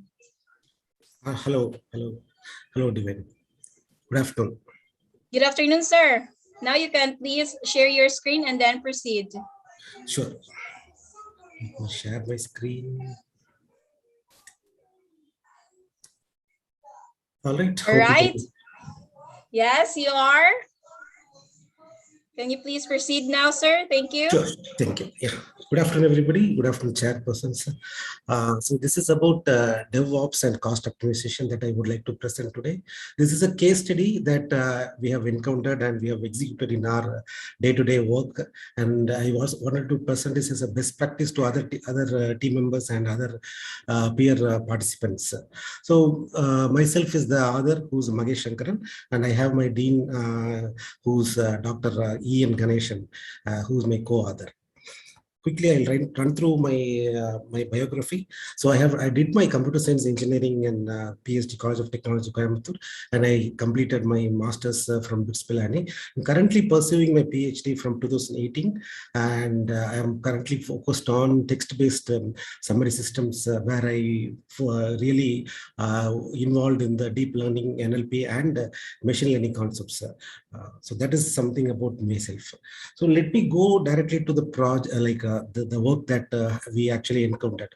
So today in this agile development world, this is particularly in the software development, and in any field, if you see, agile has played a greater role, and agile is playing a game changer. So if you see, when we say that it is agile development, there is a need for a highly organized, process-driven manner to execute projects because of the complexity and the enormous cost being involved. So previously, if we see, development and operations were all happening differently. Right now, last couple of years, especially after the agile being introduced, we have a concept called DevOps, which is a development team by itself will encounter the operations part. So in this, when we have an environment like this, where we have agile development and DevOps be part of the current team, the cost and quality really matters. So when there is a migration from a data center to cloud or any software development, cost plays a much bigger role, and because of that, we have to come up with new methodologies and new processes and new ways to improve ourselves in our day-to-day work. That is something we wanted to take it up as a problem and try to address it. So if you see, what we have done is the concept of iterative development came to picture only because to assist the teams that require changes, because every 2 weeks or every month or every quarter there is a constant requirement for changes or to adapt to the new changing conditions. So in order to accommodate that, Agile has this framework of incremental and iterative development. We as a team, we have to, within this framework, we'll have to ensure that the quality is achieved and as well as the cost is optimized. For that, we can introduce new technologies, new processes, and we can introduce new improvements also. So as you know, software development, as always, is unpredictable, and in certain times it could lead to enormous cost.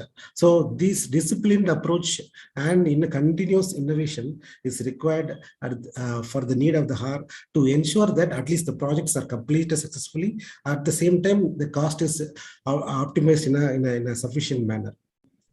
So if you see, the two main pillars or two main areas that are key for this software development is DevOps and cloud.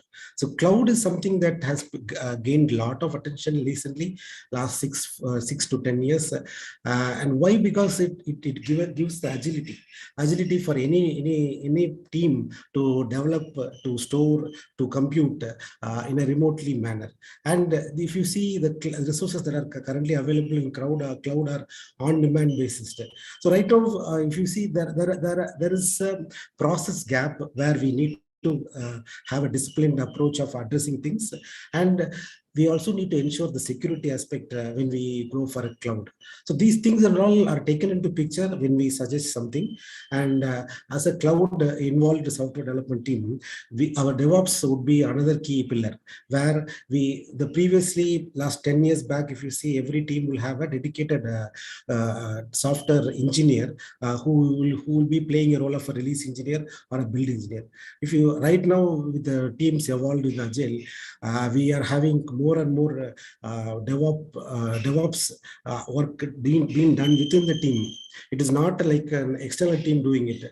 There's a phrase in software term that you develop your code, you maintain it in production.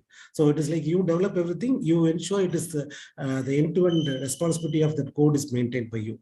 So in that case, the DevOps plays an important role. Why? Because that DevOps is that environment where we are provisioning the infrastructures, and that is where the applications are being hosted. So our focus and skills, everything should be predominantly in focusing on the development and operation part, where there is a huge opportunity for cost being optimizing. So some of the suggestions that we have done and we have seen results is to particularly go for a very popular vendor or a popular cloud provider who would provide platforms as a service, who can also provide software as a service or an infrastructure as a service. By doing this, what we are achieving is we are removing the dependency from a particular team or a particular environment or a particular data center, and we are making things more agile, more agility towards the global goal of having things worked remotely. And if you see every cloud instance and when we have the servers that are provisioning for our environments, we can achieve through AWS. And we also have enormous proficiency like SDK and web services being done by the AWS services. So what we are suggesting is when we are going for a cloud environment and cloud tools, there should be something that strategy or standards to be followed. So one such standard is having tagging being done. So tagging is nothing but every resource that has been created by a team, we need to identify by uniquely by itself. Like if I am part of a team called PXE, and my team is creating a number of servers, every team should have a particular app ID for which it should be tagged. So this is entirely required for the cost calculation purpose and also on the accountability and resourcing purpose. Another aspect of this going for cloud and infrastructure is having the right size. So we should, when we launch a particular software and have an environment available, we should constantly look for the analytics data and arrive some decisions based on that. Like for example, during US times, my server is heavily used. So we should plan to add additional servers during US time. At the same time, during the off-peak hours of US, my server is not really used. Then we should try to decide that the number of instances or the amount of instances for the CPU is really reduced. So that is one area that we should be focusing, which will really help. What I'm suggesting or what we are suggesting is take decision based on the data, that analytics data we have. So when we have a right-sized server and right-sized count of servers based on the peak and non-peak hours, it is an enormous value add for the team. And the another aspect I wanted to say is we have in this cloud provisioning of having reserved instances and on-demand instances. So based on the business need, a team should actually decide to go for on-demand pricing or they should go for a reserved cost. For example, startups who are launching new products, right? They would be wanted to wait and watch. So for those type of applications or softwares, we should be going for reserved instances. Whereas there are big enterprises and we know that we have 300K or 400K users definitely going to hit our services, we can go for the on-demand pricing. Another aspect is we should be constantly evolving and trying to use tools like Neuralink, tools like App Dynamics. There are other tools like PagerDuty, all which are actually like having an agent within the server, and using that we can constantly monitor the environment that we are provisioning. And by continuously monitoring, we ensure the health of the application, we ensure the cost, we ensure that the reliability and agility is also achieved. So yeah, so my point here is we can achieve cost optimization, and that by following certain standards and by certain strategy. And those strategies are very simple, and by disciplined way of following that strategies, we can bring wonders. And we should be having a migration strategy, like for every application, which are legacy or a new launching application, which should be migrated to cloud. And one more thing is when we say that there is a DevOps and cloud has been involved, it includes a lot of improved bandwidth for the team. So, and to finish off, I would like to give a small preview, like how things have been achieved by various teams which we worked, and how the cost actually improved over the period of 6 months after following these best practices.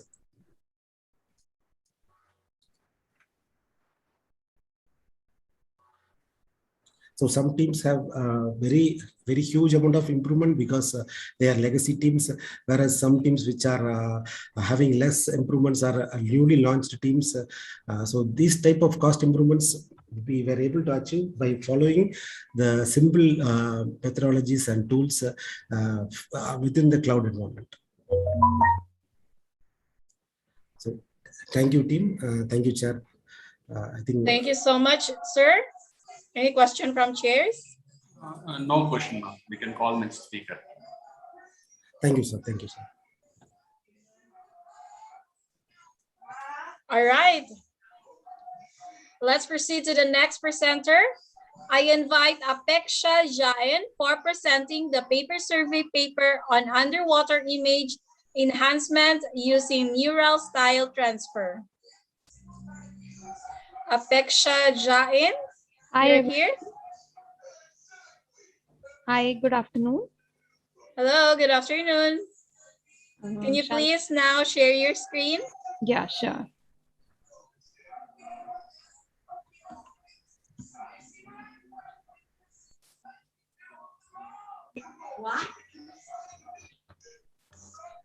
All right, ma'am, then now you can proceed now. Thank you. Okay, good afternoon, everyone. My today's topic for the presentation is survey paper on underwater image enhancement using neural style transfer. I am, and my guide is Professor D.A. Mehta.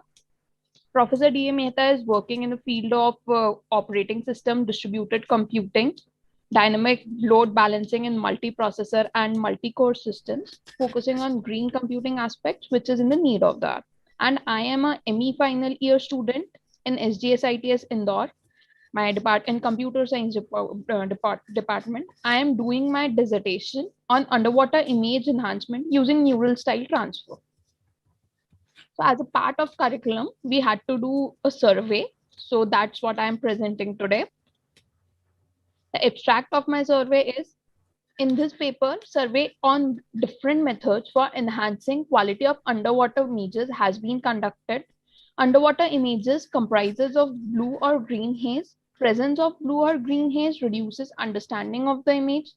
The goal is to help the researchers to understand underwater images clearly by removing green or blue haze from the images without losing important contents of the image. In order to achieve minimal content loss, the requirement of dataset is more. This goal makes haze removal a tedious task. To achieve this goal of obtaining enhanced underwater image, neural style transfer has been proposed. Papers on different papers on methods like CNN, CycleGAN, or for removing haze from underwater images have been discussed. Further, different papers on neural style transfer have also been studied. After studying all the ways to improve the image quality of underwater images, neural style transfer has been proposed. So the description is, the question arises, what are underwater images? So underwater images are the pictures taken beneath the water. These images are usually taken while scuba diving, but can also be taken while diving on the surface, snorkeling, swimming from submersible or remotely operated underwater vehicle, or from automated cameras lowered from the surface. These images comprises of the habitat underwater. They are very beneficial when scientists need to examine objects on the seafloor.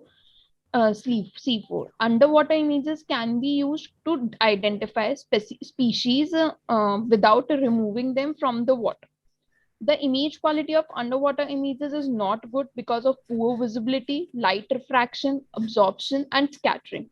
If the quality of these images is not improved, then it becomes difficult for researchers to understand and analyze them. Enhancement of these images is also needed for underwater robots to monitor marine species, migration, and coral reefs, inspection of submarine cables, and wreckage, underwater scene analysis, etc. So the goal is to obtain the images present on the right-hand side. From the images A are the input images, that is, it comprises of haze with a blue haze, and the goal is to obtain the output image with removing blue haze from them and enhancing the content of those images without losing any content. So for achieving this goal, I have gone through various papers. Amongst all the papers, I have chosen 4 papers to compare, show the gaps and the comparison. So here's the first paper, which was about image enhancement, processing for Retinix processing for automatic image enhancement, which was given by Z. Rahman, DJ Jobson, and G.A. Goodwill. In this paper, the author proposed a method which combines color constancy with local contrast, lightness, enhancement to transform digital images into renditions that approach the realism of direct scene observation. This method is time consuming, it is handcrafted, and is less efficient.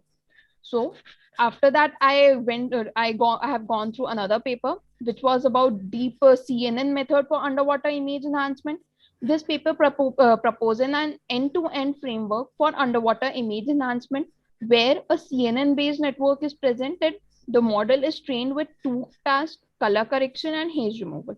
This unified training approach enables learning a strong feature representation for both tasks simultaneously. The major problem of this completely CNN-based approach for image enhancement is it is less efficient. It requires large data set and large time for training and testing. The CNN-based model is comparatively slower and less efficient. So after that, I have gone through another paper, which is fast underwater image enhancement for visual perception, which was published in IEEE. This paper presents a conditional generative adversarial GAN-based model for real-time underwater image enhancement. Cycle GAN is presented for enhancing the images. The biggest problem with this type of generative model is it requires pair of images, that is requires set of paired images, and that is a pair of hazy image and an enhanced image for that image. In other words, in the approach presented in this paper, mapping of the images is to be done. This type of model also requires a large data set. After going through all of this, I got to know that I have gone deep dived into generative networks, where I got to know the various types of generative network.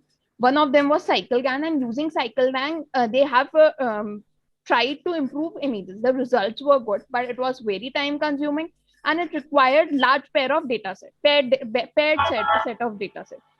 So, and I went to a neural style transfer method, where the style of one reference style of style image is transferred, reference image or the style image is transferred, background is transferred from style image to the input image to generate the output image. The first paper was given by Gatsy. It was image style transfer using convolutional neural networks. Object was Sorry to interrupt you, ma'am. You have only 2 minutes left. Objective is to produce new images of high perceptual quality that combine the content of an arbitrary photograph with the appearance of numerous well-known artworks. The major drawback of this approach is the content loss is more. In order to reduce the content loss, architecture of model used for neural style transfer can be changed. So now comes what was the need of the project. So on looking the gaps of CNN-based model for underwater image enhancement, I came across second paper.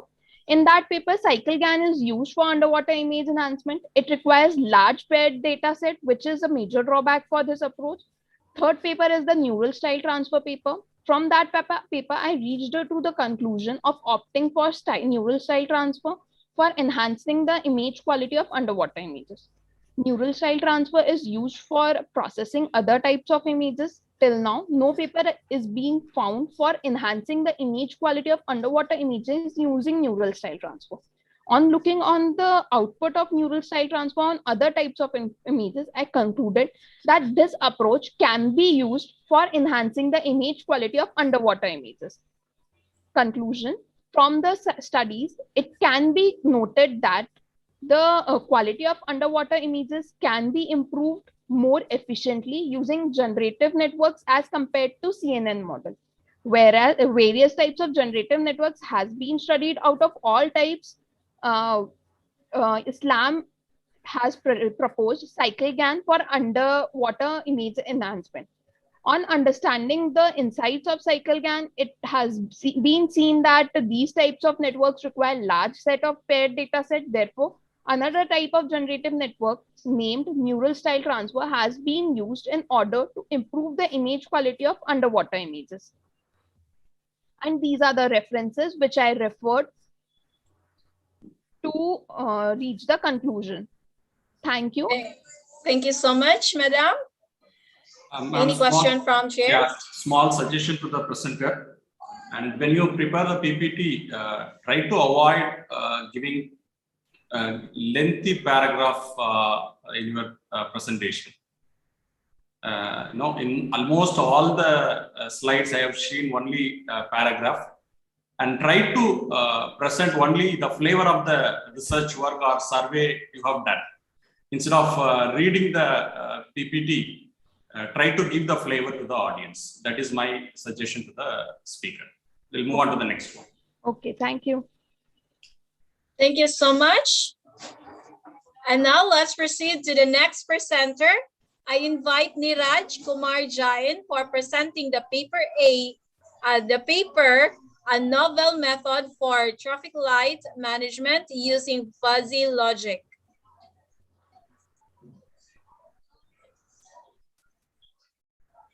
Niraj Kumar.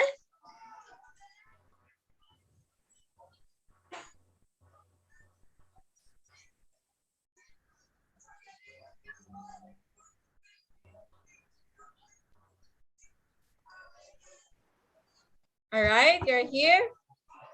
Can you now please proceed?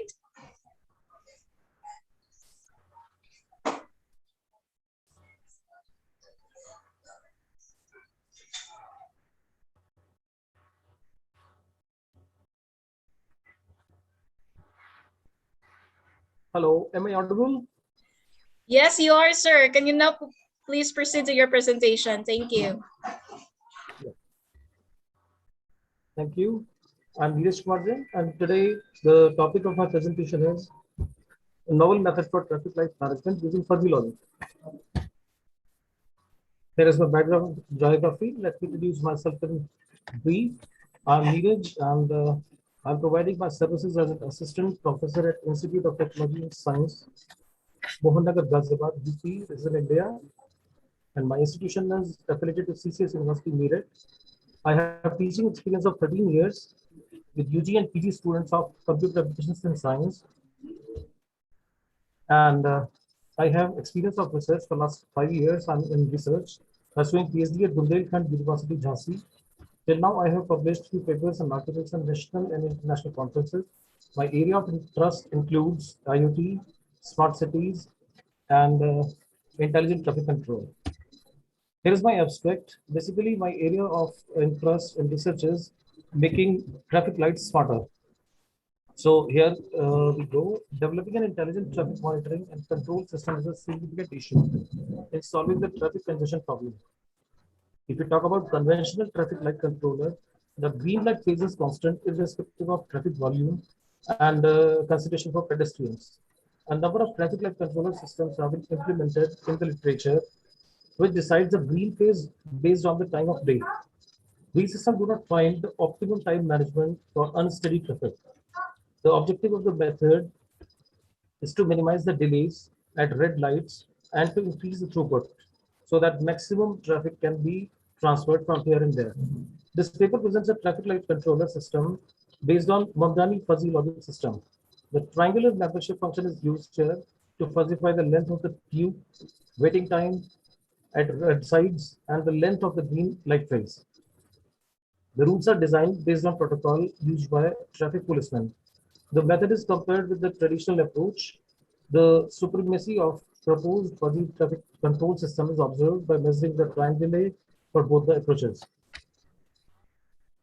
So here is the key point. Ever increasing number of vehicles has following issues. Actually, it belongs to Meerut, which is in UP, India, and like other metro cities, like other urban cities, we are also facing problem of lots of vehicles emerging every day. These are some issues like traffic congestion problem is severe. It leads to time wastage, fuel wastage, money wastage. It is a matter of irritation to wait at red lights. Higher chances of accidents are there. It is also leading to sound, air, noise, and water pollution as well. So these are some issues which are taking shape because of increasing number of vehicles and limited road space. So in this case, the demand of efficient traffic light control is increased with the rising users and pedestrians on the road. Here is a record taken from RTU Day1, which is showing number of accidents which took place within 2018, 19, and 20 monthly. And here is the intersection. You can see the picture which is shown here. It is a popular intersection in the city of Meerut, which is having two roads, crossroads. You can see this one is Delhi Road, basically. This goes to Delhi. And this one is City Railway Station. Way to the city railway station, and this is too congested every time.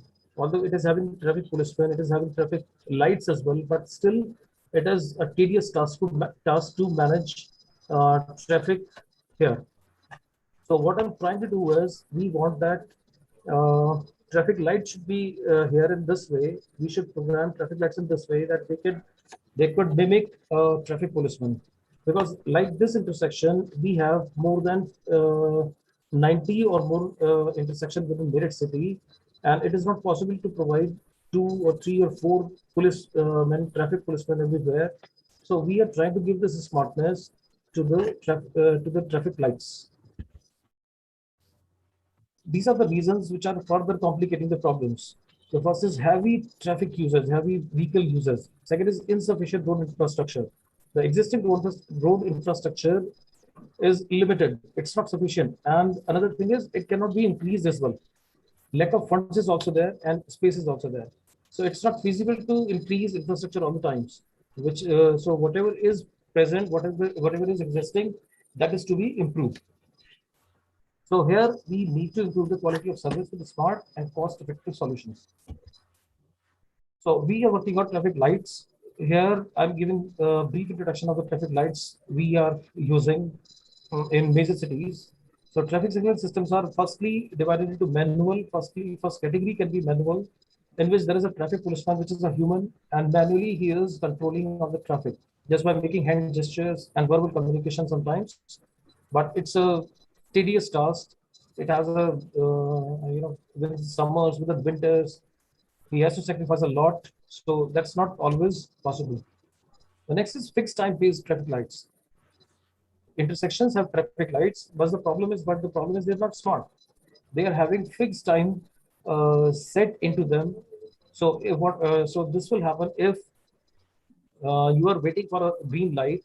There will be chances you are in red light, and there will be chances that some other lane has green light where there is no traffic. But because time is fixed, they have to wait. So it cannot be changed for variable traffic demands. We need to find some solution which can find solution for variable traffic or which is dependent on traffic density. So the third is the smarter one. Use of sensors such as loop detectors. We can use cameras. We can use IR sensors, receivers, transmitters in order to get the traffic density. And based on traffic density, we can give instructions. We can program these lights to work accordingly. So speed flow, queue length, waiting times, average waiting time. These are some parameters which can be used in order to improve the situation. We are going to use fuzzy logics into this. In this paper, we propose a smart traffic light system for an isolated intersection using fuzzy logic. We are going to use MATLAB for the simulation. We have used MATLAB 9.4 for this simulation. And the resultant parameter, the output is average waiting time, which is used to compare the performance of both, that is fuzzy logic controller and the traditional fixed time controller. So here is the phases I've divided. These are the 4 phases. That means the intersection will work according to these 4 phases. Within first phase, there are 2 lanes, east to west, north to south. But within phase 1, whenever the green light time is given to phase 1, only 3 movements will take place: straight, left, and right. Similarly, for the next phase 2, only west to east, then left and right of it will take place. Similarly, within phase 3 and phase 4, only three movements will take place because we need to ensure that there must be no collisions. In this phase scheme, there are minimum chances, or there are 0% chances to have collisions. Here is a fuzzy logic control system, which is based on 3 modules. We are identified 3 modules here. The first is phase selector. Let's suppose we are having phase, as I recently shown, P1, P2, P3, P4. So there are 4 phases. In traditional one, what will happen is we have fixed time for all the phases, and without considering the traffic load, they will be switching to P1 to P2 to P3 to P4. And this way, the unnecessarily the red lanes, on the red lanes, waiting time of the people, waiting time of the travelers will be increasing, which we exactly don't want, which we want to minimize. So here's the phase selector, which is dependent on 2 fuzzy variables, that is waiting time and queue length. So what we are doing is, on all 3 sides, we have put detectors, that is sensors, IR Sorry sensors. to interrupt you, sir. You have Yeah, 1 minute left only. Okay, ma'am. Okay. Thank you. So phase, thank you. Phase selector has 2 inputs, waiting time and queue length, and the second module will decide whether the existing green time must be extended or stopped based on 2 parameters. Versus vehicle remaining, how many vehicles are remaining on green side, and how many vehicles are passing currently, right? So these 2 will give output, and the output of this phase selector will be urgency. Means we have to decide which red side has maximum urgency to get green light, and this will give us output as green time extension will give output as that maximum people are vehicles are remaining on the intersection of green side, so it must be either extended or it must be stopped. These 2 are the inputs for decision module, and finally decision module will consider whether the green time must be stopped or not on the basis of urgency and this. So this is phase selector. This is what I've already explained. Input and output to the system. These are membership functions for waiting time and queue length. So we have divided waiting time into 6 parameters or linguistic variables we have made. That is 0, very small. I mean, waiting time is 0. It's very small. It's small. It's medium, low, large, and very large. Similarly, the same linguistic variables are provided for queue length. And here is the urgency. Urgency may be 0. That means it's not urgent to give green time to red light. Then small, then medium, high, and very high. These are some fuzzy rules. It is basically similar to the intelligence of the traffic policeman, which is human. So if waiting time is 0 and queue length is also 0, then there is no urgency. So Z is indicated here, so 0. Similarly, if very large waiting time is there and very large queue length has been observed there, then its urgency is high. It must get green time right now. Urgency is more. The second phase is here. It is for remaining and passing vehicles, and it will tell us whether we should give more green time or we should stop it. So based on these 2 outputs, we will finally take either no, we should not extend. Maybe we can extend. Yes, we can extend, and yes, we have to extend. So if remaining vehicles are more, passing vehicles are also more, then we need to extend green time. This is the finally membership function for decision. It has only 2 values, yes or no. Means we have to continue with the green phase or we have to stop it so that next phase can come into picture. Here is the sample fuzzy rules for that. And it is clearly seen if urgency is medium and stop or extend says maybe, then yes, we need to extend the phase. So we have simulated this model on MATLAB 9.4, and we have collected data from DN crossing, which is shown in the picture. And as a result, we have seen we have fixed 2 minutes for every phase, and total cycle time was 100 seconds. When we simulated this on MATLAB, we have found that with a fixed time controller or fixed time manner, it took 32 seconds for average waiting time. And on simulation on fuzzy controller, it took 14 seconds. So improvement is 56.25%, which is quite significant. These are some more smartness we can add to the existing infrastructure of the roads. That means our roads can harvest energy based on pressure sensors. Then musical roads are also in picture. Roads can weight your car also or your vehicles also, because there are chances that overloaded vehicles may get accident. and road can charge electrified roads or maybe also there. Roads can talk to you. Roads can provide some smart intersections. Roads can provide phenomena for emergency vehicles and can help. And these are some options which we are going to introduce within these traffic lights only. Now we can have a display on traffic lights which can show date and time. So whenever you are waiting at red line, waiting for green time, that time, date or time can be shown. Map of the way on which you are going, that can be shown. Current temperature can be shown. Air quality index is a thing which can be shown over there for your information. And you can show the prominent places on your left and right. It can click pictures of red light jumpers also, because in India, if you put lights in our cities, if you put lights, if you put traffic policemen also, still we have habits to jump lights. It can sense presence of emergency vehicles. It can take power from solar system also. Power generation through power sensors can be used at traffic signals. May have panic button also for emergencies, and it can show congestion or the status of traffic ahead, and it can take care of pedestrians and cyclists also. So if we implement all of these into traffic lights, definitely our existing lights will be smarter. So that's it from my side. Thank you so much. Mr. Siddhant, I have a question to you.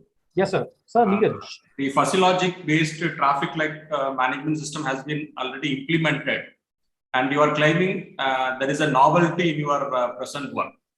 Can you justify that? What is the novelty in your work? Sir, novelty is the key ideas which we are going to implement into it. Even using a you are only proposing. You are only proposing. You have not yet implemented. Sir, using Arduino board, we have seen the use of these sensors also. In my next paper, I am going to implement most of these things. But I have come across many such paper on fuzzy logic based traffic light management. So please look into that and find out the novelty which you are claiming. Thank you. We'll move on to the next presenter. Okay, sir. Thank you. Thank you so much. Thank you, everyone. Thank you so much. And thank you so much to all presenters. And now let's proceed to the keynote speech. I welcome Dr. Oscar Correa, Acting Deputy Vice Chancellor, Cavendish University, Zambia, East Africa, to deliver her keynote speech. Dr. Oscar Correa has more than 20 years experience in information technology and in various sectors, including education, telecommunications, mobile financial services, IT outsourcing, and product management. His last assignment was leading one of the largest mobile money managed services as Vice President, Financial Services at Mahindra Comviva.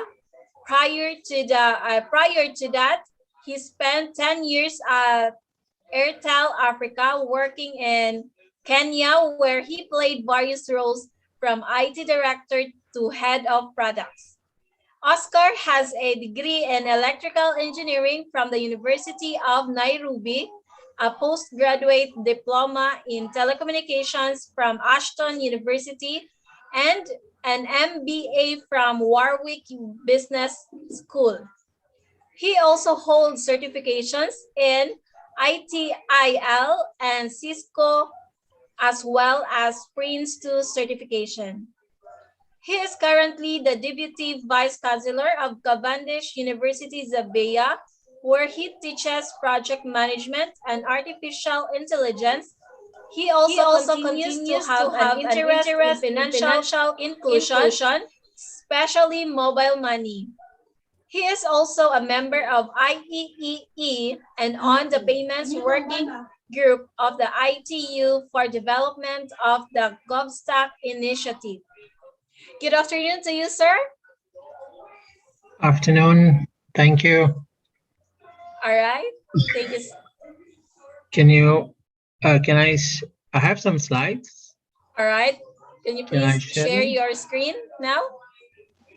All right. Let me share my screen too. Sorry, let me just present the slides.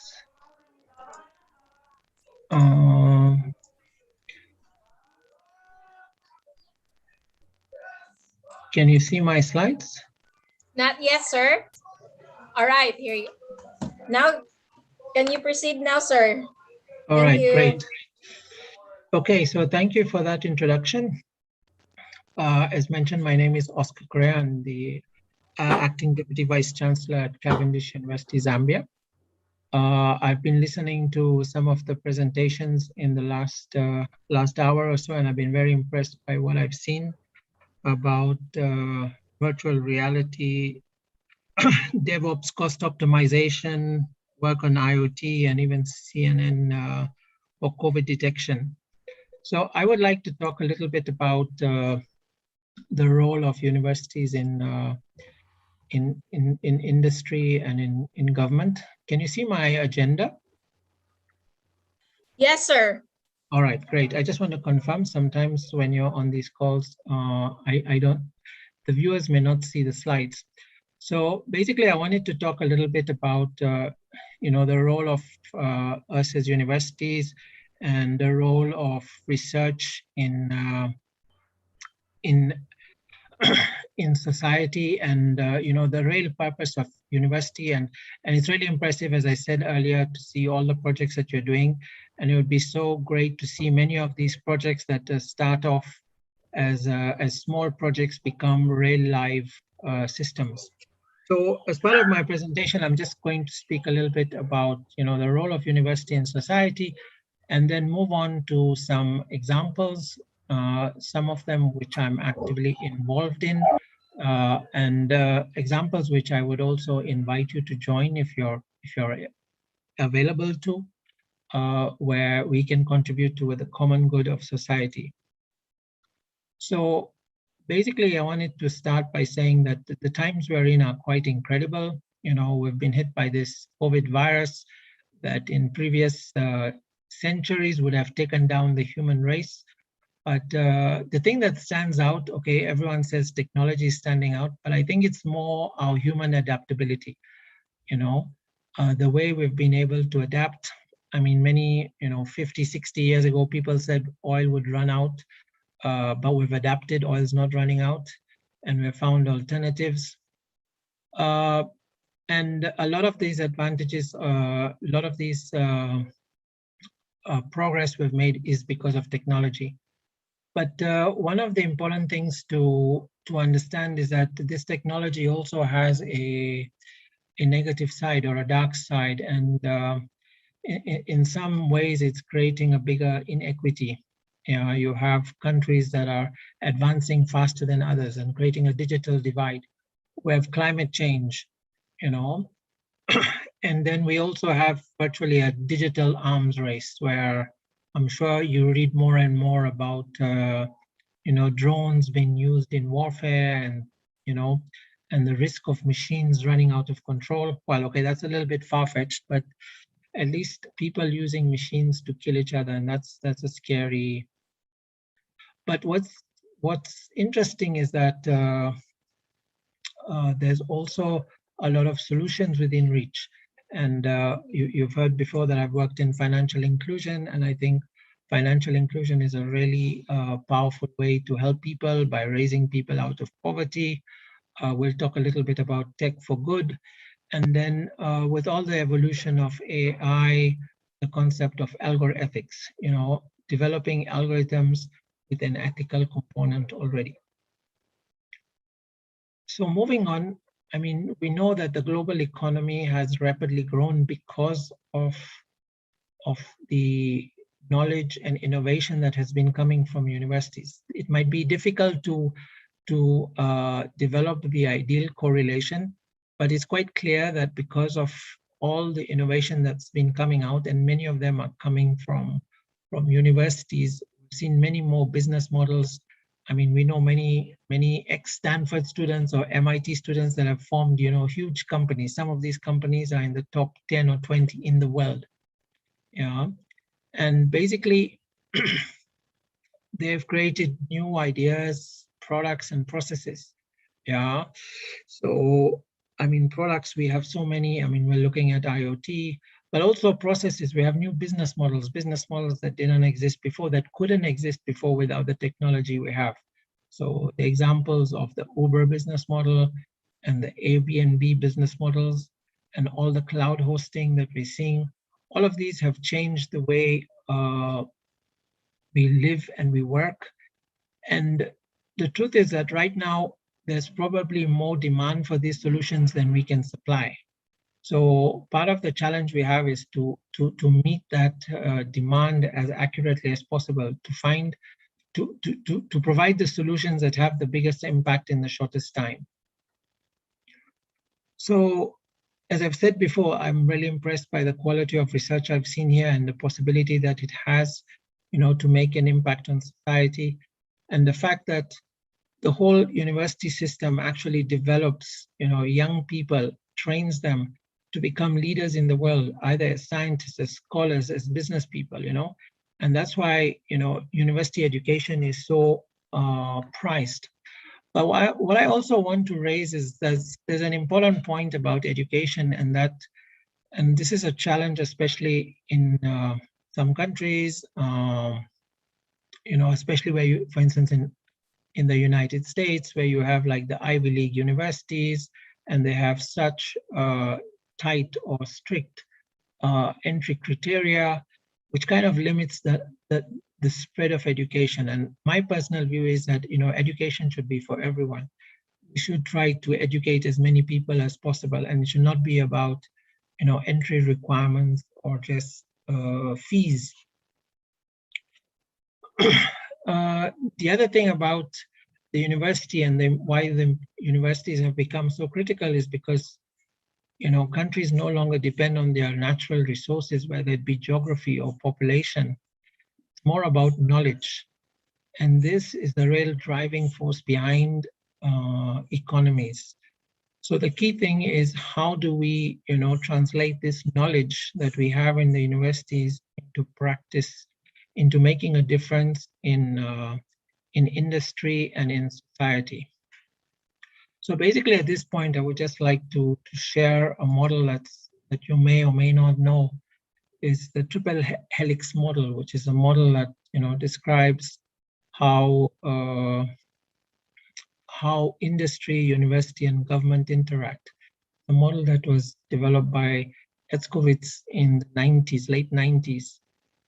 And basically the idea is that while each one of them, starts out as a silo, they interact with each other. And as these interactions develop in a push-pull way, they eventually can become strategic interactions. And to be honest with you, you see this actually working in different countries depending on their, economic level. So, typically middle or low income countries, or rather, typically the low income countries will have the silo confinement model, whereas the middle income will be more in push-pull, while the advanced countries will be more in having these strategic interactions, And basically we know like industries is the thing that drives production, industry is the thing that drives economy, but government is the one that provides the, the environment in which both industry and universities work.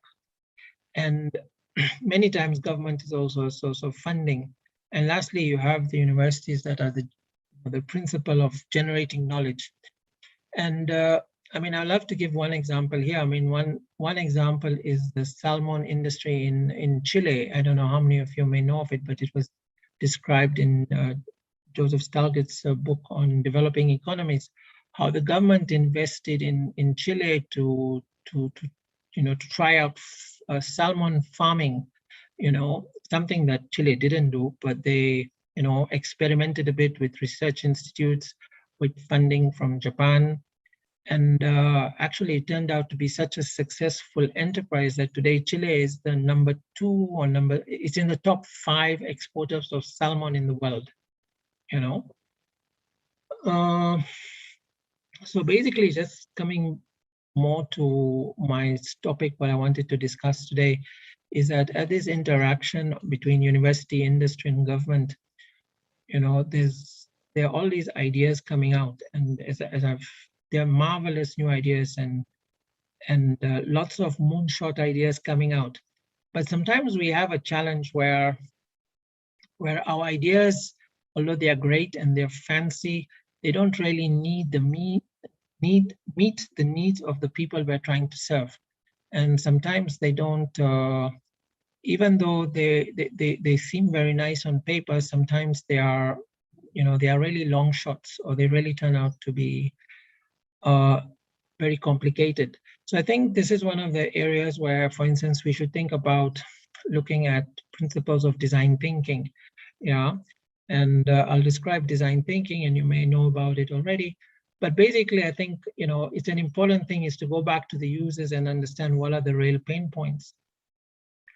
The other thing which, all governments are also struggling with, and this is a fantastic place where, both industry and university can help, is governments are struggling with digitizing their services, and governments tend to work in silos. And this is another fantastic area where, universities can contribute, because also many governments are also tending to cut budgets or struggling to meet fiscal demands. And then lastly, we'll talk a little bit about industry-university collaboration, and I'll try to present some ideas here, which I hope will be useful to you. So looking at the 3 points, the first point is about, design thinking. And for those of you who may already know design thinking, it starts with the empathy, trying to understand what customers feel, and, putting yourself in their shoes, and then moving on to defining what is the challenge, because unfortunately, many times we already know the problem even before we talk to the customer. So the first part is to understand, to feel the way the customer feels, and then to define exactly what their problem is. The third step is to do brainstorming, and I think I may have mentioned this before, but it's important to do brainstorming in a diverse group with multiple people with different ideas. Again, many times, sometimes we are very technology focused and we have our technology solution, but it just doesn't work. The next step is to do the prototype, to build quick and dirty solutions, to get them out there, see if they're going to work. That's the next stage. Yeah, but so this is a growing area. Some of the challenges we've had in engineering is that, it takes you 6 months to build something, and then after building it, 1, it might not work. 2, it doesn't meet the user requirements, and 3, the industry or the environment has changed. So that's why, and this goes back a little bit, and I've seen some of the speakers talk already about agile development, and this is somehow where the agile development comes in, but design thinking extends that to also involving the business in the whole design process.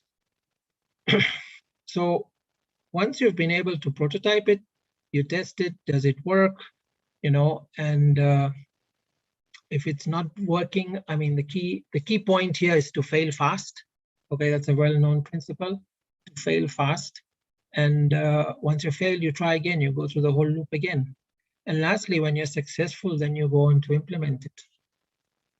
Can it scale? And this is a problem with many university design solutions. In my early days, I know a lot of universities would design solutions, and it still happens today where, a university designs a solution, it goes into commercial production, customers buy it, but because of a lack of maturity, it's difficult to really commercialize it, and the sustainability becomes an issue. So going beyond design thinking, I would like to give you another example of a project I'm involved in. And I apologize for all the text, but this is on the website, and you can go there and have a look. Website's is in the link there called GovStack. So basically, the whole idea of GovStack is to build, to develop solutions for governments, that make their digital transformation process a simple or seamless process. And the idea of this project is to create designs or low resource settings so that you can help governments not only to digitize, but also to keep pace with the change of technology. And the challenge you have a lot in governments, as I mentioned earlier, is you have too many silos, you have challenges of scale, and just other challenges in terms of coordination and securing funding. So basically, this project is aimed at building to create digital access and inclusion for citizens by the development of digital building blocks. Okay, and these building blocks are developed according to best practices. So basically, in the next slide, you'll see the partners who are involved in this project. But basically, there's been invitation to a lot of people who are not linked to, who don't have any special interest, who don't work for a specific company or a specific vendor. And the whole idea is to build a set of digital public goods. So basically over here, you see a little bit the idea of GovStack. So basically GovStack has a bottom layer. By the way, before I go on, you see over here the different partners involved. Okay, DIAL, ITU, GIZ, and the Ministry of Foreign Affairs in Estonia, because Estonia is one of those countries that is kind of leading the world in this kind of implementation. They have a hosting stack, you have co-building blocks, you have common applications, and then you have information mediation. One communicates between all the different building blocks. And then finally, you have services that are facing the customer. And the whole idea is to build these blocks out of as much as possible open source components, but definitely standard based and things that are interoperable and reusable. And often they are going to be built as microservices or what do you call it? Docker containers. Yeah. So basically, this is an overview of the whole architecture. And in the next few slides, I'm just going to show you very quickly some of the building blocks. There are quite a few. There are actually like 20-something blocks. So like, for instance, it has a block for artificial intelligence, a block for business intelligence, client case management, collaboration, consent, content, data, digital registries. So actually, it considers data collection and digital registries as two separate blocks. There's even an aspect of e-learning, marketplace, geographical information services, ID. There's also an information mediator. So this block is the block that links all the blocks, messaging, mobility management, and payments.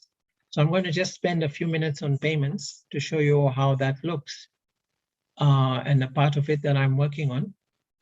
And then here you see other blocks regarding registration, reporting, scheduling, security, shared data repositories, and workflow. So as I said, this GovStack is something that you can Google and you can even register for. It's completely free and it's open, and they are encouraging participation. So I just wanted to focus a little bit. So this is an example of one of the building blocks, the payment building block, which I'm involved in. And basically it's been designed by people who have a lot of experience, okay, on this from across the world, people who are working with open source payment solutions, people who are working with governments, people from the World Bank, and even people from the GSMA. And basically over here, you see an API management gateway, a layer of orchestration, voucher management, bulk payment, and even payment gateway, so that payments can go and hit external parties like banks and mobile money providers. And basically, some of the things that this working group has looked at is like because it's supposed to be a generic kind of solution, what are the different configurations of switches in different countries? And as much as we've put all our experience together here, some of the last scenarios, okay, they're a bit small here, but yeah, are scenarios that don't even exist yet, okay, and these are envisioned by the World Bank and some of the visionaries in the group to be how future payment solutions will look like. Yeah. And this is just some more detail on the voucher management. Okay, so this is how you activate a voucher through call by registration building block. Okay, so I'm not going to go into detail and slightly outdated, but it just gives you an idea of how the voucher activation happens. And then this is also how, the redemption of a voucher happens, coming from a merchant interface, going through a merchant registry, and eventually going to a payment gateway. And some of the key principles which I mentioned earlier are that the components are reusable. Try as much as possible to use open source, although it's not always possible, especially with some solutions, to keep workflows that are not only generic, but across multiple building blocks, and something that can be used in all sectors of government. Yeah. Moving on to, obviously, design for scalability and extensibility, and based on typical ITU standards. Moving on, I just want to share with you something we're also working on in terms of a partnership with IBM. So if you're not aware, and I'm pretty sure, I think I've seen in some, you probably have access to many of these resources. But what I wanted to just stress about the work that's happening with IBM is, IBM have a lot of projects that have an impact on society. They're called for Code 2021 was looking at clean water and sanitation, zero hunger, and responsible production and green consumption. And obviously they also have very good incentives. The winner can win something like $200,000. But I think the core of this is that actually these are having impact. So my call to the group is to say, look, we need to do research where we can have impact, and if possible, impact as soon as possible. Another area where you now have industry and, let's say, more university interaction is the area of one API. You may be familiar with this. So the idea is to have a single API that works across different hardware architectures. Today, we spend a lot of time as developers developing one solution for one architecture and another solution for a different architecture. So the idea of one API is to have a single API that you develop it once, you can run it across different architectures, and not only different architectures, but I mean, even within the same architecture family, we can have different programming languages or different APIs. So this is an industry. This is more specifically an open solution, and a more vendor-specific solution is coming from Intel. Intel launched this a couple of years ago, where they tried to create a one API which runs across all their hardware to reduce programming complexity, allows you to choose the best hardware without being locked in. And because it's all based on a single API, you don't have to keep on redoing your software. And because you can then, the time you get, you can then focus on the functionality, and then we go back to the design thinking, so you can spend more time doing design thinking rather than the development. Yeah. So to conclude, my last slide is just to summarize what I've been saying. Is I think it's important to be continually scanning, the horizon for opportunities, for being alert to these opportunities, and then challenging ourselves. And as you see in the picture there, okay, that lady was one of the former CEOs of IBM. Okay, growth and comfort do not coexist. Okay. And the last thing, and I know this is true for many of the students, it's about having grit, keep on trying again. And with that, thank you. I'll open the floor to questions. Thank you so much. Thank you, Dr. Oscar Correa, for delivering the keynote speech. Thank you so much, Doctor. Okay, and now, let's proceed to the next presenter. I will invite again Hauri Bogelia for presenting the paper Optimal Power Flow Solutions Incorporating Distributed Generator Using Hybrid Particle Swarm Optimization and Bath Algorithm. Okay, thanks. All right. Can you please share your screen, sir? Yes, you see my slide? Yes, sir, you are. So can you please proceed now? Thank you. Okay.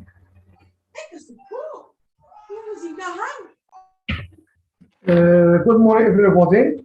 Let me now to present my work entitled optimal power flow solution incorporating distributed generator using hybrid particle swap optimization and algorithm presented by Dr. Houari Boujela from University of Qasim Mibah Ourgla, Algeria, attached at Société for Development of Electrical Energy, Isto, Oran, Algeria. Increasing demand in the electricity market and the impossibility of stocking electrical energy obligate the actor of electricity sector to guarantee a balance between electricity supply and demand, operate the network with minimum power losses, and produce electrical energy with the minimum fuel cost. For this reason, the operating system is obligated to adjust the active and reactive power of all the generators within their limit in order to satisfy the demand. This operation named optimal power flow. In OPF, we can produce and consume electrical energy at a lower cost while respecting the environment, reduce transmission losses, and we can respect the limit value imposed on electrical equipment. The objective is solving the multi-objective optimal power flow problem by using various techniques like deterministic optimization technique or methodologic technique. In optimal power flow, two strategies are taken in consideration. The first strategy, optimal active power dispatch. The second strategy is optimal reactive power dispatch. In the first strategy, we can minimize fuel cost or minimize pollution control level. In the second strategy, we can minimize total voltage deviation, voltage stability improvement, or reducing total active and reactive power in transmission line. OPF problem can be represented as a single objective function or can be represented by a multi-objective function. For this, we use the methodologic optimization technique to solve this problem. The formulation problem of optimal power flow can be represented as a single objective function by minimize or maximize function fxu subject to two constraints, equality and inequality constraint, where vector u represents the control variable and vector x represents the state variable. Equality constraint, we stand for load flow equation problem form, and inequality constraint that represent the control variable constraint given by this equation. A quadratic penalty function method is used in which a penalty term is added to the objective function for any violation of constraint limit. The wanted function is given by equation 1, where f penalty is given by or calculated by equation 2. In this case, the control variable limit is calculated by using equation 3. In this work, a hybridization between particle swap optimization and BAT algorithm is used to solve optimal problem or optimal power flow problem. The first algorithm, PSO, particle position, update, and velocity can be mathematical equation for, and the velocity can update by using equation for. Figure 1 represents the flowchart of PSO algorithm. The second algorithm is BAT fly randomly with 1 the velocity, 2 position, and with the fixed frequency. The formulation of BAT algorithm is given by equation 6, represent the frequency of BAT algorithm. The velocity is updated by using equation 7, and the position of BAT is updated by using equation 8. A new solution for the BAT is generated by equation 9, where A and R are operated by equation 10 and 11.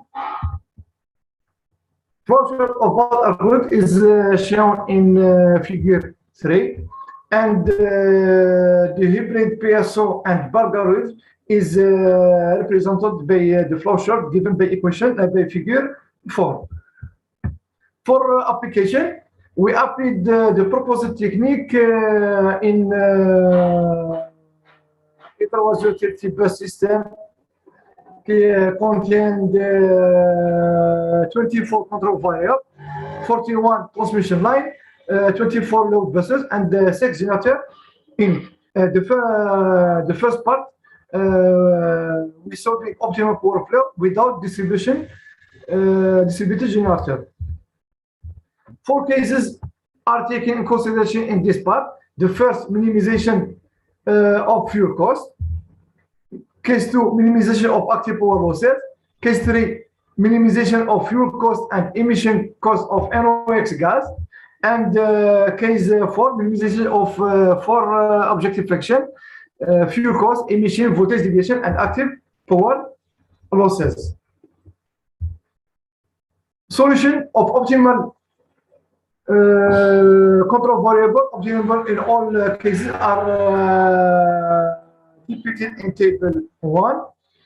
In the first case, the fuel cost is increased with 70% compared to case 2 and 3% compared to case 3. The power losses in case 2 are decreased by 66% compared to case 1. In the third case, the emission are decreased by 26% compared to case 1, and in the case 4, the voltage deviation is decreased by 76% compared to case 1 and 77 compared to case 2. The fuel cost conversion characteristic is shown in figure 6. Minimization of active power losses is depicted in figure 7. And figure 8 is shown the minimization of fuel cost and emission. Figure 9, minimization of 4 objective friction. According to this figure, that the proposed algorithm converges quickly to global optimum. In the second solving optimal OPF problem with installing DJ generator. In this case, a photovoltaic system with rated power of 2 megawatt was installed at bus 30. The best location of PV is bus 30. 2 cases are taken in consideration in this part. The first is minimization of fuel cost, and case 6 is minimization of active power losses. Solution of optimal control variable obtained by proposed technique are depicted in table 2, where figure 11 and figure 12 represent the convergence of fuel cost and active power losses, respectively. Figure 13 and figure 14 represent the comparison of fuel total power losses obtained by hybrid PSO BAT algorithm for the case with and without. For conclusion, consequently, that the proposed algorithm is a favorable optimization tool for solving the optimal power flow problem and for more complicated study with the presence of renewable energy. For future research, the proposed algorithm will be utilized to address some other problems, system optimization problem, such as the optimal power flow problem, considering fast devices, optimum capacitor problem, optimum voltage sizing, and location. And thank you for your attention. Thank you so much, sir. Yes. Thank you, Any Doctor. question from Chair? Yeah, thank you, Doctor. You have given a wonderful presentation on optimal power flow using swamp particle technique. Yes. And, yeah, the main problem with power system, it is very difficult to validate the simulation results. We cannot go for any practical data to defend our simulation results. So in your case, how did you validate your simulation results? I am sorry, can you repeat the question? See, always, power system engineers are facing problem for validating the results. Yes, the difficult is... How did you validate your simulation results? You are claiming it is optimal solution. How did you validate? Yes, the difficult is how we can take in the parameter of the algorithm.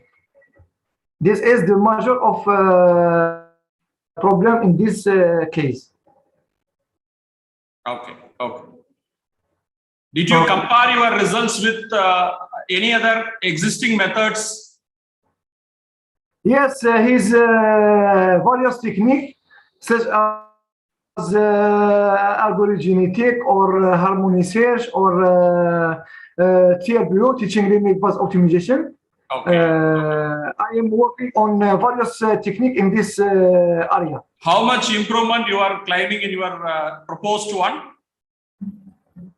Such as an improvement harmony search algorithm or cookie search algorithm.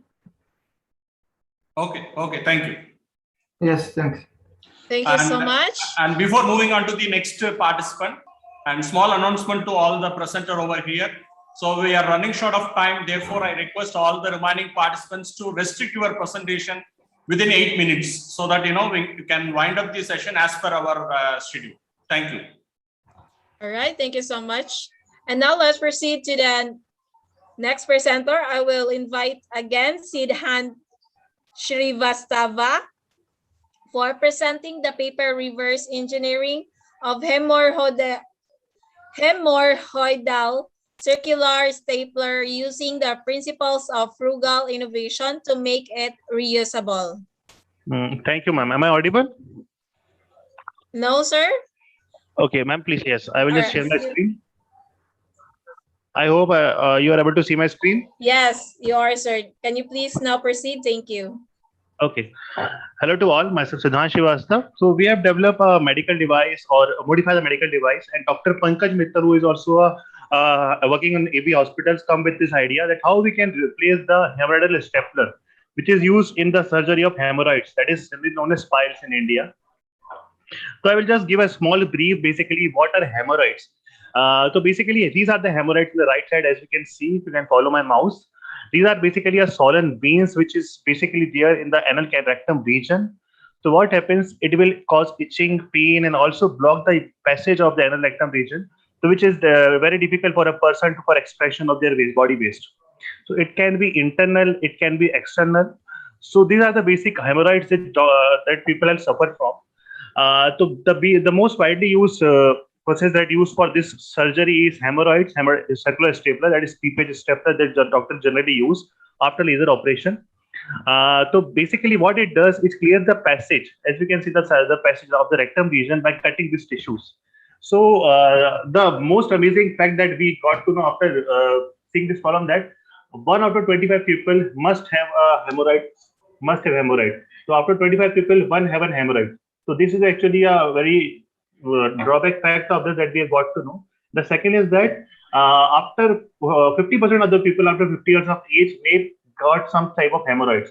So as we can see, most of the people caused by these type of diseases are like a surgeon because of constipation, bad food habits. So that is the most expert that we want to work on this problem. Second, after starting this, what we have found that these are the stapler that the doctor generally use. It is a used. So we have categorized the various parts of this, the major parts like cartilage, shifting, and these are the triggers that doctor generally use to trigger the mechanism. I will just come to that later mechanism. And this is the whole kit that doctor use for the operation. So I will just express the basic phenomena of operation. This is the hemorrhoids, as you can see in this, as I follow my mouse. This is the anal opening. So this is the device that doctor use for operation. So what it has a circular blade and a stapler. The circular blade cut the extra tissues of the hemorrhoids. And after third image, as you can see, the tissues are left and the whole tissues were sealed by the stapler, the circular region. This is a sectional view. The circular region was sealed by the stapler. This is the basic working mechanism of this stapler. So since we need to do a reverse engineering at how exactly it works, so we have just opened the stapler and we found out major parts. As you can see, this is anvil, this is hammer, this is staple ring, this is circular blade, this is pusher, and this basic major aspects of this. Since in order to do the reverse engineering, we have basically CAD model. We have made up various 3D-printed prototypes of that how we can modify the existing design so that it can be reusable. So after that, we have found a triggering mechanism, how actually trigger works. So as you can see in these two figures, these are the staple rings. Okay, these are the staple rings. This is the blade. This is the blade, circular blade. This is actually a carriage staple ring. This is the hammer which usually used to staple the ring from the specific orientation. And this is the pusher which pushes. So this connecting rod moves and the pusher pushes the staple ring. And this is the anvil which has negative braces of stapler pins, which just hold the stapler pin in its position. And after some time, when the cure gets healed up, after 1 week, the stapler automatically comes out of the body. So this is the basic procedure, and this is the triggering mechanism. This is the trigger is pressed, the blade comes out, and the whole staple ring got stapled inside the anal rectum region. This is how the operation takes place. So what doctor wants, this is only a disposable device. Doctor only has to use once and need to dispose the whole device. So this is the current picture that doctor shown to us. We have also seen various operations. So for frugal innovation, what we have done that a very specific methodology we have applied that it is a very specific problem. So what we have done, we have shifted a specific problem to a general problem. Then we found a general solution for that, and then again shift that general solution to a specific problem. So what we have used a hammer. This is actually a stapler that generally used. So this is a very generalized stapler. So what we use various cartilage for stapling the ring. So we have found that why can't we use a various cartilage like this only for using this stapler? So we have found out that since the pins are not available in the market, so we have created our own pins like by using various wires and giving edge to that. And after this is the basic output of that basically staple ring. So we have created this. And since what we have found out that the blade, which is circular blade, which can be used 2 to 3 times as described by the doctor, and it can be used 2 to 3 times after sterilization. So what we have found out 2 solutions for this, that what doctor can use and what the manufacturing unit can do in this stapler. The first is that this is a basically cartilage that we can use. First is that we can make a separate cartilage inserted with the pins. After using one time, what can we have just make a removing mechanism. This cartilage, the circular stapler, can be placed again, and again the whole setup can be arranged after sterilization, and this is ready for the setup. So this is the first solution. And what is the drawback in this that the circular blade can be used 2 to 3 times only, and it cannot be separated from the whole system. So this whole setup can be used 2 to 3 times. So this is the first set that we have proposed to the manufacturing unit. And the second solution that since the drawback is that blade can be used. So the second solution that we have prescribed, why can't we make the whole cartilage this like a razor blade? So this is the final solution that we have proposed. This is a whole cartilage set that we can give to a doctor. Suppose he used that one, he can sterilize, and again he can replace that. So we have given a detailed view that how he can replace the anvil, outward force, and this other cartilage can be replaced, and again the stapler is ready for use. So this is the basic reverse engineering that we have done. We have also tested this initially that with papers, and currently the testing is going on muscles and various tissues, human body. It is actually taking long time because it's a medical device and need to complete every regulation. So this is a lab study that we have done, and it's our stapling also working very fine. So basically is that it is a very easy solution that can be implemented with the existing companies. This is actually our fact that the company need not to modify the existing design. Only the small modification need to be done with the existing design. So it is just really innovated, and we have tested this currently. Maybe in few months, maybe you can see this step in the market. So this is a very small picture. there are n number of devices which are disposable and only one-time use. So we are figuring it out how we can proceed the similar methodology in other devices. Thank you. These are the references that we have used, and thanks a lot. Thank you so much. Any question from chairs? No, man, we can move on to next presentation. Thank you. All right. So thank you so much. And now let's proceed to technical session 2B. I invite Praveen CK for presenting the paper, a study on the effectiveness of animation-based lectures in enhancing students' learning ability and cognitive load. All right. Now, can you please proceed now? Thank you.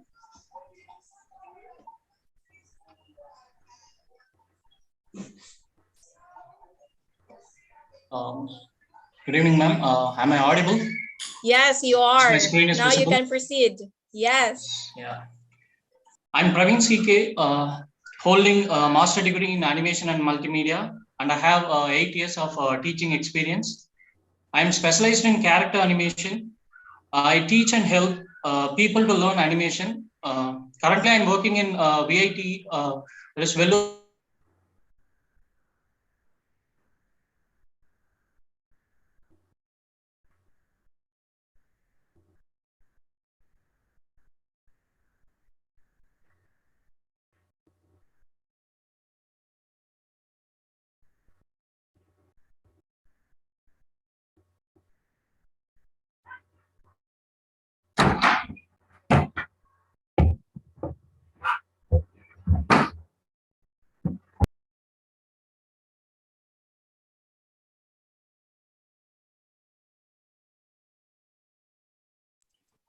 Hello, Sir Praveen. Hello, sir.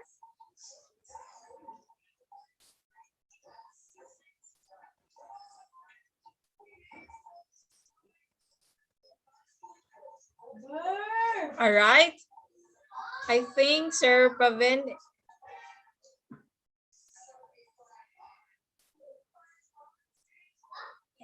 Sir Praveen. All right, let's call him again later. And now let's proceed to the next presenter, Rupa Belorkar, for presenting the paper Environmental Analysis of the Sugar Industry Press Mud of North Karnataka, India. Rupa, yes, you're here.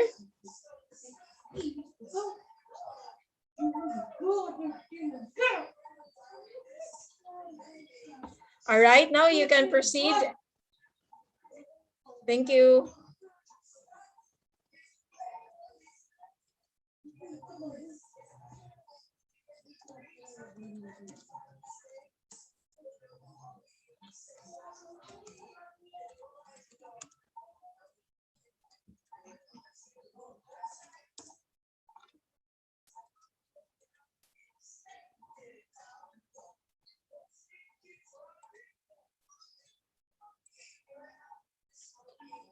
Hello, ma'am. Can you please? Yeah, ma'am, can you hear me? Yes. Yes. I have received my degree from Karnataka University and at present teaching in Parvatibai Chogle College.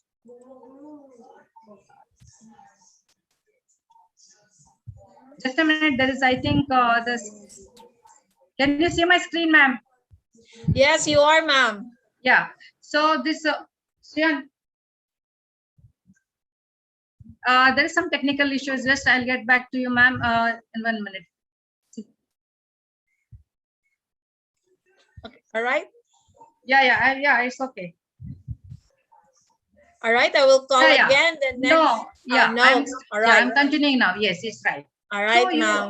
Now you can proceed now. Yeah, India is world's second largest sugar producing country, and Maharashtra is one of the largest sugar producing countries in India. So this agriculture sector has shown that there are it contributes to about 60 to 70% of the agricultural developments in India also.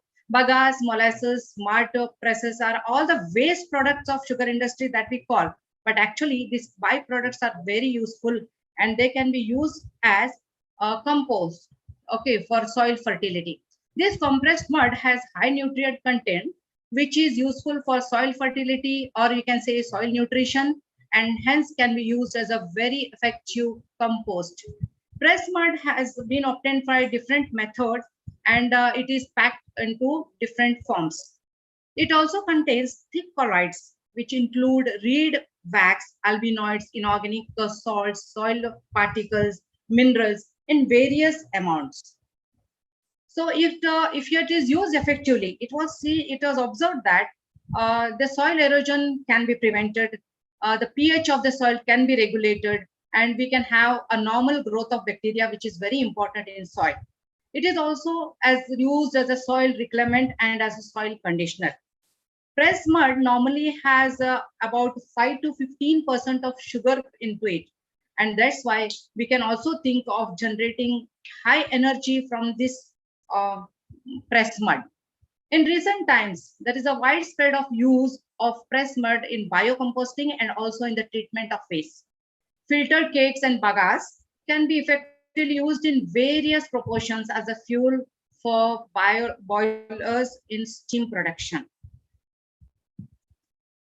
The samples which I had analyzed were collected from my neighboring state, that is North Karnataka. And I'm residing in Goa, where we have very less number of sugar industries. So I decided to get this from a place in North Karnataka, where there are many industries located. And this collection of samples were done in the month of October to March, so that that is the harvesting of sugarcane, and that is the high time we can get all these things. Tons of pressed mud is evolved. So what we did, we brought the samples, we stored it in a cool room at 4 degrees centigrade before testing or doing any analysis. Then later on, we started sun dried them to remove all the contaminations. We tried to do some of the analysis like pH, electrical conductivity, moisture content, total nitrogen, phosphorus, organic carbon, and carbon to nitrogen ratio. So from our results and discussions, we came to know that the pressed mud has got more advantage because it is easily available, it has low cost, and it has got a high water retaining capacity. The physicochemical parameters which we did in our labs, as in presented in table number 1, pressed muds also improves the soil aeration. It prevents indiscriminate use of chemical fertilizers. This was a very attractive part of this aspect because we could use this organic matter for you as a fertilizer instead of inorganic or say chemical fertilizers.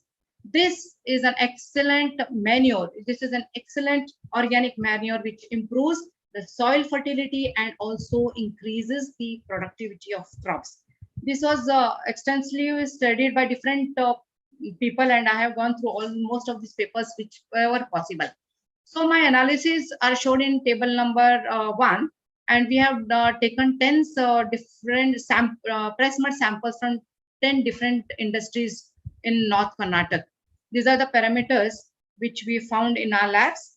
The pH. pH is a very important aspect for any microorganisms to grow. So we found that our pressed mud, which were analyzed from 10 different industries, had a range from 6.9 to 8.8, which are very important for the soil growth.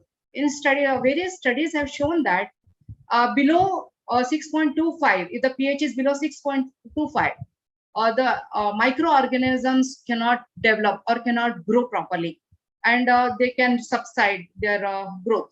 But if you are having an environment more than 6.25, it is seen that the microorganisms which are required for the ideal growth or for the plant nutrients for absorption and all becomes very efficient. So another important factor what I could come across is if we are maintaining the pH of a solution, we can also prevent soil erosion.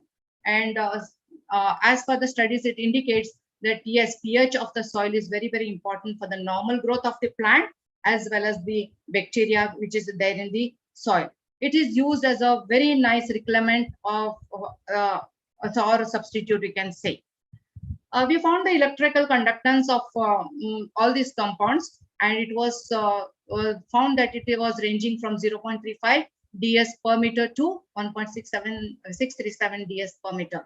So we saw that there was some increase in electrical conductance, and we could also conclude that this may be because of the salts present in the soil or also the pressed mud which is available to us. Moisture content, yes. I was interested in this moisture content because I stay in Goa, where the soil texture is sandy, and water retention is very difficult in this area. So for me, this moisture content, to preserve this moisture content in the soil and to study this was very important. And I found that whatever material we analyzed had a humidity range from 8.9 to 72.6. And again, one more advantage of this was the pressed mud which we obtained were amorphous in nature. So if you use this amorphous pressed mud into our soil, sandy soil, it was another advantage that it could clay, or it could blend with the sandy soil, and we could see that the retention of water could be to a maximum extent. Again, important factor why we want to retain this water is because we need not frequently water these plants, because the water required for the growth of this can be used from this moisture contents. It was quite interesting. Another aspect for us is the natural carbon, and we found that whichever samples we analyzed in the labs from the different industries gave a very nice organic content, and they were reported in percentage. They were 38, 50, 32, 58, 48, 62, 54, 43, 55 respectively. This is as per the sequence which I mentioned in my table. Now, if there is lack of carbon, that is organic carbon, then the soil nutrients and the fertility reduces.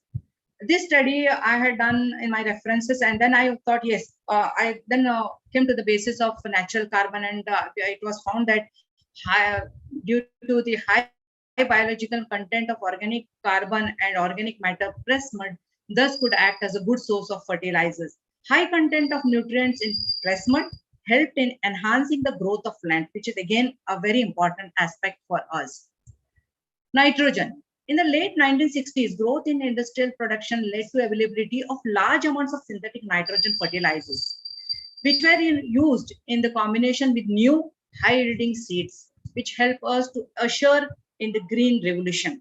It significantly boosted agriculture production worldwide. Countries which were on the brink of starvation, like Mexico, India, Pakistan, were able to be self-sufficient in wheat production. Thus, sorry to interrupt you, ma'am. 1 minute left. Yeah. Yeah. Phosphorus was also analyzed, and we found that there was a right balance of phosphorus content in our samples. That was 1.7 to 4.8. We had nice potassium content also, which was very important for our samples, which we could use it as a decomposing material for the amount of fertilizers. The CN ratio, which is very important in decomposting, decomposting was also in quite a good range. So because now from all these studies, we came to conclude that yes, whatever pressed mud is obtained can be used as an organic fertilizers. That means it can be substituted for the chemical fertilizers. The result of our analysis showed that the pressed mud contains a sufficient amount of macro and micronutrients. And also, if we enrich this with some of the some inoculations of Trichoderma, Aspergillus, Niger, Pleurotus, we can enhance this microorganism and make pressed mud a good compost. Yes, this is all the references which I have done during my work, and I would like to thank Karnataka State Akkamademi Women's University for encouraging us for this work. Also, this Faculty of Science of Libya, the Libyan Department of Chemistry, and also I thank Principal and Management of Parvati Bai Chogle College of Arts and Science for giving a good support for my work. And yes, the last thing what I would say, the earth is what we have in common. So I feel, yes, our attention towards the earth, towards the environment is very, very important. And I started the work just. Yeah, thank you. All right. Thank you so much, Ma'am Rupa. Any question from Chair? Ma'am, I have one question to you. In your presentation, I have seen 2 slides, conclusion, conclusion in 2 slides. Yes, sir. Last, you have shown one conclusion, and 10 slides before also you have shown one conclusion. Which is your actual conclusion? The last one, sir. The last one. Yeah. And what is the outcome of your work? Sir, you mentioned initially I was analysis. Yeah. Initially, I was working on all these cashew nut gardens, and where I found that the yield was making a big difference, and people are using these chemical fertilizers, and this water was drained into, and we normally use this well waters. And I also started because in some of the areas I found that there were gallbladder stones, kidney stones, and there the cashew nut growth was much. So I just initiated a small project saying that yes, I can substitute some organic matter instead of chemicals, so that at least some changes can affect the growth of these things, and also the flow of inorganic chemical into the water bodies would be reduced. That was just a pilot plan which I had in my mind and tried to implement. Okay. Thank you. Thank you. Thank you so much. Thank you. And now let's Hello, proceed. Ma'am. I'm sorry for the interruption. Praveen is here, ma'am. Like I just got a power cut, so. Yes. All right. Now let's proceed to the next presenter, Praveen CK. You're here. Can you please now Ma'am, actually, continue your presentation? It's showing a warning message that you can't start screen share while other participants. Now you can share your screen now, sir. Ma'am, thank you.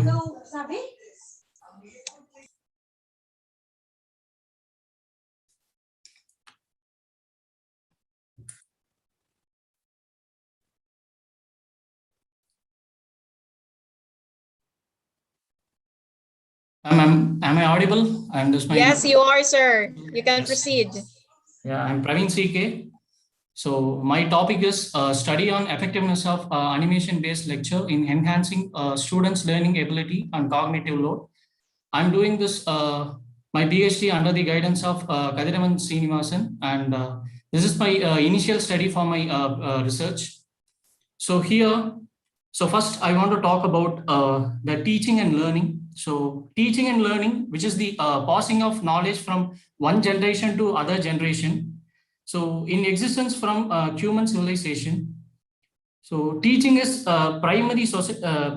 teaching in primary society occurred through oral tradition and memory retention. So the first primordial step in developing teaching tools, such as if you take writing, is the first primordial tool. So it started with writing with the finger in the ground and as well as stick in the mud. Okay, so from the beginning, the teaching machine today has become the computer, laptop, tablet, and smartphones. So here, so I will say teaching is an art. So why? Because instructor uses creative way to make the learning interesting. So that's why I say teaching is an art. I'll say teaching is a science. So why teaching is a science? So instructor employs different strategies to enhance the learning ability. So the teaching method have improved from blackboard teaching, then it's developed to OHB teaching, and from OHB it's developed to PowerPoint presentation, and from PowerPoint presentation to animation based lecture. That is like in the recent time we are using virtual reality for teaching. So this is animation based lecture. So what is meant by animation based lecture? So this animation based lecture it makes the student to improve their learning through visualization of concept, which help in enhanced memory retention and providing better understanding. Then, so this ABL helps to overcome the shortcoming of text presentation thereby lessening the teaching time and improving the learner's interest. So this is my objective. So my objective is to determine the effectiveness of ABL in enhancing the learning ability and cognitive load of the students. So how I am going to evaluate this effectiveness is, so I'm just taking like 4 critical parameters. One is learning outcome, and another one is learning process and learning environment, and the last one is prerequisite. So these are the 4 critical parameters I'm just choosing. Based on this, I just created a research questions, and the research finding is, so if the first one is like learning outcome. So this learning outcome is depends on 2 things. One is cognitive load and another one is non-cognitive load. So cognitive load is nothing but is the knowledge related attribute that can be measured from students' GPA or CGPA or marks that he is going to get from this final assessment or any other assessment like what the instructor is going to keep. And how the non-cognitive load is measured is, so it's with attitude and behavior which can contribute to the students' educational performance. And next comes the learning process. The student can learn either like self-regulated learning, so he can able to learn by himself, or else he needs some instructor to help for learning. The next one is like learning environment. So either it can be a classroom. So now since the technology advancement, due to the technological advancement, so he can able to learn either like in the virtual platform like virtual reality, augmented reality. So he can able to study the things. And the next one is like prior knowledge. So prior knowledge is, so before coming to the like any session, so the students can be hand out, so what is going to take in the next class in the advance. So this is my research questions.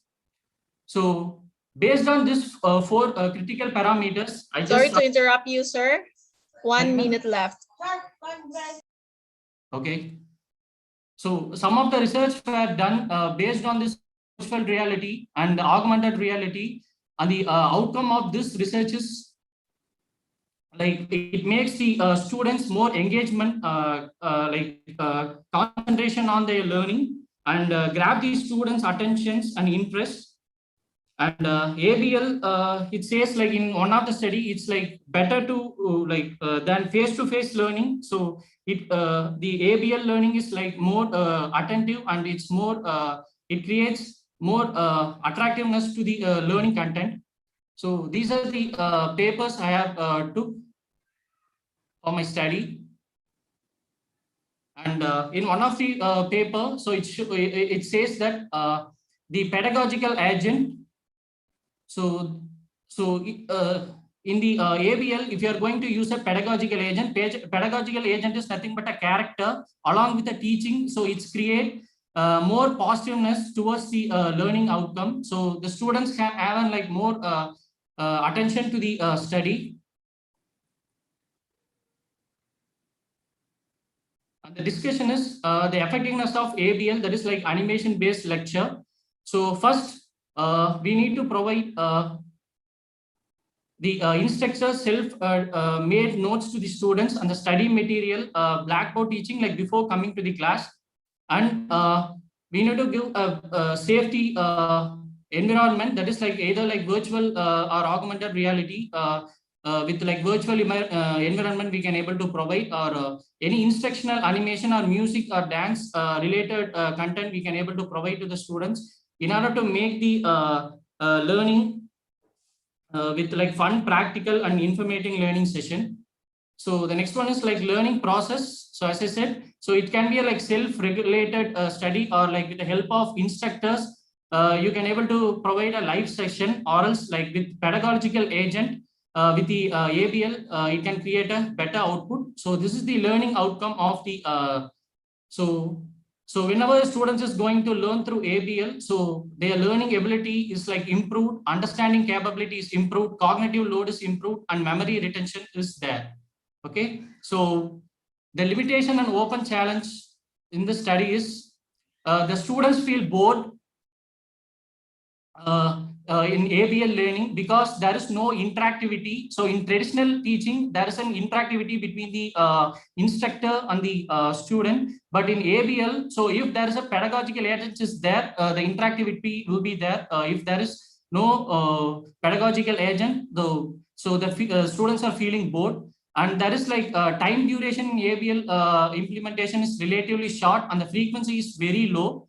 And as well as, so here, the instructors are morely concentrated on finishing the curriculum. So the innovative learning practice should be like improvised. And so actually, in order to create the replica of the actual concept, there are like several challenges are there in order to produce like something which is live into like 2D or 3D. So that is the challenge.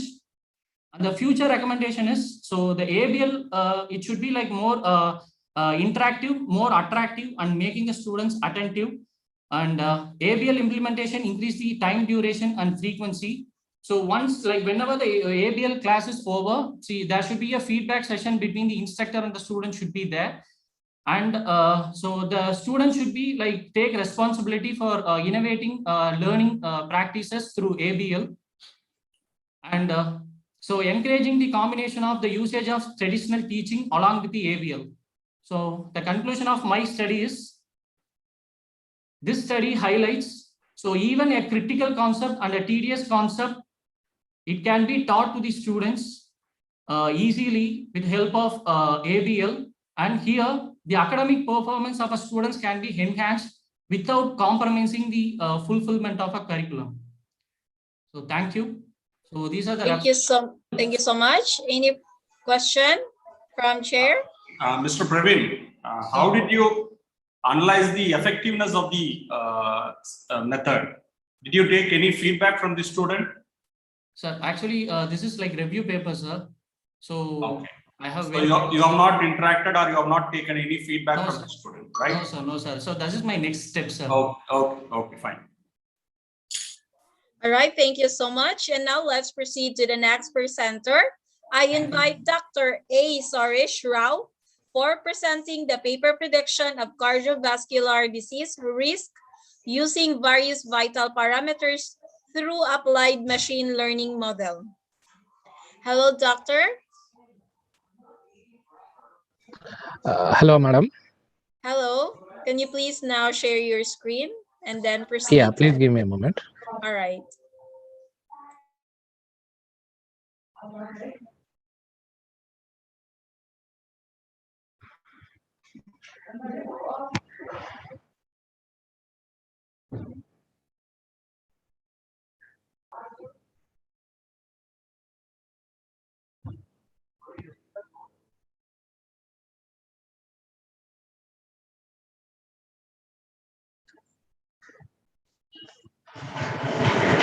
I hope my screen is visible.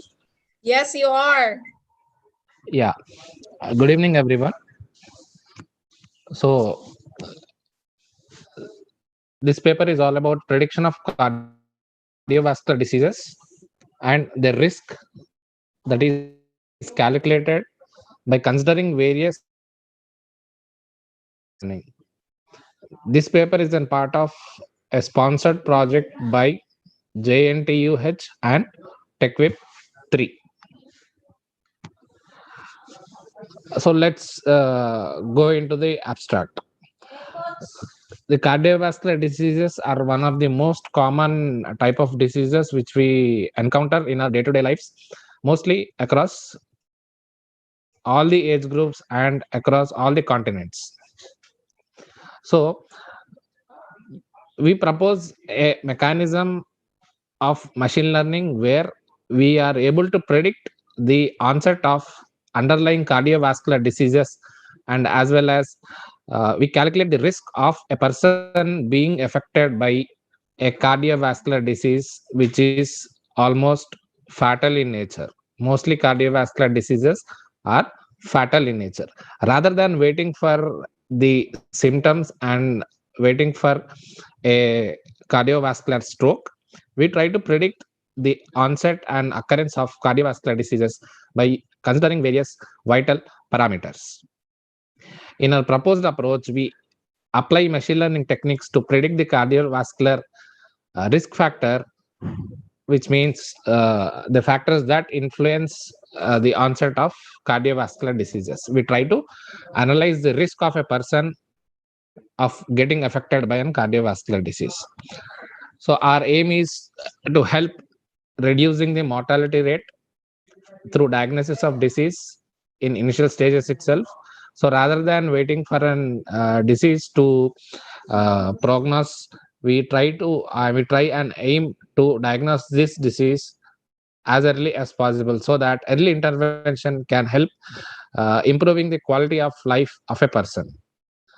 The second aim is to ease the diagnosis and preliminary examination of cardiovascular profile of a patient by an healthcare professional. And rather than waiting for a disease to prognose, if we detect it in early stages, then the treatment will be affordable. Then we have objective. Our primary objective is to develop an portable device. Most probably we are using Raspberry Pi in our project. So on this Raspberry Pi, an AI algorithm is embedded or programmed in such a way that it will consider the risk factor. It will take the inputs from the user. It will take the vital parameters from the user and try to calculate the risk of a person of getting affected by an cardiovascular disease. However, this algorithm is not an alternative to a medical treatment or medical diagnosis, but it would serve as an additional it would serve as an additional method or confirmatory method for an healthcare professional, which is powered by an AI algorithm. So we have studied various papers and various researches that is going on.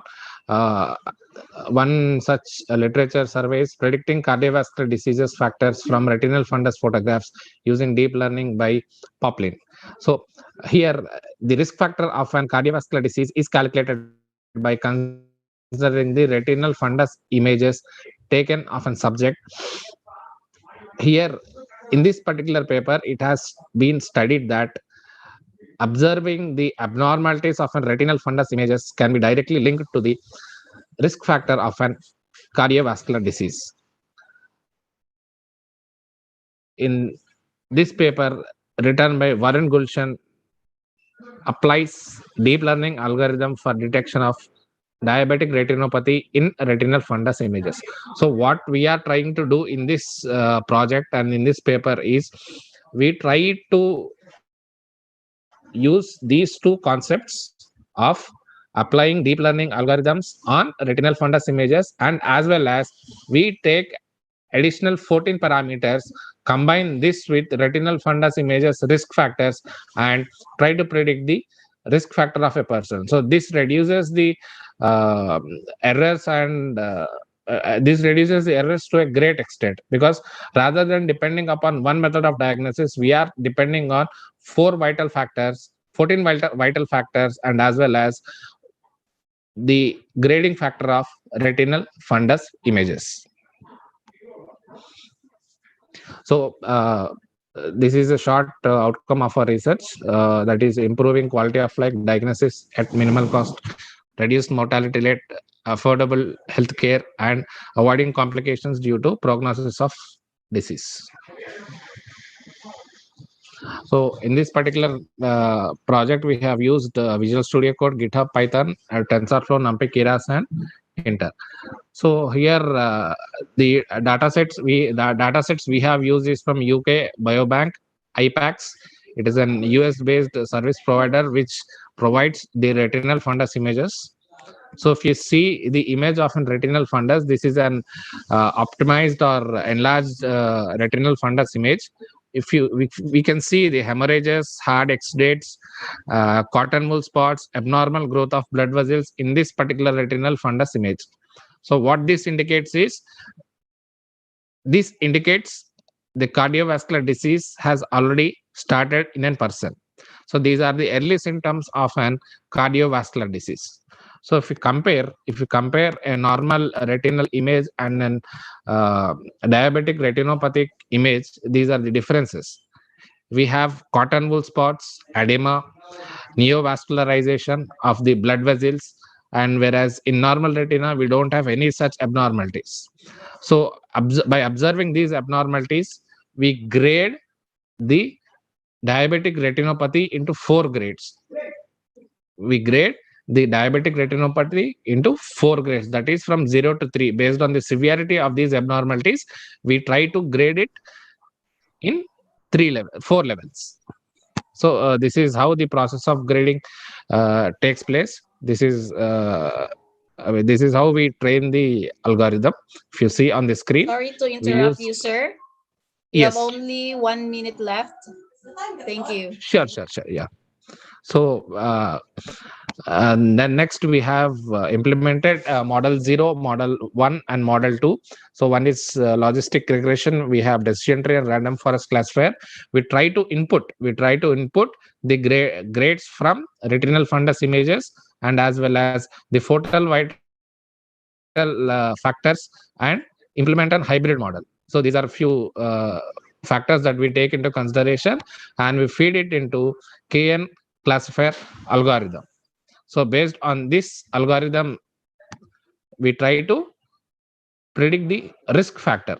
So we have observed that when the neighbors are chosen to be 3, we could achieve maximum of 87% accuracy. So this is the basic application which we have developed using Kinter, and the conclusion can be the research that early detect of cardiovascular diseases can be detected using analysis of retinal fundus images and correlating the DR factor with the biological factors of a patient.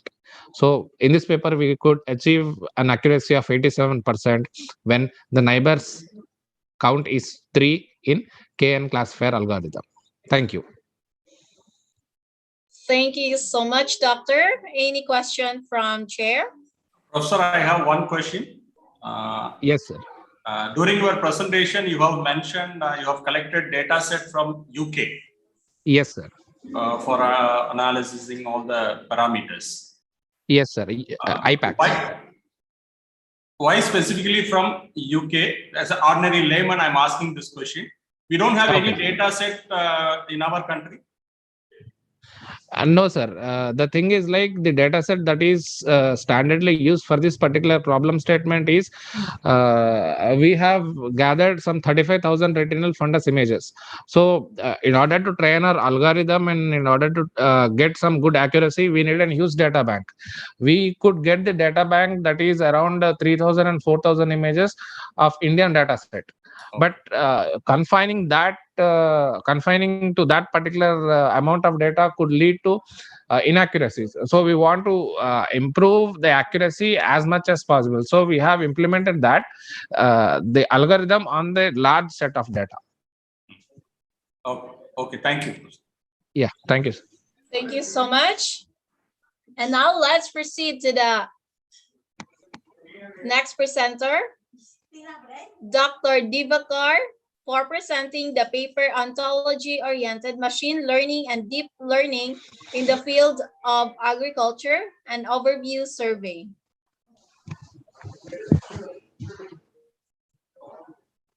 Hello, Dr. Divakar, you're here?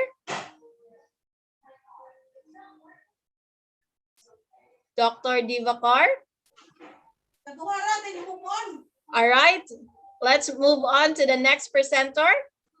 I invite S. Ravi Kumar for presenting the paper investigation on the effect of yoga and meditation on physical and mental stress of IT professionals using classifications techniques through machine learning algorithm. All right. Now you can proceed your presentation, Doctor. Slide is visible. Hello. Hello. Yes, madam. Is my slide is visible? Yes, you are. Yes, madam. Shall I start? Yes. Good evening. I am Ravi Kumar. I am going to present one of my research area, investigation on the effect of yoga and meditation on physical and mental stress of IT professionals using classification through machine learning. I am doing my research under the guidance of Dr. E. Kannan, who is a professor and registrar of Weltech University in Chennai, Tamil Nadu. I am doing a research from 2017, and I am working for assistant professor the past 10 years. And my guide, Dr. E. Kannan, is working as a professor and a registrar in Weltech. Both we are in Weltech. And here, according to our topic, here I am going to identify the mental stress for the IT people. IT people, that is who is working in a software professionals. How much of stress they are facing and during their job work, and according to that we are going to classify how much percentage of stress we are having, and according to that we are going to provide the solution for the persons to overcome from the stress and improve their workflow in their organizations. This is an introduction. Here, my solution is that is one of the application to reduce the stress and increase that workflow for the software people. It's yoga and meditation, which is an oldest method techniques. But according to that, there is a lot of yoga and meditations and available. Here, what we are going to do, we are going to measure the level by using machine learning techniques, and according to that it will classify and it will suggest some of the solutions, like some of the techniques, meditation, which are the meditation has to be do, and what are the yogas has to be do, and how much day has to be do, like that it will be suggested. And here to reduce the stress, there are some another ways also there, like controlled breathing, meditation, mental imagery, and stretching, like that. Here, this objective is that is we are going to collect the real-time samples from the various IT industry people. So, like I will explain in this coming workflow. And after this, yoga and meditation will be practiced. They has to be undergo the yoga and meditation. Once they have completed those practice sessions, again we have to be conduct a survey, and also has to be measure some ECG, pressure, BP, like that kind of activities we have to be monitored. So here, literacy survey, that is we are going to collect some survey where I am going to study that I have completed those studies, and after that I am going to collect data from the various industry peoples, that is not various industry, various IT industry peoples, by using some survey questions. From that survey questions, I will I will process the data that by using pre-processing, and it will be classified by before that it will be trained the data, and by after the train the data it will build a model. Here I am going to build a model by using a Pegasus algorithm. Here the Pegasus algorithm, what it will do is it will build a ML model, which will classify the techniques, and by using the boosting techniques. Next, with the boosting techniques, here are two boosting techniques I am going to use. That is ADA boost and BA boost, which will be increase the accuracy of the results.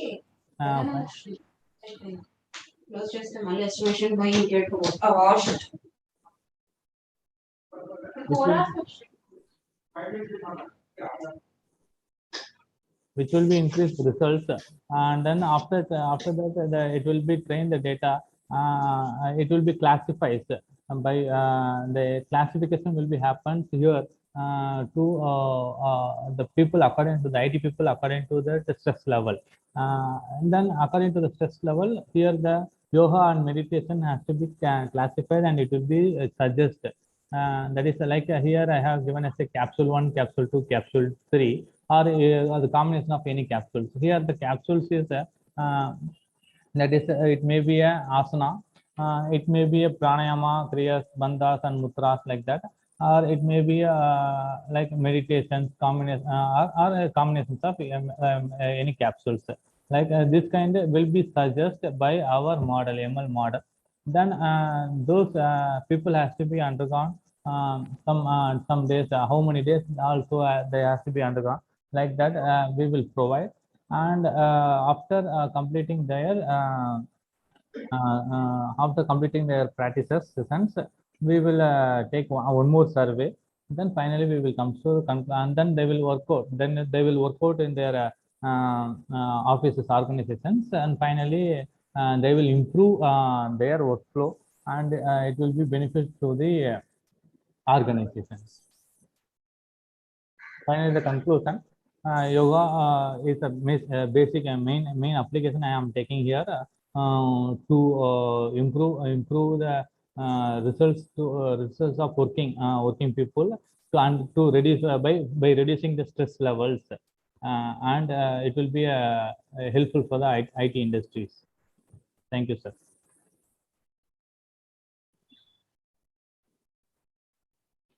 Thank you so much. Any question from chair?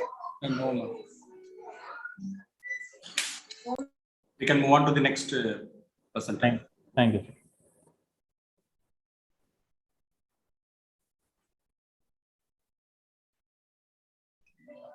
All right, thank you so much. And now let's proceed to the next presenter. I will call again Dr. Divakar for presenting the paper Ontology-Oriented Machine Learning and Deep Learning in the Field of Agriculture and Overview Survey. Can I audible, madam? Yes, you are. Now you can proceed. Thank you. Good evening, sir. So me, Divakar H, working as an assistant professor in Department of MCA, PAS College of Engineering, Mandya. And the co-researcher is Mari Kushala VM. So she is and the research scholars in Sahe, Tumkur. And she is doing her research under the guidance of Dr. MC Supriya. So she works as in the capacity of and the professor in Sri Siddhartha Institute of Technology, Tumkur. So here, so we are conducting research.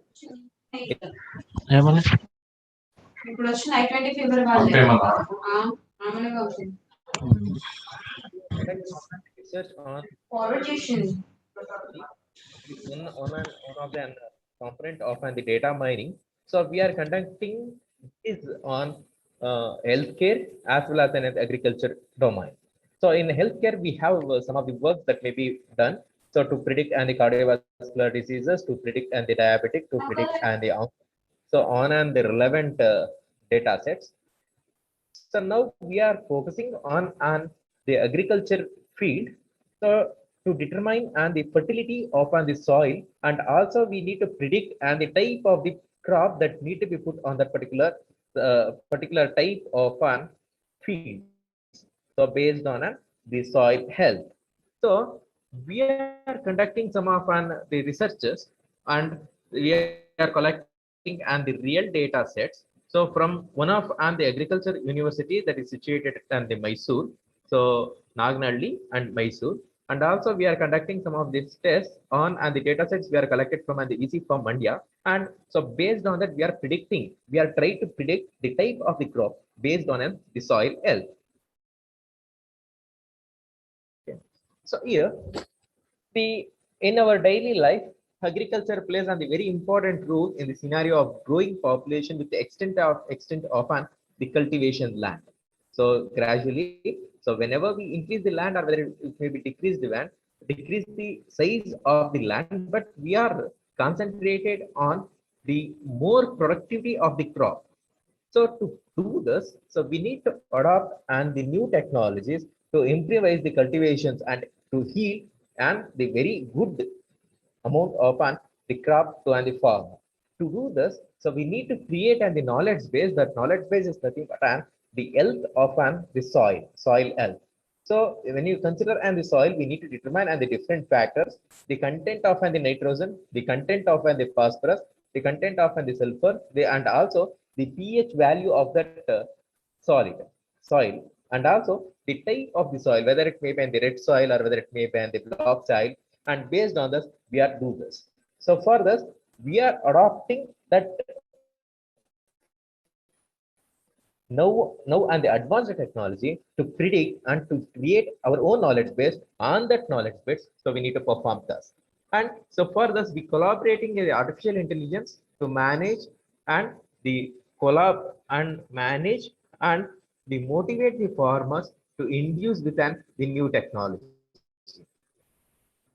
So for this, the why we choose that ontology, that's the basic questions that may be arised for anyone. Okay, so we have the so many type of the techniques.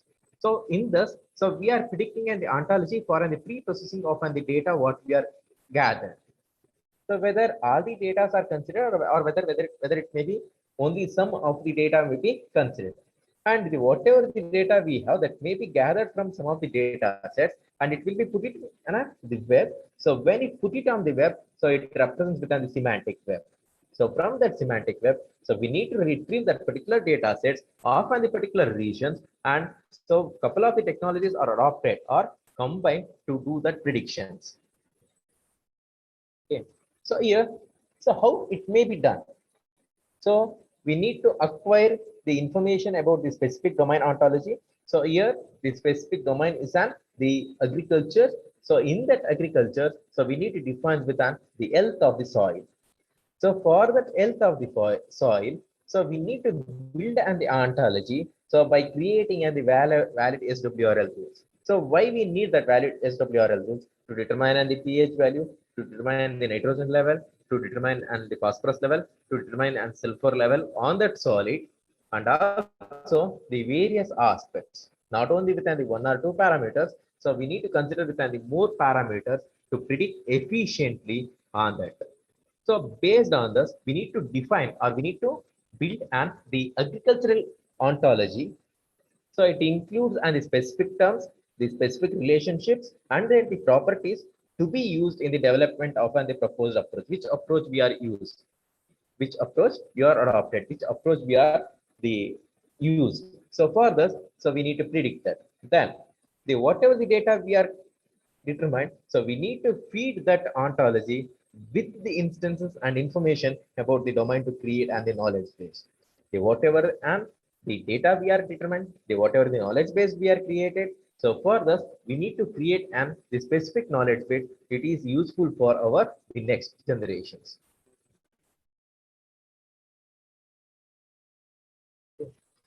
Then, so how it may be done? So this is the system architecture. So where it may be done. So it is the generalized system architecture, which works for the health domain as well as on the agriculture domain, or if you define any other domains also. So we are gathering the information from the semantic web. So then, so from this we need to create the knowledge base. So when you create the knowledge base, is referred with the two consequences or two contradictions. The one is on the fact base, the whatever the facts that need to be specified, and another one is and the rule base, the whatever the SWL rules and then the related to the agriculture, or whether it may be related to the soil. So from this, so we need to read the inference engine. Either it may be the pellet reasoner or armlet reason or the fact plus reasoner. So for this, so we need an inference engine. So based on that, we need to explain the system as well as the subsystems. And this is the system methodology what we are done.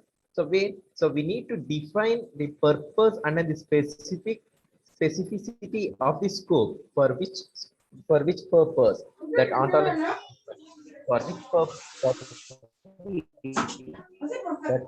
scope of the ontology is what. So based on steps, so one is the capturing and the knowledge, whatever the available. So we are capturing all the things. Then from this, we need to conceptualize the overall knowledge. Then, so for this, we need to define within the multiple ontologies. Then finally, those ontologies are integrated. And so for an existing ontology also, so we need to add our own newly created or newly defined ontologies for the existing ones. Then it may be implemented in a real world. So once that ontology is developed, so it undergoes with the evolutions. So whenever and the new things are added, so that need to be added for our base ontology, then it need to be maintained. Then so for that and the documentation is made. And we are undergone with some of the literature surveys. So to where they conduct some of the things that may be conducted on the machine learning for an available data sets, and also we are conducting some of the things based on the deep learning concept.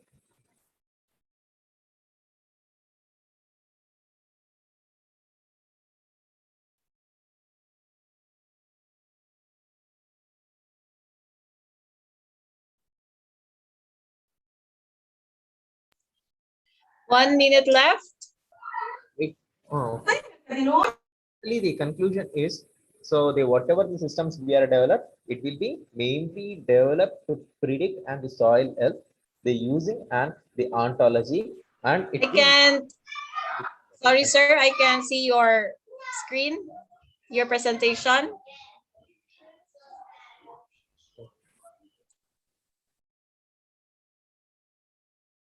Any questions, ma'am?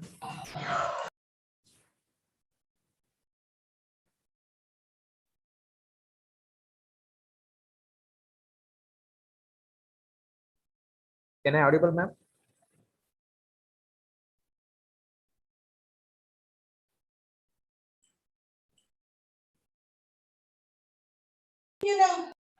Professor, you can conclude. Your screen is not visible, so you are requested to conclude your presentation. Can you please go to conclusion now? Sir, screen is visible, sir? No, your screen is not. Yeah, now it is so. So this is one of the main features of ontologies, that they having the essential relationship between the concepts built into them. So between and the various criteria and the technologies. And so using that we are automated. So we don't have the manual things for each and everything. So we may able to automate that. And when you develop and the more ontologies, it increase the number of reasons and the number of criteria. Okay. So from this, so we may able to predict and the health of and the soil, and also we are able to predict the good growth or good crop yields from that forms. Thank you. Thank you. Thank you so much, Doctor. Any question from chair? Ma'am, we can move on to the next paper. All right, now let's proceed to the next presenter. I invite Aparna Vodapalli for presenting the paper and analysis on container-based management system and virtual machine in developing and deploying the applications. Hello, Aparna Vodapalli, you're here? Hi. Yeah, hello. All Can right, you you hear me? are. Yeah. Can I'm you there. please now share your screen? Yes, I will share my screen.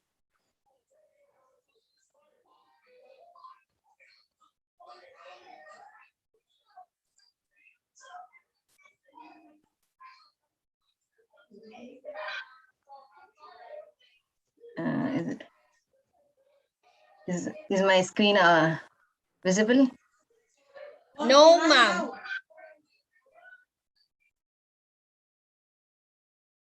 Yeah. Can you see my screen?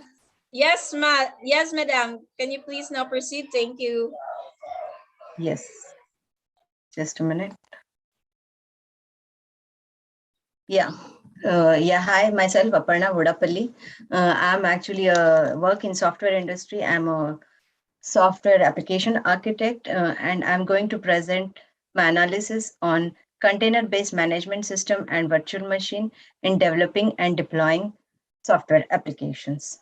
So I'm going to talk a little bit about what virtualization is and what the containers are, and its advantages and what's its role in developing and deploying software applications.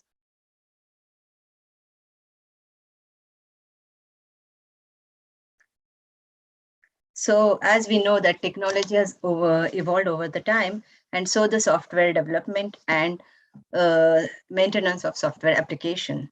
So in early 90s and late 80s, like the software applications were deployed on dedicated servers, and we had lacked the resources for running the application on multiple operating systems, and the software applications were running on dedicated hardware, and then it was difficult to share the resources for multiple applications, and it was difficult to maintain those applications if we want to scale the applications to cater to multiple users and all. It was difficult and maintenance wise, because not proper load balancing was available, and it was difficult to move an application from one hardware system to another hardware systems. So to cater to all these needs and the evolving business needs, virtualization framework came into this industry, and a lot of industries have started adopting the virtualization. The concept of virtualization is actually very old, but it has actually started in 80s. So what virtualization is actually is the process of running virtual instance of a computer system in a layer abstracted from actual hardware. So most commonly, it refers to as running multiple operating systems on computer systems simultaneously. Applications running on top of virtual machine, it can appear as if they are running their own dedicated machines, where the operating systems, libraries, and all are on their guest operating system, and they are not connected to the host operating systems. Data centers use virtualization technique to make abstraction of the physical hardware. They create large aggregated pool of logical resources consisting of CPUs, memory, disks, and storage and applications and all the networkings, and offer these resources to the customers in the form of agile and scalable and consolidated virtual machines. Even though the technology and use cases have evolved, the core meaning of virtualization is the same: to enable the computing environment to run multiple independent systems on the same time. So the main component of the virtualization is a hypervisor. So what we have seen is virtualization is process of running virtual instance of a computer system in a abstracted layer of actual hardware. So the hypervisor is a file system running on a virtual machine. It's a software component. It creates multiple virtual machines. It allows one host computer to support multiple guest virtual machines by virtually sharing its resources such as memory, processing, power, and etc. So hypervisor make it possible to use more systems available resources and provides greater mobility, since the guest virtual machines are independent of the host hardware. This means they can be easily moved between different servers, because multiple virtual machines can run off one physical server with a hypervisor. Hypervisor reduces space, energy, maintenance requirement. There are two types of hypervisors called type 1 and type 2. Type 1 hypervisor is a lightweight operating system, and it runs directly on host hardware, while the type 2 runs on the software layer on the operating system itself, like other computer programs. So this is about virtualization. And as we see in the virtualization, it is like more energy and space saving for the computer resources and faster provisioning. And it isolates the application, as the applications can be running on different virtual machines. Even though they are sharing the same host machines, they will look more isolated. So these are the advantages of virtual machine. Now we will look, and these are the service providers for the virtual machine: the ESX, VMware, Hyper-V, Microsoft, Red Hat, KVM by Red Hat, and Zen by Citrix. So as we have seen, like virtualization is basically making maximum use of hardware resources so that resources can be shared and used effectively. Now we will look at what containerization is.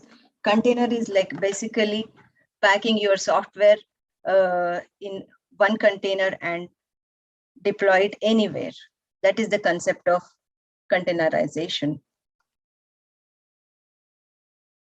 So containerization become actually a major trend in software development as an alternative or comparison to virtualization. It involves encapsulating or packaging software code and its dependencies together so that it can run independently and consistently on any platform. The technology is actually quickly evolving in software industry, and it is having a major benefits for developers and operations as well as over software infrastructure.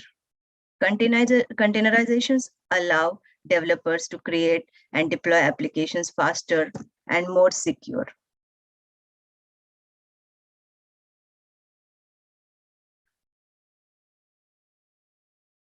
With traditional methods, normally in software development, code is developed, deployed, and built and deployed in different environments. So we are not sure if the code is developed on your own local machine, it will work same as if it is developed and deployed on the production environment. So containers actually useful for in this case, because whatever you develop and build, the same thing will be deployed and it will be actually running in the production environment. So the problem of building application and code together, and then along with its all the configuration and required dependencies can be packaged inside the container so that it can be shipped anywhere. So that is the main advantage of container. So any developer can develop an application in his own environment, and then it is ready to be deployed anywhere with the container technology. And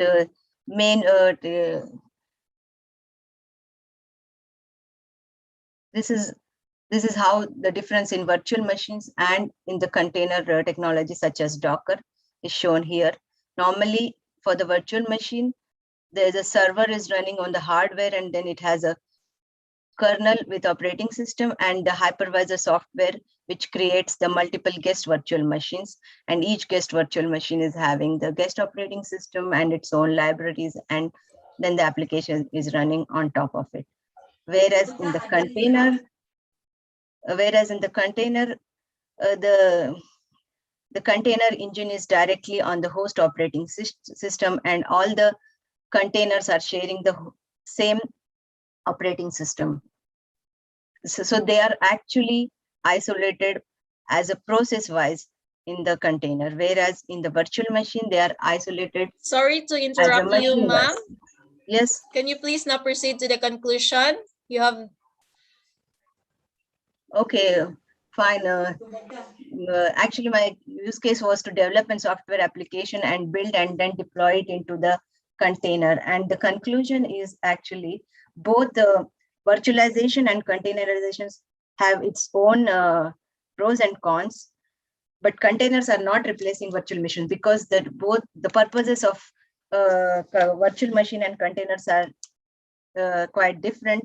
Containerization is more for the software development, for running the software application in container, and then same can be built anywhere and deployed anywhere. That's the main goal of container. Whereas the goal of virtual machines is like maximum utilization of computer hardware resources. So it's not going to replace virtual machine, but they can work together, because containers can also be run on virtual machines, as containers need some operating system to run on. And with container, it's containers are like boon to the software development process, as it makes the software process, very agile and faster development and ready to deploy in a production environment. Thank you. Thank you so much, ma'am. Any question from chair? Yeah, I have one question to Ms. Aparna. You are talking about virtual machine. So when you are talking about virtual machine, you have to ensure data security. How far your system is secured?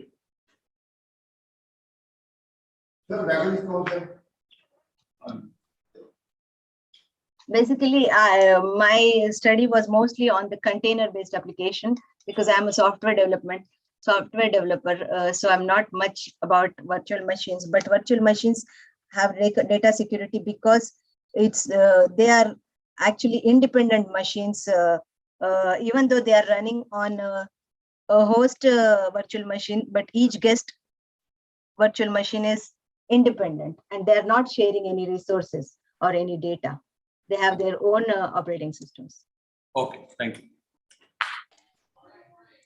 Thank you so much. And now let's proceed to the last presenter. I invite Kiran Venetti for presenting the paper Hybrid Algorithm Approach for Performance Improvement in Brain Tumor Segmentation and Classification. Kiran Venetti? Yes, ma'am. Thank you. So it is showing that I'm unable to share the screen. All right, ma'am. Now you can share your screen. Oh.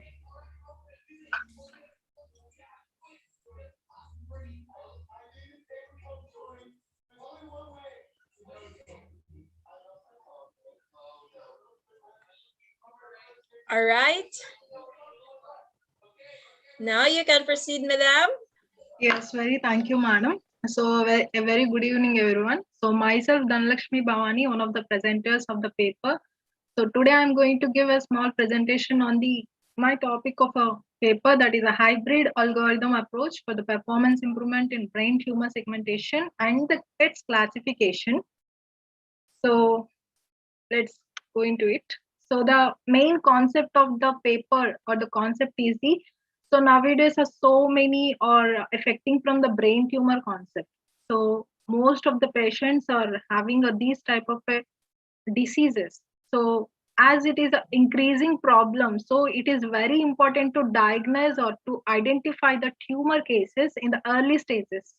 Okay, so first of all, let me go what is a tumor and how it is going to form and what are the different research going on in the area of image processing. So what are the different techniques and what is I have invented or I have proposed in my paper. So I will discuss in this order. So let's go into the contents. So these are the few contents. So I'm going to present. So introduction and the few existing work to identify these brain tumors and the proposed methodology. So the software I implemented and the simulation results and finally conclusion. So let's go into the introduction part.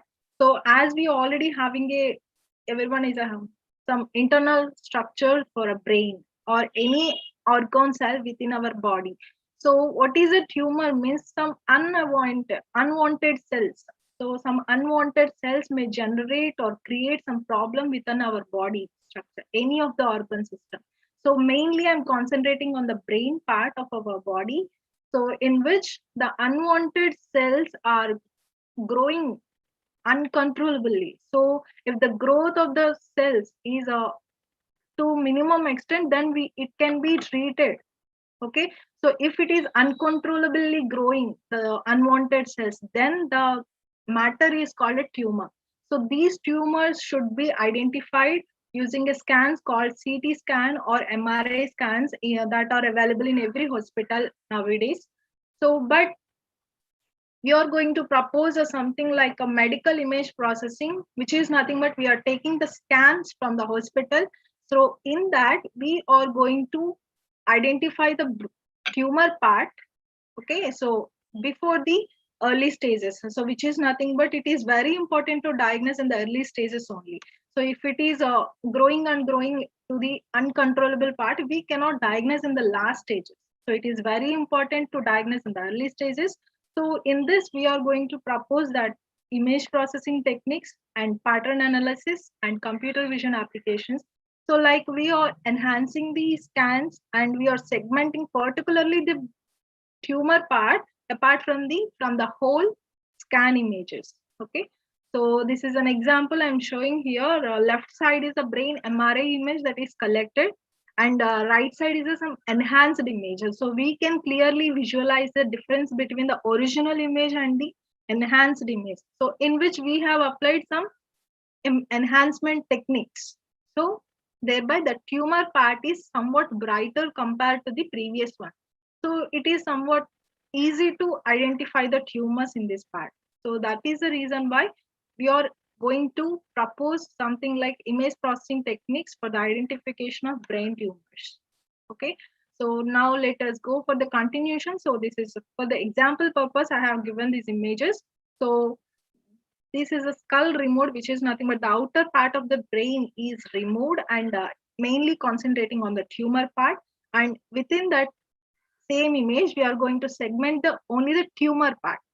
Okay, so tumor part is segmented, and we have applied some morphological operators, like we will have some erosion, dilation, or the two very important morphological operators. So we have applied morphological operator on this, and the tumor part is a very clearly visible. Okay, so this is what the introduction regarding the brain tumors detection or identification using image processing. Okay, so these are the few literature survey or the existing methods which are used previously by some other authors. So here are the name of the authors and their proposed technique. Okay, so the first one is they have used some fuzzy C algorithm and the histogram equalization. You can skip the survey, ma. You can directly go to your work. Okay, okay, sir, thank you. So this is the just before my proposed one. So in which the brain tumor images are going to some pre-processing and enhancement process, and then we are going to remove the outer skull, and then segmentation and applying the morphological operations. And finally, after identifying the tumor part, we need to calculate the area, which is nothing but either the tumor is a smaller one or the larger one. So based on the size of the tumor, we will decide whether it is a normal tissue or a normal tumor or the abnormal tumor. So likewise, we need to differentiate. So that is nothing but a classification. So this type of a classification can be done with many of the machine learning algorithms or a deep learning algorithms. So the existing one or the previous one is the support vector machine. So using which they have classified between normal and abnormal tumors. So in the proposed methodology, we are following the same strategy, but instead of using the support vector machine, we have given a try of a convolutional neural networks, which is a deep learning technique. So here also we have gone with the pre-processing, segmentation, feature extraction, and then classification. Okay, so let us go with the main proposed flow chart. So we have taken some, as usual, we have taken MRI scan images and then pre-processing, which is nothing but we are enhancing the clarity, because MRI scans may be some noisy because of while capturing because of the environmental noise. So we are enhancing in the pre-processing stage, and then we are going to segment. So this is a segmentation part in which we can use either of three methods. So that is given canny edge method, Otsu method, watershed. So these are the three different segmentation techniques. Okay, so we can use either of these three, and the best one is the Otsu method. And the next one is the feature extraction, which is nothing but here we are going to calculate the features of the tumor, which is nothing but how much occupied.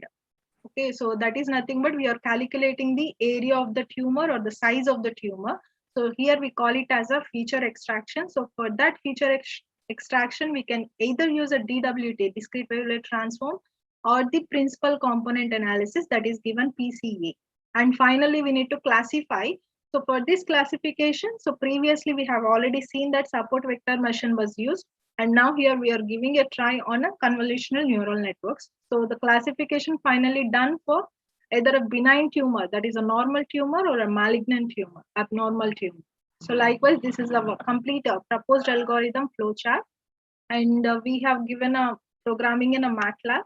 And so finally for the tumor analysis, so some of the parameters we calculated like, so these are the features we have taken for the reference purpose.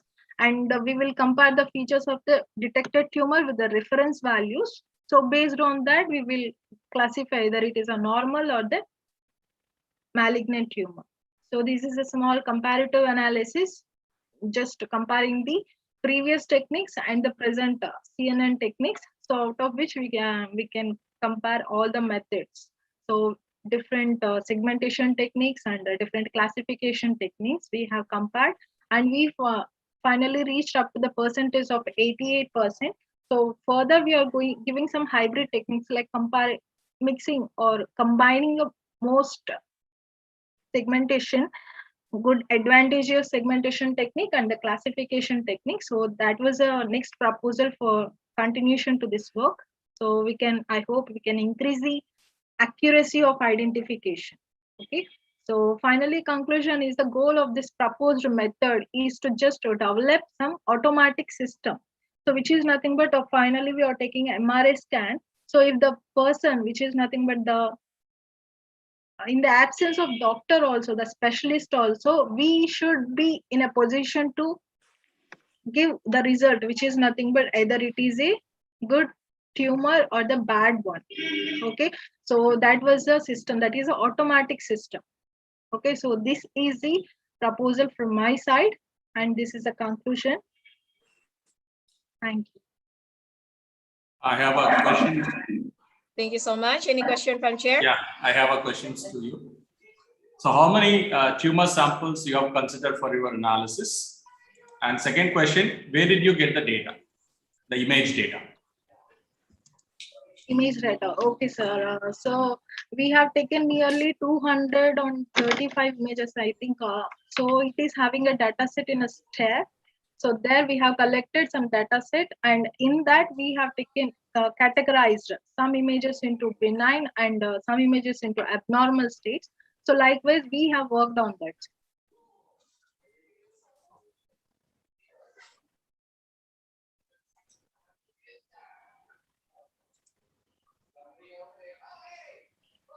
Any more questions?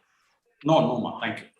All right, thank you so much. Thank you so much to all presenters and our session chair. So thank you so much, sir. And now let's proceed to the feedback session. All right, so who want to?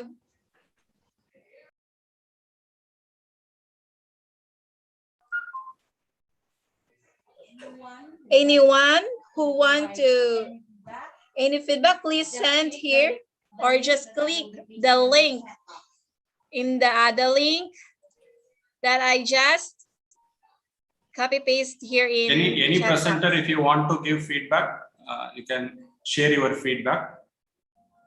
A feedback link has been posted in the chat box. You can also give your feedback in the link given. Or if you want to share some oral feedback, you can share your views. All right, and now?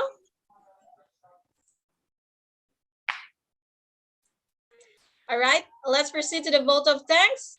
On behalf of IFERP, I heartedly thank all the delegates and students who have contributed to the conference success. Thank you all for participating in our Day 1 conference. Stay with us tomorrow in the conference. So that's all. Thank you and keep safe always. Thank you so much.